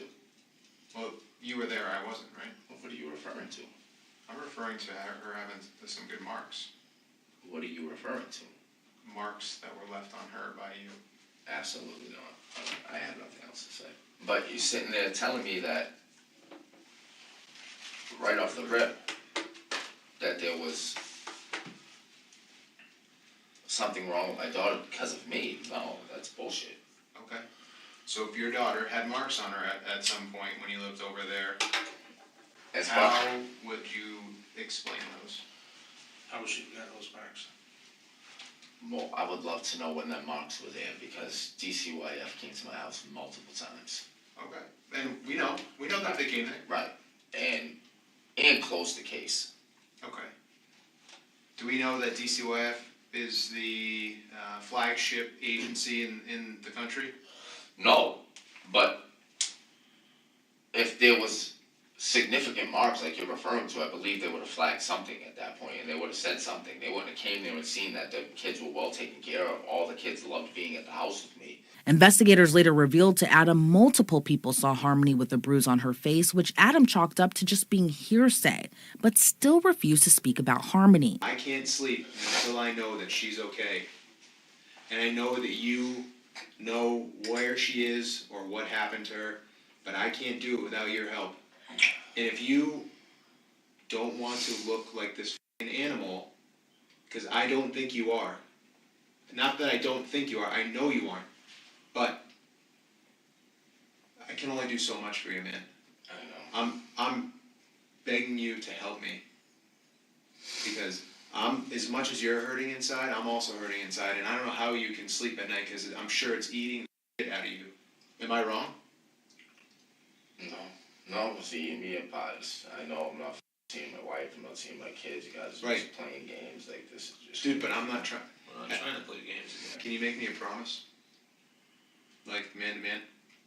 Can you tell me that she's alive? You're gonna play the same word games that you played with me the other day? No, it's not word games. I got nothing else Because we to say. care, man. We want to know. This isn't gonna go anywhere. Like, this isn't gonna stop. So No, you know. no, it's not.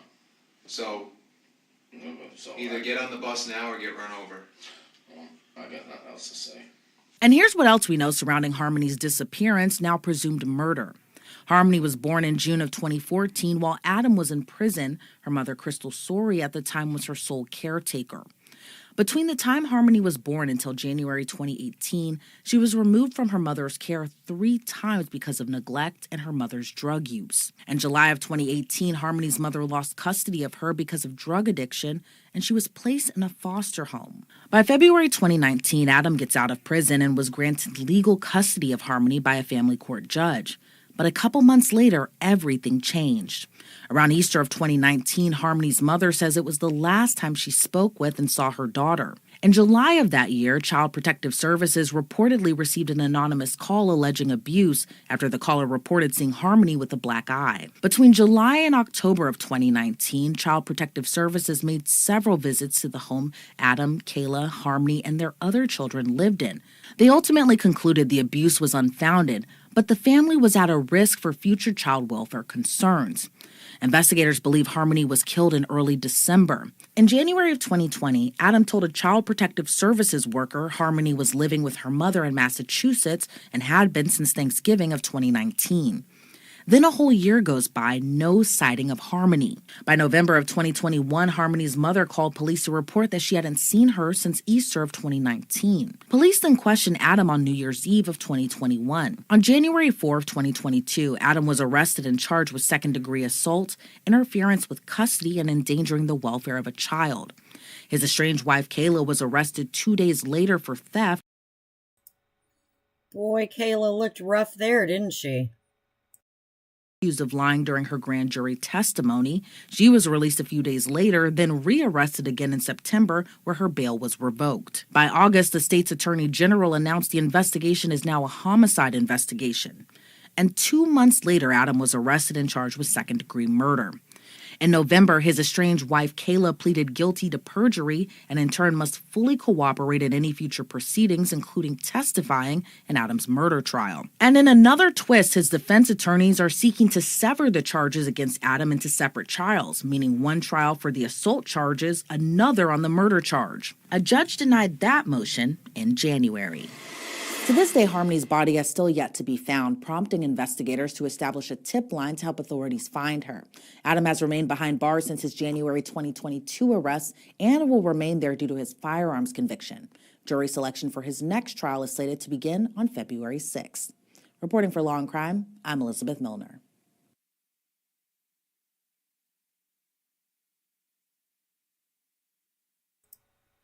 So I just thought that that was really interesting because it's very quickly done, but well done, well laid out timeline. I'm wondering how effective Kayla's testimony was for the state, or ineffective.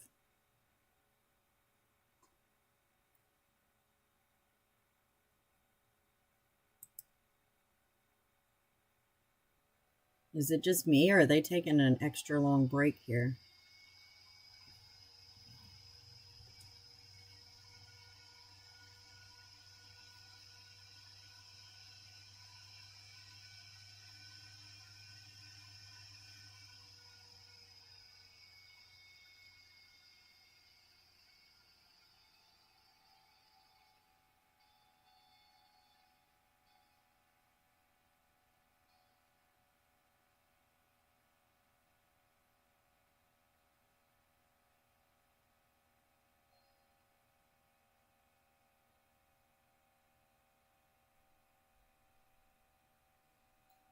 All right, so I think they are taking an extra long break for some reason. I'm going to grab me some iced tea, though. I'll be right back. If they come back into the courtroom, it'll start playing for us. Give us just a few more minutes.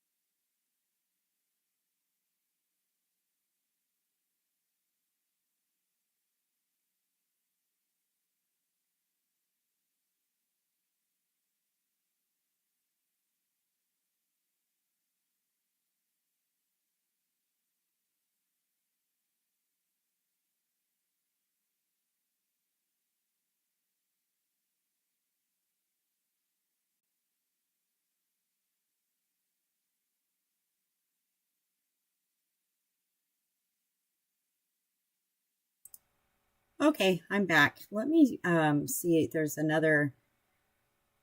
If they're going to be a while, maybe we should watch the defense's opening statements again real quick.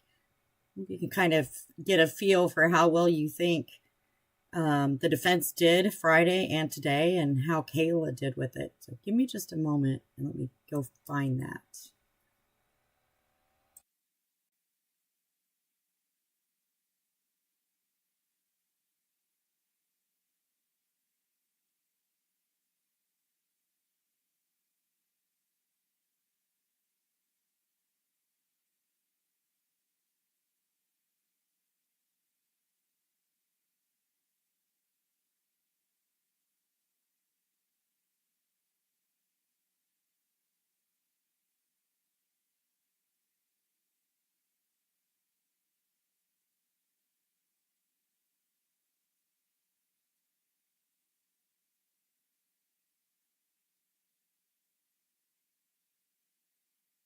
We'll deal with it on the break and as we go. That's okay. And this to think and to write. And this is what she wrote. Quote, I don't know what happened.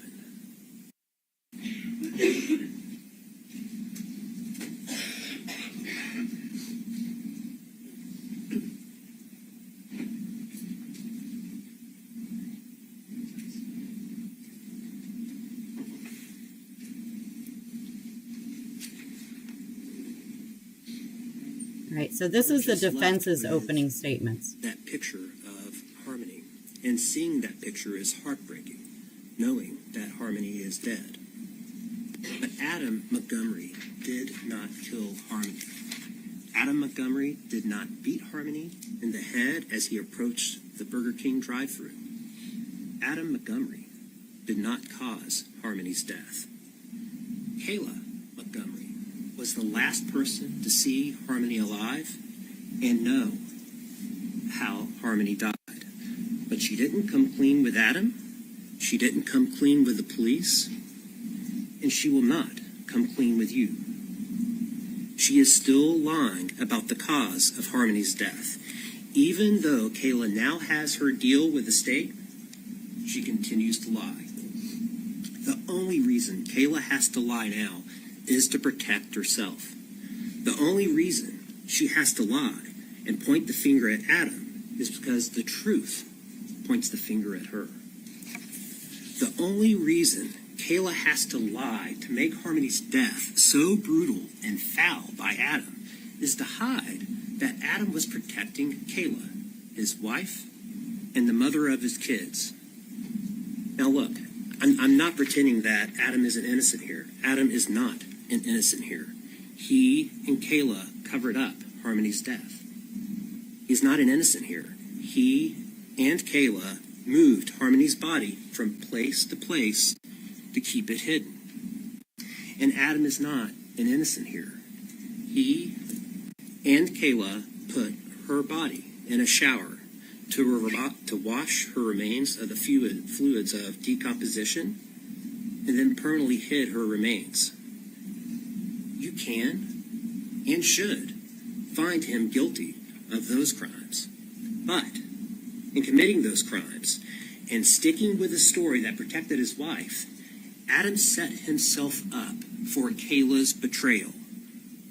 Her betrayal to accuse him in the most vile way possible of what he did not do. To accuse him of brutally killing his, not her, daughter, when she knew that was not what happened. The evidence that will show you that Adam did not brutally murder Harmony will come mostly, and very reluctantly, from his accuser, Kayla. Not from other witnesses or the physical evidence. You can come on up. I'm just waiting for the lawyer.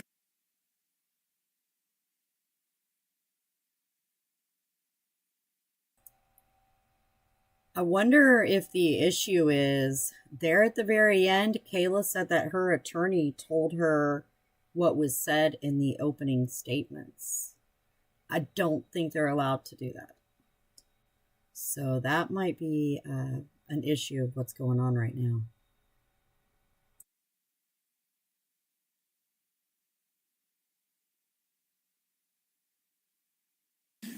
But by showing that Kayla's lies continue, and the only one protected by those lies is her. Because only she, other than an infant and a toddler, was around when Harmony died. Only she knows the truth, and only she has benefited from all the lies she has told. November 27, 2019. A day before Thanksgiving. Adam, Kayla, Adam's daughter Harmony, toddler son Seamus, infant son Declan were evicted from their home on Guilford Street in Manchester. They began living out of their Chrysler Sebring. In the following week, when Adam was running around trying to make money to get them out of their situation, Kayla was left cooped up in that seemingly increasingly smaller by the minute car with a 5-year-old child, not her own, a 2-year-old toddler, and a less than 1-year infant, all of whom needed attention, all of whom needed to move around, and none of whom were doing well being cooped up in that car. And Kayla didn't do well either. Adam was off doing his own thing, and Kayla was stuck. Harmony's body was not discovered lifeless in the car at that busy intersection you saw yesterday. It was not discovered at that intersection in the middle of the day on December 7, 2019, as Kayla now claims. Both Adam and Kayla discovered Harmony's cold, lifeless body much earlier, in the dark of night, behind Colonial Village, when Adam returned from his business. Kayla made Adam feel responsible. She claimed not to know what happened. It was Adam's fault for everything they were going through. It was not her fault, she insisted. She thought all the kids were asleep. He had to protect her. He had to protect their children. If anyone found out, their children would be taken. Adam stood by Kayla, and together they covered up Harmony's death. By that decision, Adam became so intertwined in Harmony's death that he could not get out. Neither Adam nor Kayla knew what to do, so they put the decision off. Adam placed Harmony's body in a duffel bag from the car and placed that duffel bag in the trunk. And Harmony's body was in that bag in the trunk of the car when it broke down at the intersection of Webster and Elm. They had driven off from the Colonial Village apartments to try and figure out what to do, where to put Harmony's body. But then the car broke down. When it did, Adam grabbed the bag from the trunk and carried Harmony's body away from the intersection to the parking lot at Colonial Village. From there, as you'll hear, Harmony's body was moved from place to place until Adam and Kayla finally figured out a plan to hide the body permanently. When asked, Adam and Kayla told people that Harmony was back with her biological mom in Massachusetts. Let's now move forward 2 years. December 2021. This was 2 years after Harmony's death and close to a year after Kayla and Adam had separated. The police were now investigating Harmony's disappearance. They found Kayla and asked her where to find Adam and where Harmony was. Kayla gave the lie she and Adam had used to explain why Harmony was no longer living with them after Harmony died in December of 2019. That Adam had returned Harmony to her mother in Massachusetts. Kayla also told the police that she believed Adam was in Maine. After speaking with the police, she contacts Adam, and she told him, quote, "You need to come down here." She told him he needed to return to New Hampshire and deal with the police because she was not going to deal with all this by herself. Adam did what Kayla told him to do and returned. But unfortunately for Kayla, he also brought another woman, Kelsey Small, with him. Adam met up with Kayla, and they talked about what to do. That New Year's Eve 2021, Kayla talked to the police again. This time, it was at the Manchester police station. She again gave the lie that protected her, insisting Adam took Harmony to her mother's, and that was all that she knew. And after well over an hour of talking, as Kayla stuck with this lie, the police gave her time alone to think, to write down what she wanted to say, just in case it was too difficult to verbally speak about. And Kayla did take that time alone to think and to write. And this is what she wrote. Quote, "I don't know what happened. No clue.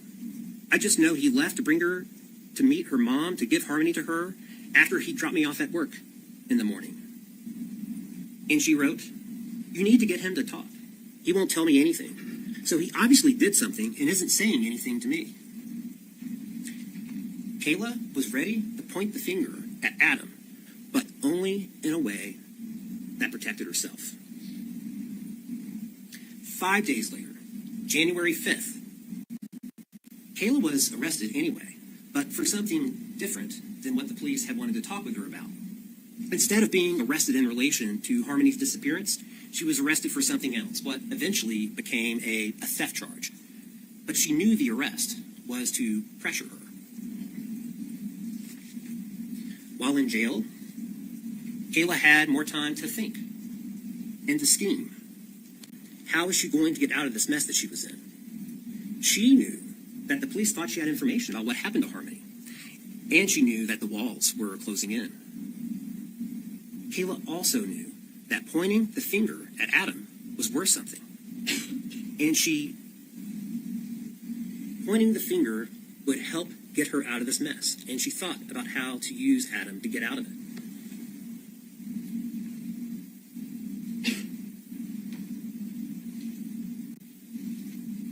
What I am holding up for you is defense's G for identification. This plastic bag contains a note. This note is written by Kayla, and it reflects what she wanted for a bargain. A few weeks after her incarceration, this note was found in Kayla's cell.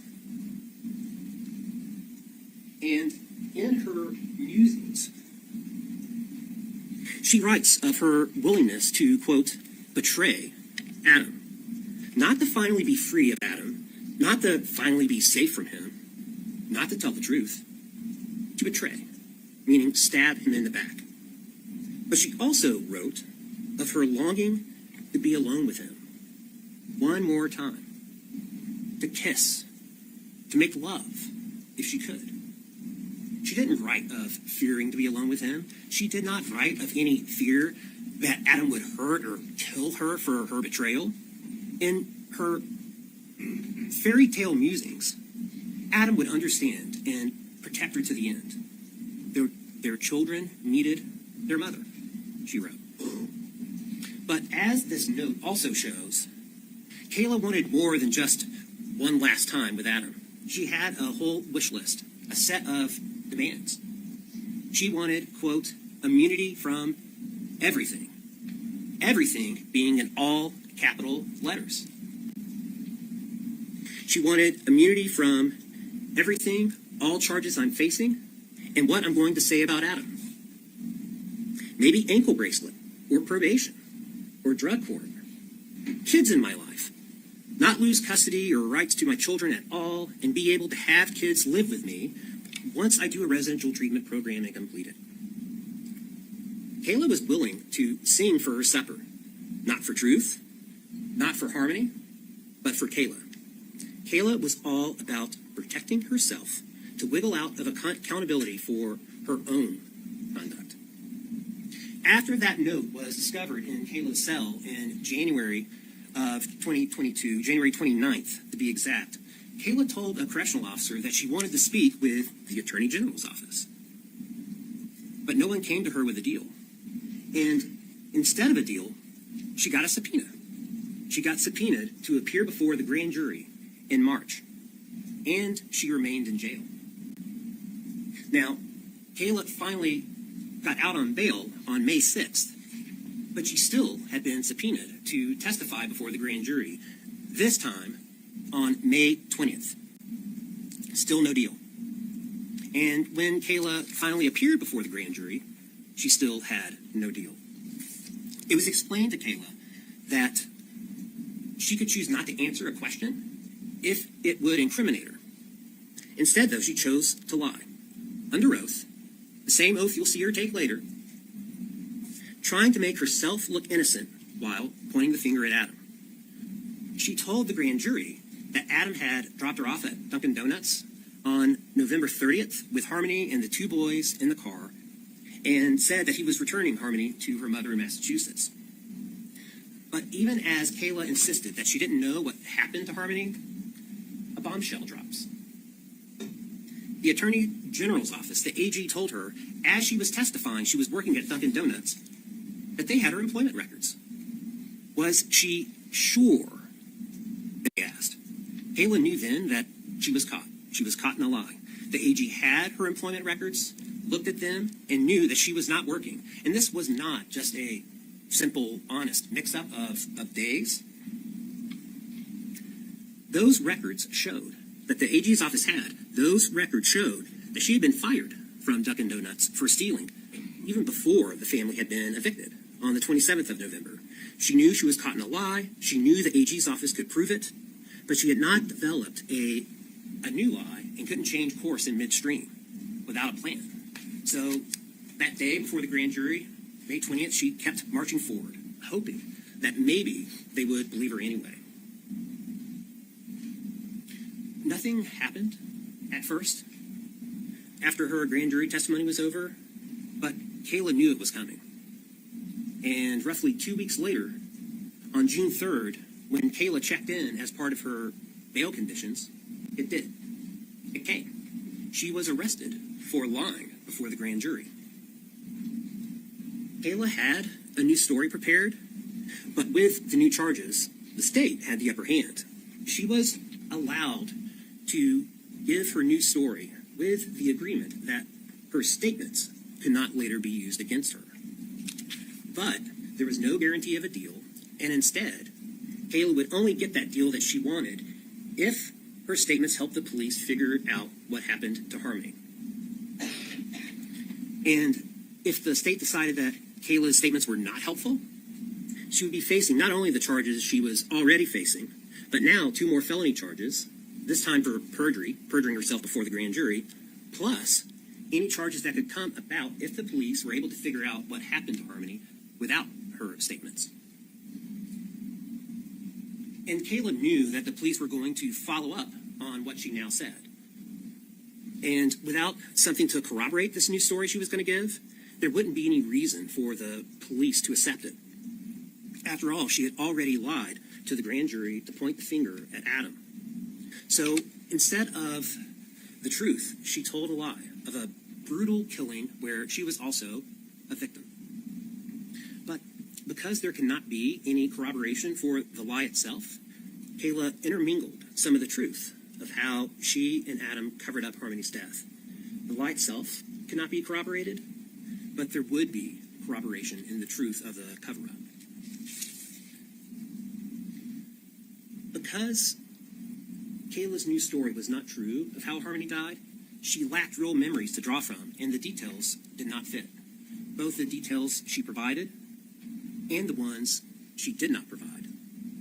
And it is in those details based on a lie, that begin to reveal the lie still being told by Kayla. At first, Kayla's new story for the police, when she gave a proffer on June 3rd of 2022, her new story was that it was the middle of the night, 2 or 3 a.m. Harmony had been having trouble controlling her bodily functions while the family had been living out of the car, and Harmony went to the bathroom again. Real quick, I just want to remind, in case you're just joining us or you missed it, they actually went on break quite a while ago. And, oh my gosh, it was only supposed to be a 15-minute break. It's been more like maybe 45 minutes now. But it ended with the defense asking Kayla how she knew information about opening statements. She told the defense attorney that her lawyer told her. And then the defense tried to clarify, and the judge called the attorneys up to the bench and then they went to a break. So there's definitely an issue, in my opinion anyway. There's an issue going on with her saying that her attorney told her. So that's where we're at. So we're just watching this. I think it's important to go back over the defense's opening statement so you can see what they're going for and what his actual defense is. So anyway, we're just watching that while we wait for them to come back. If you haven't yet, please give the video a like. I really appreciate it. And the best way you can support me is by becoming a member of the channel. And I have pinned that in the messages. So if you do, I really appreciate it. Thank you so much. Adam responded by repeatedly punching Harmony, probably like 10 to 15 times. That story changed to Adam assaulting Harmony in the morning before they went to the clinic for their methadone. The story then continued by saying that Adam struck Harmony again after getting back in the car from the clinic.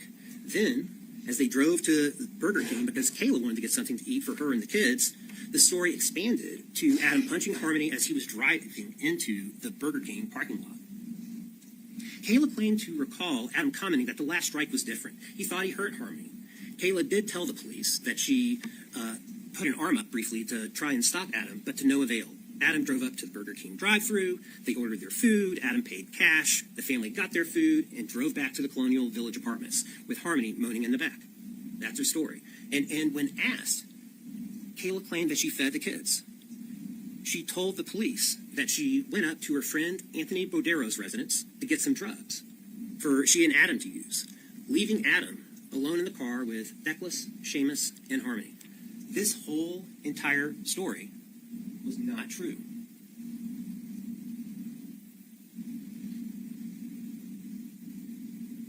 Excuse me.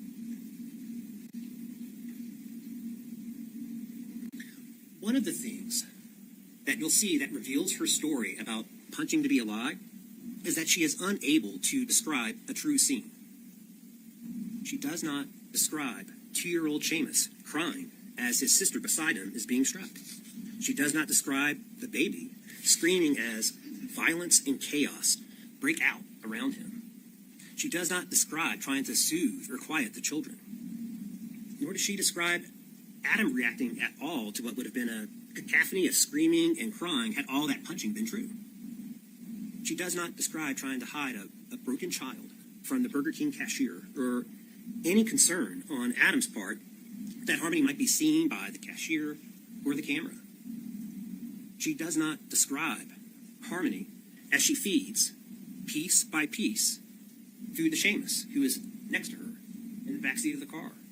She does not describe seeking help from her friend she got drugs from. She doesn't describe any concern by her friend, Anthony Bordero, that she seems upset. And please keep close attention to Kayla's various descriptions of the car breaking down, where she claims that she and Adam first discovered that Harmony is dead. Kayla told the police that with Harmony in what would have been a critical, perhaps fatal condition in the back seat, the family decided to drive away from their corner in the back of the Colonial Village apartments. Yet, They are actually still at the bench right now with the judge. Body in the back seat. Kayla talked about waving, honking, agitated drivers behind them around the car as Adam manhandles a dead child in the back seat into a duffel bag. And no one notices. Their car did break down on December 7th at the intersection of Webster and Elm. That is not in question here. And the family did walk back to Bodero's. But Harmony's body was already in the duffel bag, in the trunk, for when they discovered her death in the early hours of the night before. Yesterday, before we broke, the court gave you a partial set of instructions on how you are to go about deciding this case. Among them was an instruction on assessing the credibility of witnesses. It is up to you to determine the credibility of witnesses. But the judge did suggest an illustrative list of factors to consider in making that determination. One factor is whether what the witness said appeared reasonable. In discerning this, details matter. The details that are given and the details that are not. All right, Kayla's coming back into the courtroom now. So let's switch back over to that real quick. In the case. And that leads me to some of the science that was used in this case.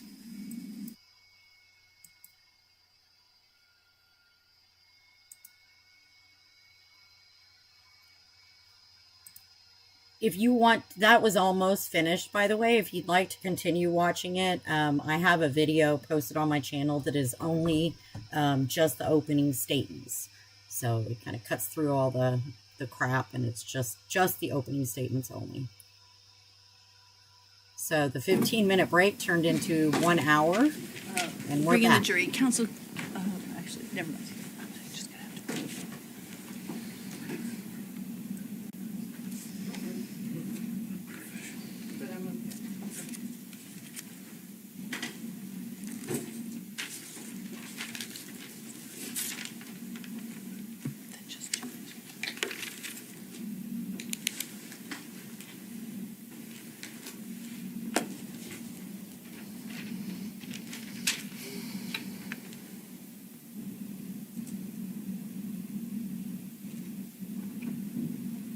All rise.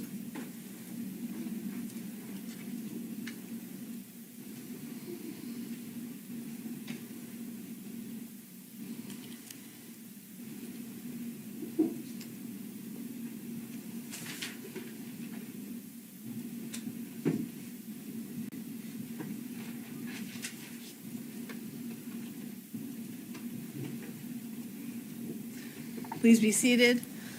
Ladies and gentlemen, I do realize that was more than 15 minutes. Sometimes there are some issues that come up that the court has to deal with before we can bring you back in. We have dealt with that, and the defense may proceed.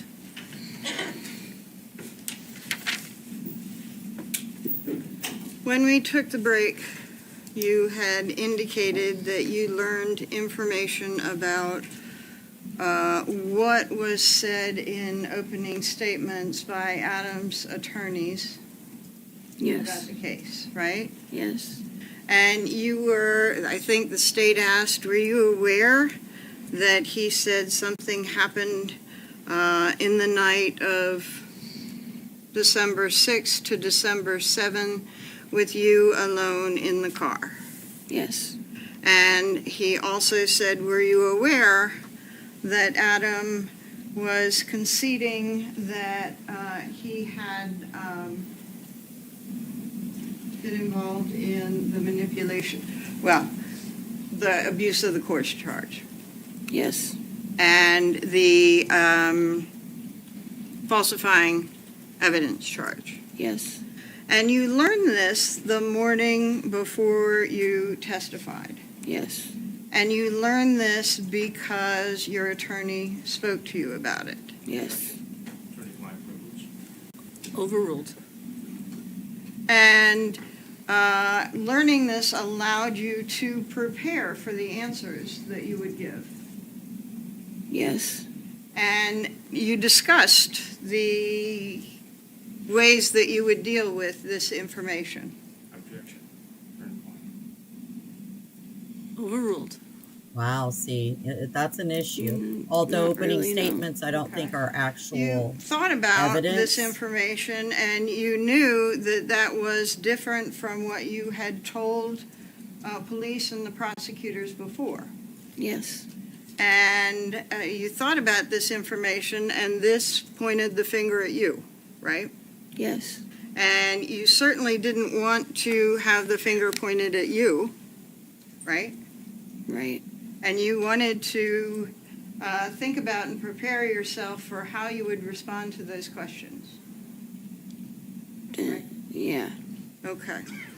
And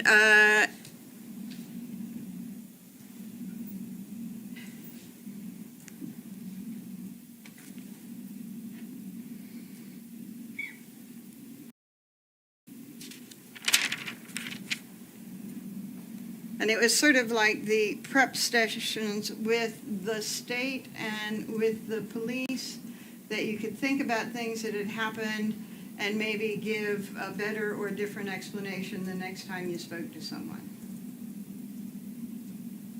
I'm sorry, I'm not. Yeah. When the police, during your interviews, raised questions or skepticism about information that you gave him, you'd sometimes change your statements, right? Objection, Your Honor. Assumes facts then. Overruled. No.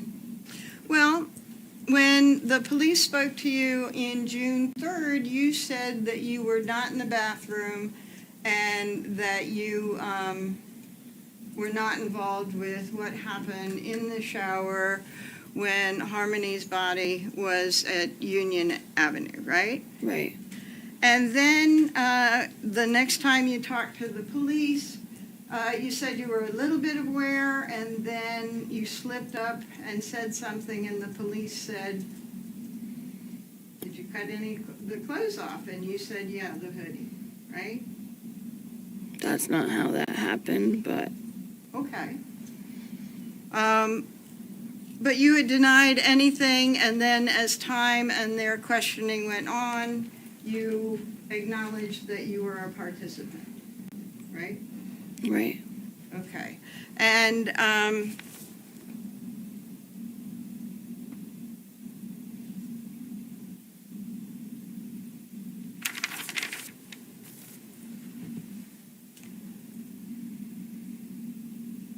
you talked on direct about Adam losing it in after Harmony's body was in the shower, right?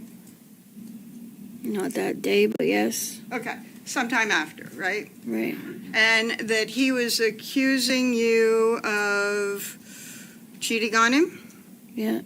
accusing you of trying to kill him, Yes. accusing you of having cameras all over the house, And other things, yes. and accusing you of blaming him for Harmony's death to the police.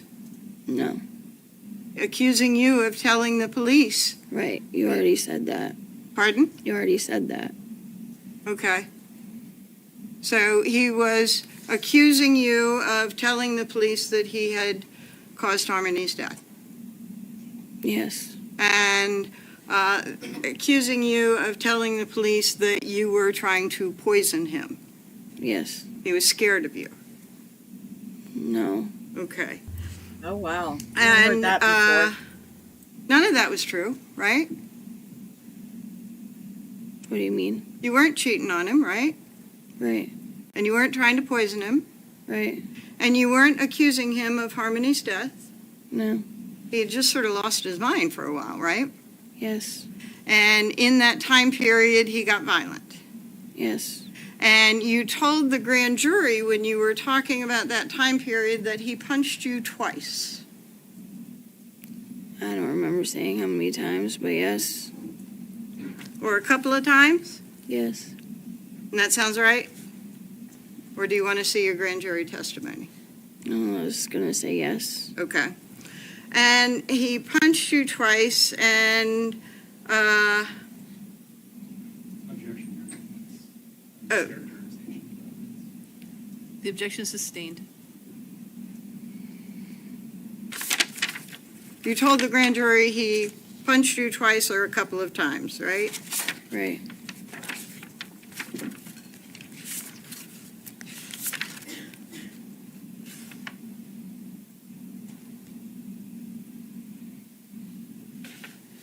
And then in March, this started to happen again, right? It never stopped. Okay. And you have a picture of, and I'm showing you State's Exhibit 99, of you with redness along your eyes. Yes. Right? And this is a picture that you took of yourself and sent to other people, right? Right. Because you were angry at what he had done to you. I sent it to my own family. Okay. Yeah. Right. And you left him, Yes. but he was the one that got arrested, Right. and you filed a restraining order on him, Yes. and went back with your mother for a while, Yes. and went to the shelter for a while, Yes. and tried to get back with Adam. Yes.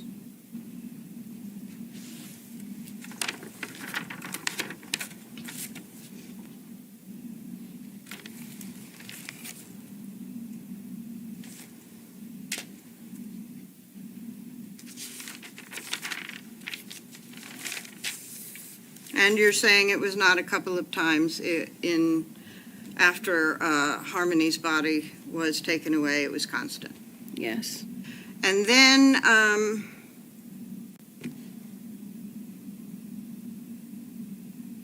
he had also, we talked about, become despondent and sort of suicidal. It happened twice, yes. She just said it happened twice. Overruled. And you took care of your kids, right? Yes. And took care of Adam Yes. and continued on with your life. Yes. You said that the state asked you about Adam being pure evil, right? Yes. And that's what you said you saw in Adam at the time that you say that he was beating Harmony. Yes. And you're saying that a child was beaten to death beside you, looking like pure evil, and you continued on with your children and your life with Adam. Yeah, but it wasn't okay. Okay. And you did nothing about Harmony's death. No, I asked him to stop, and he didn't. Okay. I'm talking about after Harmony was died, you continued on with your life, right? Yeah, but it wasn't okay. It was abusive. Okay. And you don't like that, abusive, right? Right. And you would not approve of abusive behavior. Well, I was taking it. Okay. When I shouldn't have. It took a while for me to just leave him. It's really hard. Okay.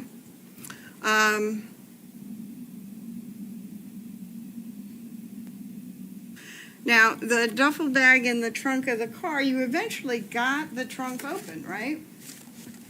No, we didn't get the trunk open. Well, you eventually got a bunch of stuff out of the trunk, right? Yes. And were you present when Mr. Badero drove Adam back to the car?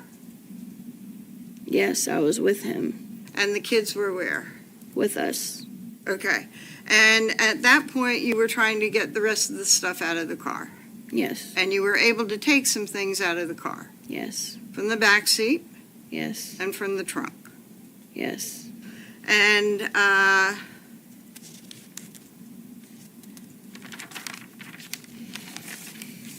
let's talk about the letters talking about betrayal.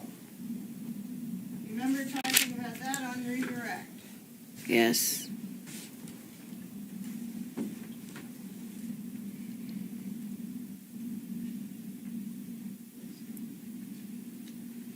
She's definitely a lot more comfortable with the prosecutor. Anyway, those letters were the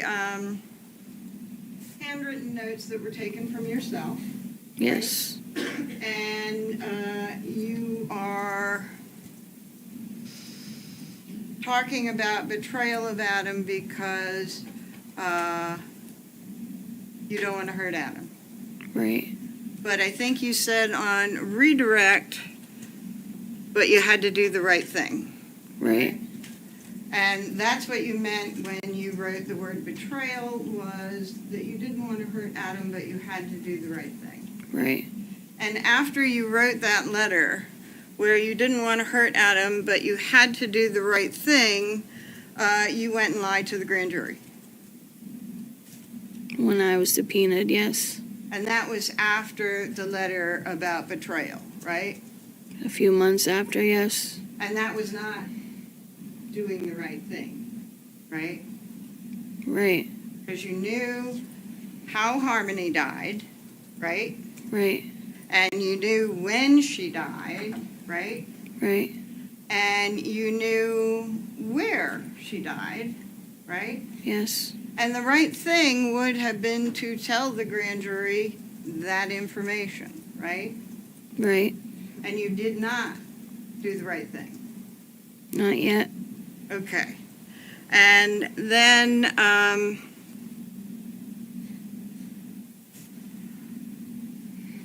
I think you said, that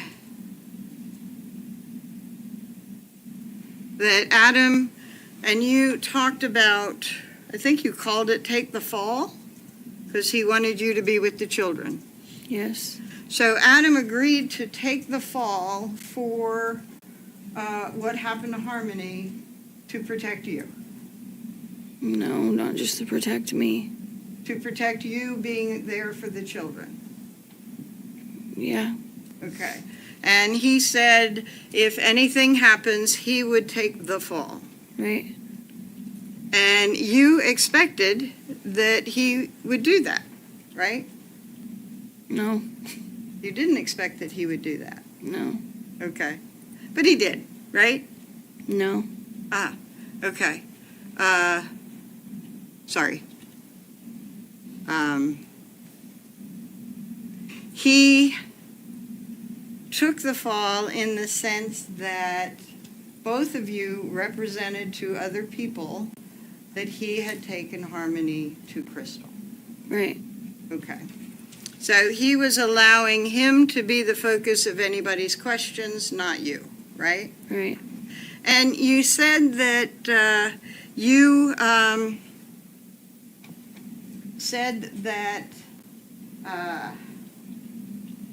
Dunkin' Donuts, that you stuck with the story even though you didn't work at Dunkin' Donuts on the 30th, right? Right. And I think you said that Adam said make it sometime around Thanksgiving, right? No. The story about him going with Harmony off to Crystal. Yeah, 'cause we got kicked out of the house, but it was just that time. Okay.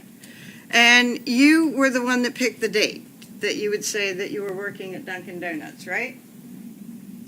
I don't remember that. Okay. Well, you said that you continued with your story even though you knew you didn't work that day, right? Right. And you continued with the story because in the middle of grand jury, you learned that they had gotten the Dunkin' Donuts records, right? Yeah. And you continued with the story because you weren't prepared to say anything else. I didn't want to say the other issue of what happened. Okay. And you had been advised prior to the grand jury testimony, those ground rules were saying every time that you lie, you might get stacked charges, right? Yeah. And one thing that has been the focus of everything that you have done since being arrested is to be in as little trouble as possible, right? Yes. I'm sorry. You have said things to try and get out of trouble or keep the trouble as little as possible, right? No. No?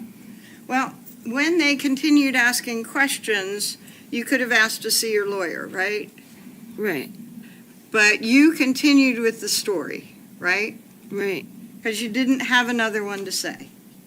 Because that's what Adam told me to say. I didn't know what else I was going to say. I just stuck with the story. Okay. So you didn't know what else to say, so you stuck with the story, right? Right. And you had talked before about betraying Adam, but weren't ready at the grand jury. Right. Okay. And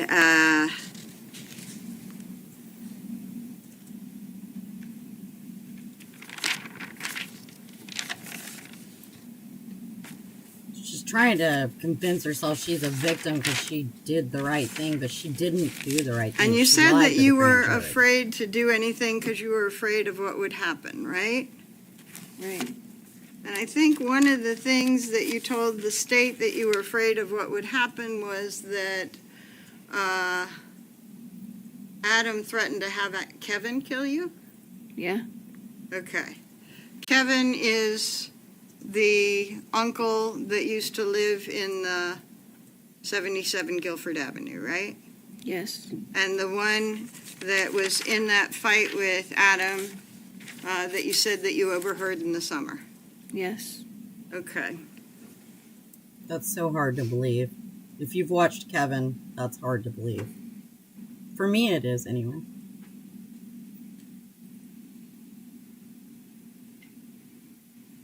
He comes off as a softie, not somebody that would do something like that. He is really the only one that tried to help Harmony.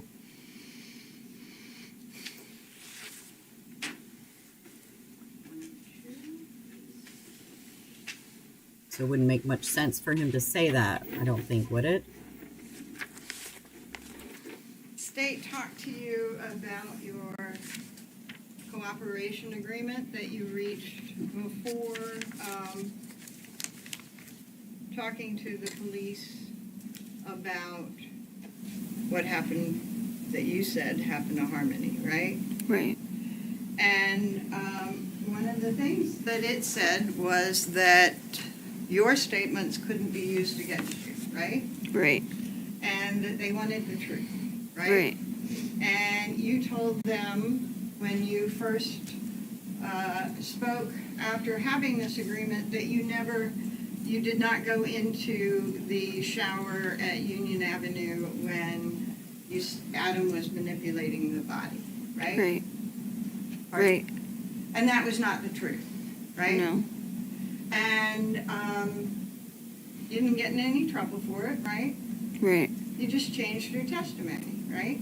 Right. She looks incredibly bored with all of this. It doesn't come off as a good look either for the jury. Your statement, right? Right. And as time went on and they would approach you with things, you might adjust your statement to fit some of the questions, right? Right. Okay.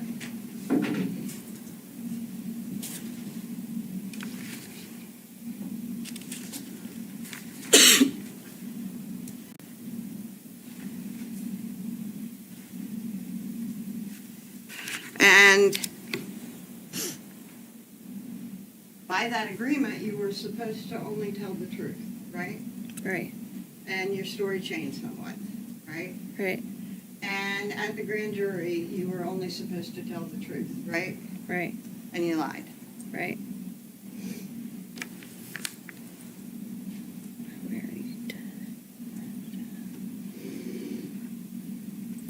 What did she just mumble? Nothing further, Your Honor. She just mumbled something. I didn't hear it though.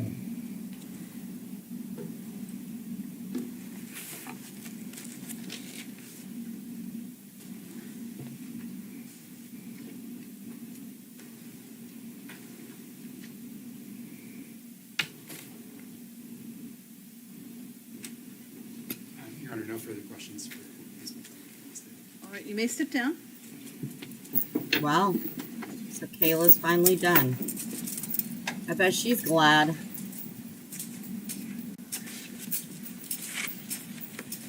State may call its next witness. Thank you, Your Honor. Your Honor, at this time, the state calls Ms. Courtney Garcia to the stand.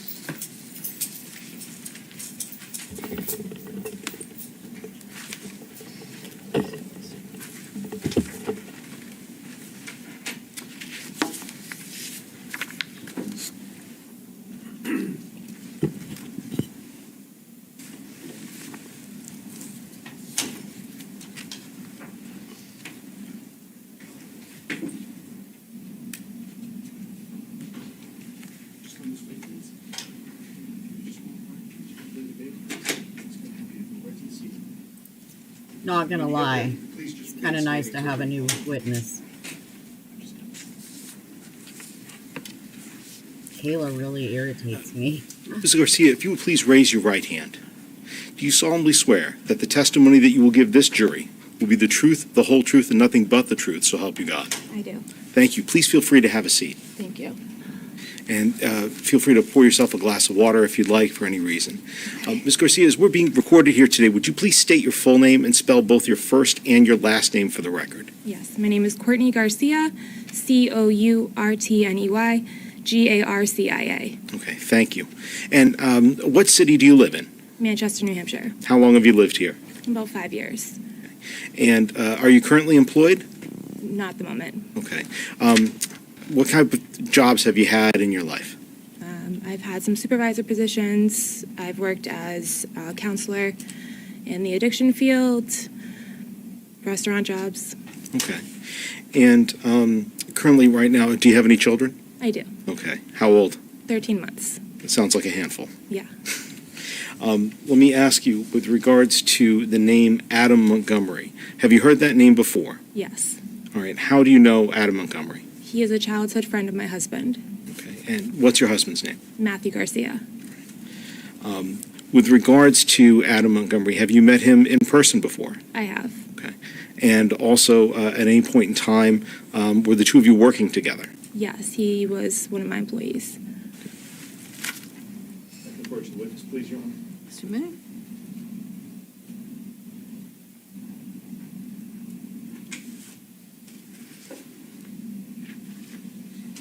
Ms. Garcia, I'd like to show you what's been marked State's Exhibit 101.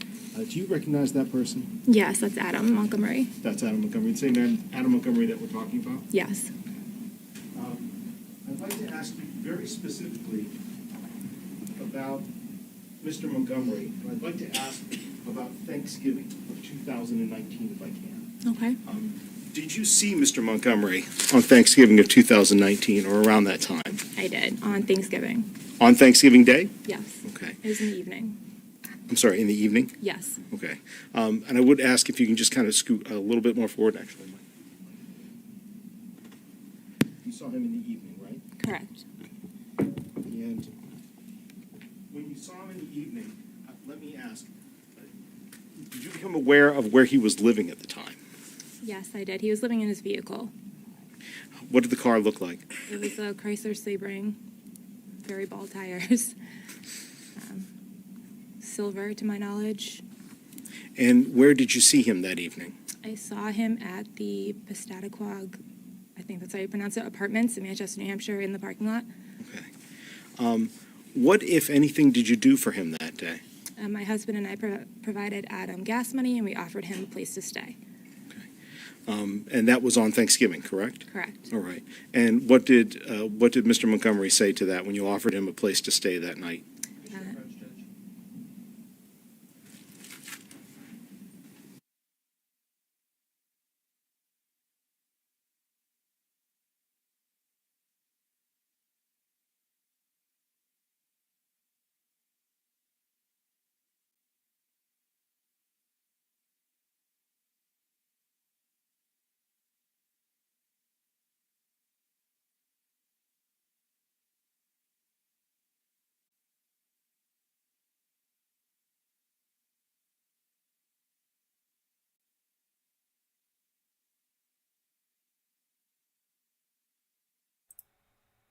I wonder if she was his employer at the pie company.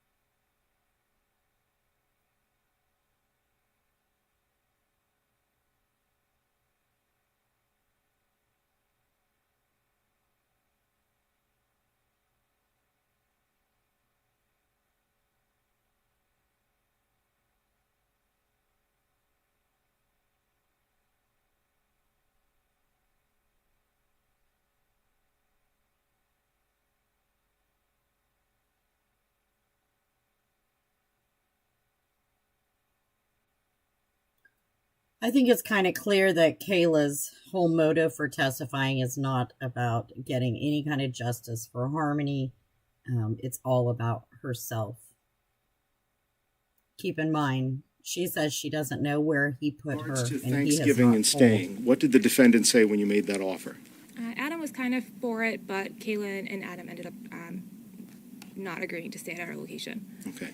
And let me ask you, is that a conversation that you directly had with the defendant? Yes. And I believe a second ago you just said also Kayla. So Kayla, is that Kayla Montgomery? Yes. That particular day, did you see any other members of the family there?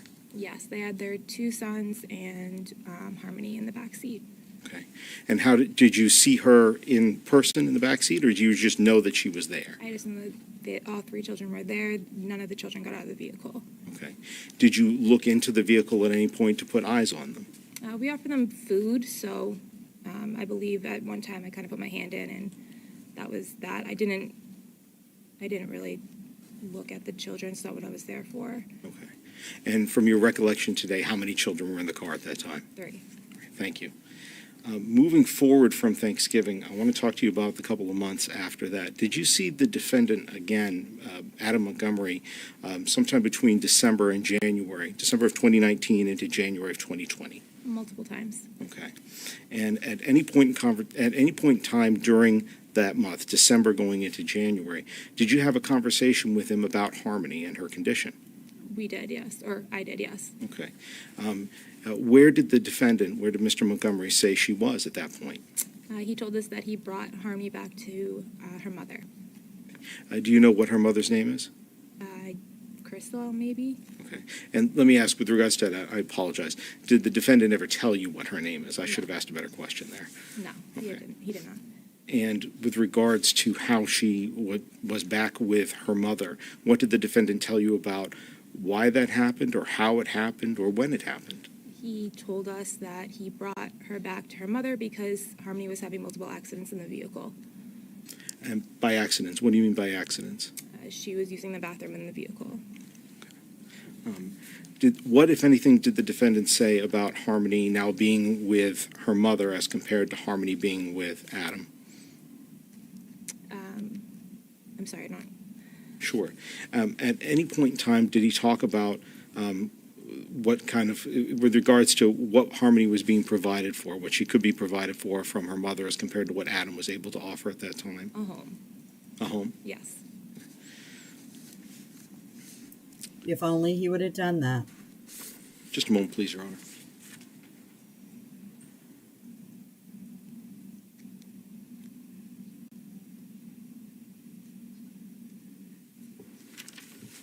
Let me ask you, Ms. Garcia, at one point, were you interviewed by officers of the Manchester Police Department about this interaction that we talked about today that you had with Adam Montgomery? Yes. Okay. And during the time that you were speaking with them, did you tell them that the defendant told you that she was better off with her mother than with him at the time? Basis? Hearsay. I'm sorry, the defendant. Yes, I'm asking whether or not she reported those as the defendant's words at that time. The objection is overruled. Go ahead, Ms. Garcia. Yes, he told us that she was better off with her mother because she could provide her a home and Adam could not. All right. Thank you very much, Ms. Garcia. I don't have any further questions for you. I believe defense counsel will have a few. Okay. Yeah, if he would have just done that. Her mom did want her back. Hi, Ms. Garcia. She'd You gotten indicated on clean direct and everything. examination that a place to stay was offered for the night. Correct. Adam was kind of for it. Yes.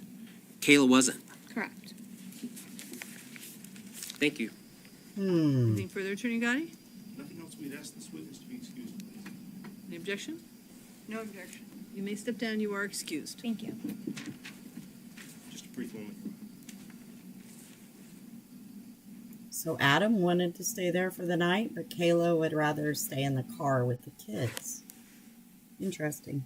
Your Honor, at this time, the state would call Ms. Kimberly Frame to the stand, please. Oh, this should be good.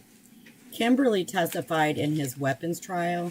She was a good friend of them. They did drugs together. Her and her husband both were friends of them.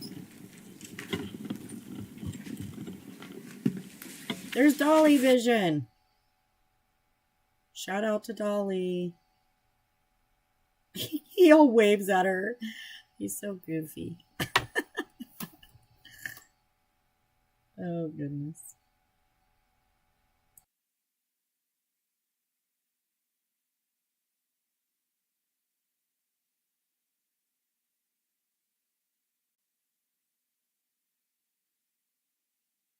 That the testimony you give this jury will be the truth, the whole truth, and nothing but the truth, so help you God.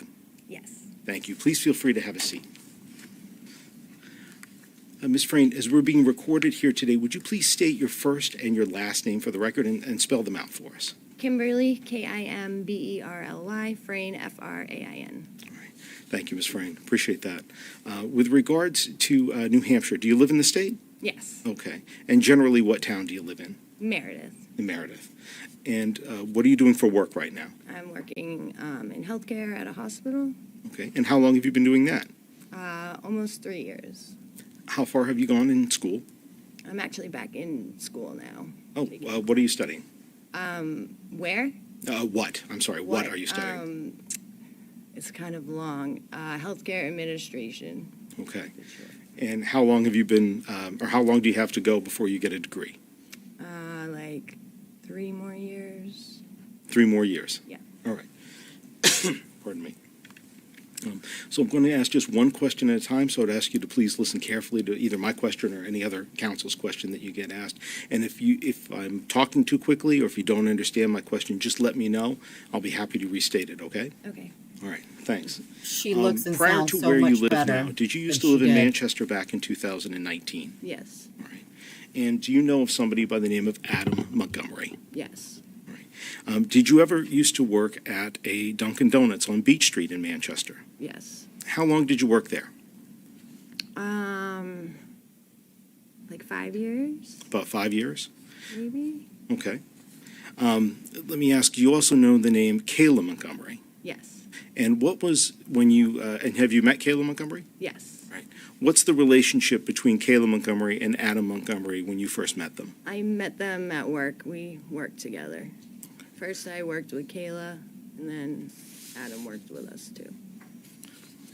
With regards to Kayla and Adam, did you ever meet Adam's daughter, Harmony Montgomery? Once. One time? Yes. Did you ever spend time with her? Yes, I babysat her and the 2 boys, or 1 boy at the time, at my house. At your house? Yeah. And would this have been back in 2019? Yeah, I think it was the summer of 2019. I'd like to ask some specific questions for you about Adam Montgomery, specifically about beginning in the winter of that year, at the end of 2019, all right? Okay. All right. Did you ever bring Adam Montgomery jumper cables to try to start a car? Yes. How many times have you done that for him? Once. Just the one time? One time.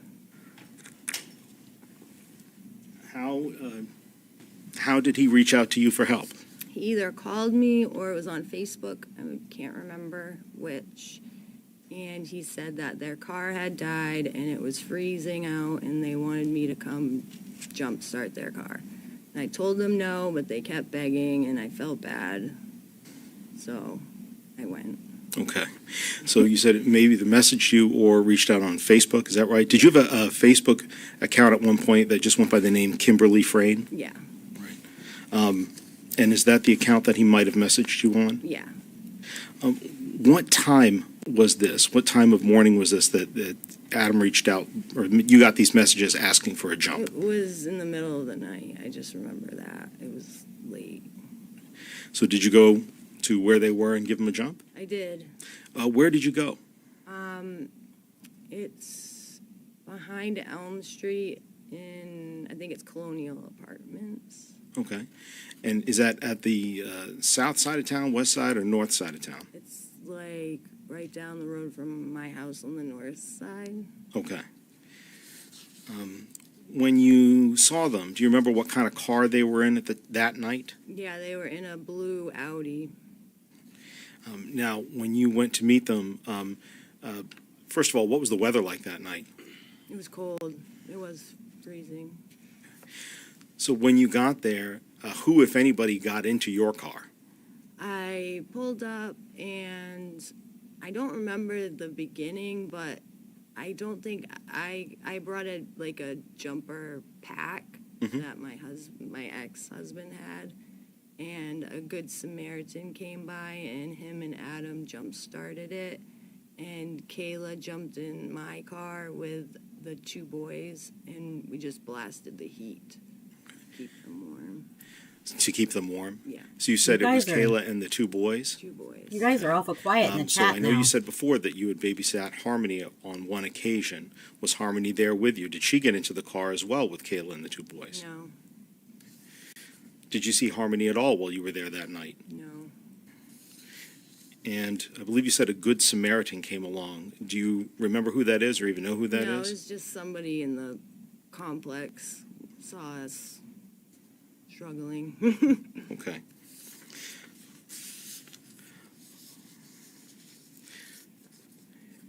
I just want to say good on Kimberly. I guess I'll just ask this one other question. she got After clean, that she one looks time, good. did you ever jump a car for them again? No. She's in college. Distancing myself from them. at that point. Do you remember the exact day that this occurred in the winter of 2019, end of 2019? Okay. Just that it was very cold out, is that right? Yeah. All right. Just a moment, please, Your Honor.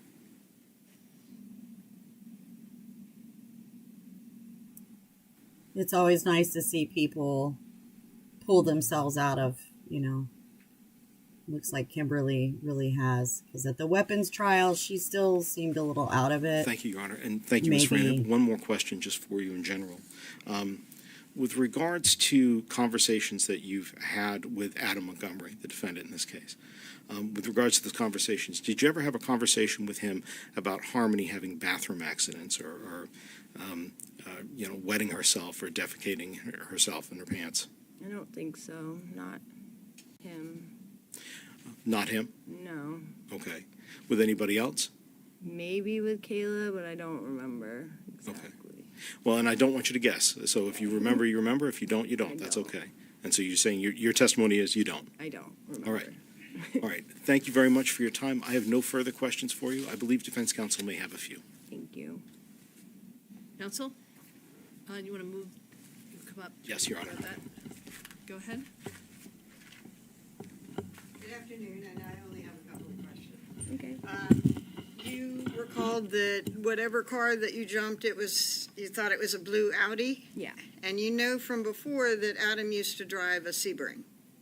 It was a silver car. Okay. This was not the car that Adam used to drive around, right? And you remembered this way back in 2021 when the police first asked you about it, right? Yeah. And your memory, even the first time you talked about it, was a blue Sebring. Blue Audi. No, I think I might have told them I think I told them it was the silver car, but Okay. it was the Audi they were in. Okay, so you're really clear about that, huh? Yeah. So what changed when you first said the Sebring and then sort of recalled the Audi? I just couldn't remember the time frames because it was so long ago. Okay, so I understand that, but what changed your recollection of the type of car? Objection, Your Honor, has been answered at this point. Overruled. Go ahead. I'm sorry? Okay, I think you said at first you told him it was the Sebring, but then the blue Audi when they first started questioning you on it, right? Yeah. Do you know what it was that made you say that it was the blue Audi? No. Okay, thank you. Anything further? We ask this witness to be excused, please. You may step down. Counsel approach. I bet she is so thankful to be done with those two and moving on with her life. She's also probably very, very thankful that her testimony this time was so short. If you missed it earlier, you'll see Dolly again. Oh, it went too fast. There he is.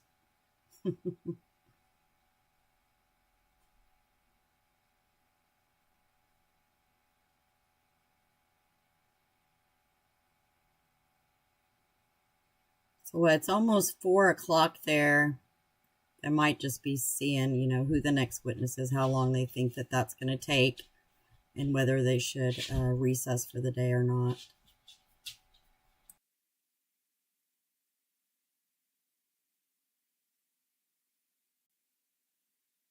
It's 10:04, and I don't want to get started with another witness and take you too long beyond 4 o'clock. So we're going to end for the day. I know earlier when I left this morning, there were some reports about weather. I have kept an eye on it as we've taken breaks throughout the day. The reports actually look much better than was originally anticipated. And we're New Hampshireites, so we're used to weather. But it does not look like it is going to be the significant weather event that they had originally predicted. So I'm going to keep an eye on the weather throughout the night. At this point, the court will be open. We will. I have every expectation that we are going to go forward tomorrow with trial. So I'll need you here at 8:45. If anything were to change, we would let you know well before then.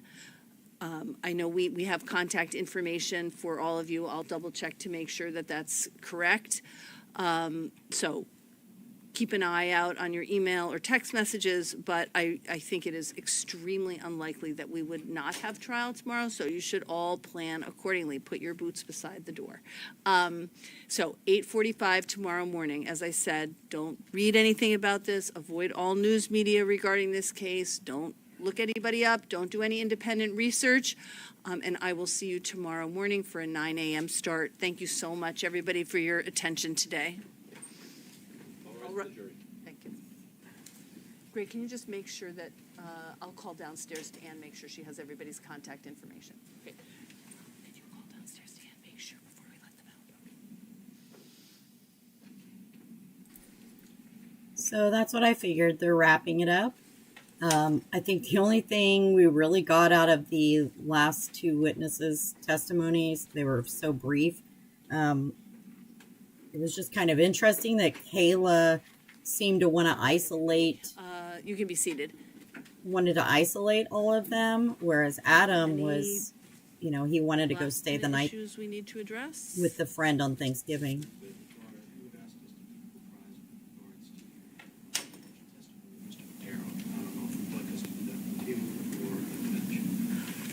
You can do it from there. I think, unless you think there's something that would be privileged, but otherwise I say do it from there. Okay. Okay. We've heard from Attorney Sheehan. We understand that Mr. Betrayal would likely go ahead and vote for some of the cross-examination that we anticipated of him. So as a result, we suddenly have a conversation with us this evening as to whether or not immunity will be granted, and we'll have an answer for you on that prior to him taking the stand, probably the day of him taking the stand. So we will hopefully go ahead and be able to resolve that issue. Okay. When you say the day of his taking the stand, that would be will not be problematic, I don't believe, if immunity is granted. If immunity is not granted, it may become an issue. So we'll need time to do that. Understood, Your Honor. I believe that authorization will likely be given. Okay. So anything, Attorney Smith, Attorney Brooks, you want to say about that? Okay. Do you agree with what I just said, which is if immunity is granted, I don't see any issue or the need for any hearing prior to his taking the stand? Obviously, as soon as immunity is granted, you will give any immunity letter to the defense right away, right? Of course. Okay. And if in the event that were not accurate, then I'd want to know right away, because I would want to want to make sure we have time for hearing on that. With regards to that, Your Honor, I believe as a procedure, we would have to submit the letter to the court. The court would have to sign off on the order before that would happen, and then obviously both sets of counsel will have it. So I would anticipate that would happen well in advance of him testifying. Okay, good. If there's any issues there, you're going to let me know, I'm sure. So please do. Anything else from your perspective that we can accomplish today? No, Your Honor. Okay. Actually, I have every expectation that we will go forward tomorrow. Like I said, I looked at least maybe not the last break, but at lunchtime, and it looked like, 3.5 inches of snow or something like that. So I think I have every expectation that we're going to go forward tomorrow. If there were any changes, I want the best contact information for you all. And maybe, just in case we can't get to one member of your team, maybe it makes sense to give us contact information for both. And then once we contact the first person, we would have you contact your co-counsel. But like I said, I think I have every expectation that we will go forward tomorrow, so you should have your witnesses ready to go. Anybody runs into any trouble, please let us know. Okay. Yeah, excellent. Attorney Agati or Attorney Knowles, do you need Tabitha Scott tomorrow, or are you going to ask us for a new transport order, or what's the situation? We are not for tomorrow, Your Honor, no. Okay, so you'll keep us apprised Yes. in advance, because we've got to issue a transport order. Oh, yes. Okay. I think Your Honor, do you have that contact information? if you would give your contact information to the clerk, and she and I can sort out what will happen with that. All right, anything else? No? Okay, I will see you all tomorrow morning. Thank you, everybody. Thank you, Your Honor. I'm really curious as to what You can give her this stuff. Thank man you. may possibly be granted immunity for his testimony.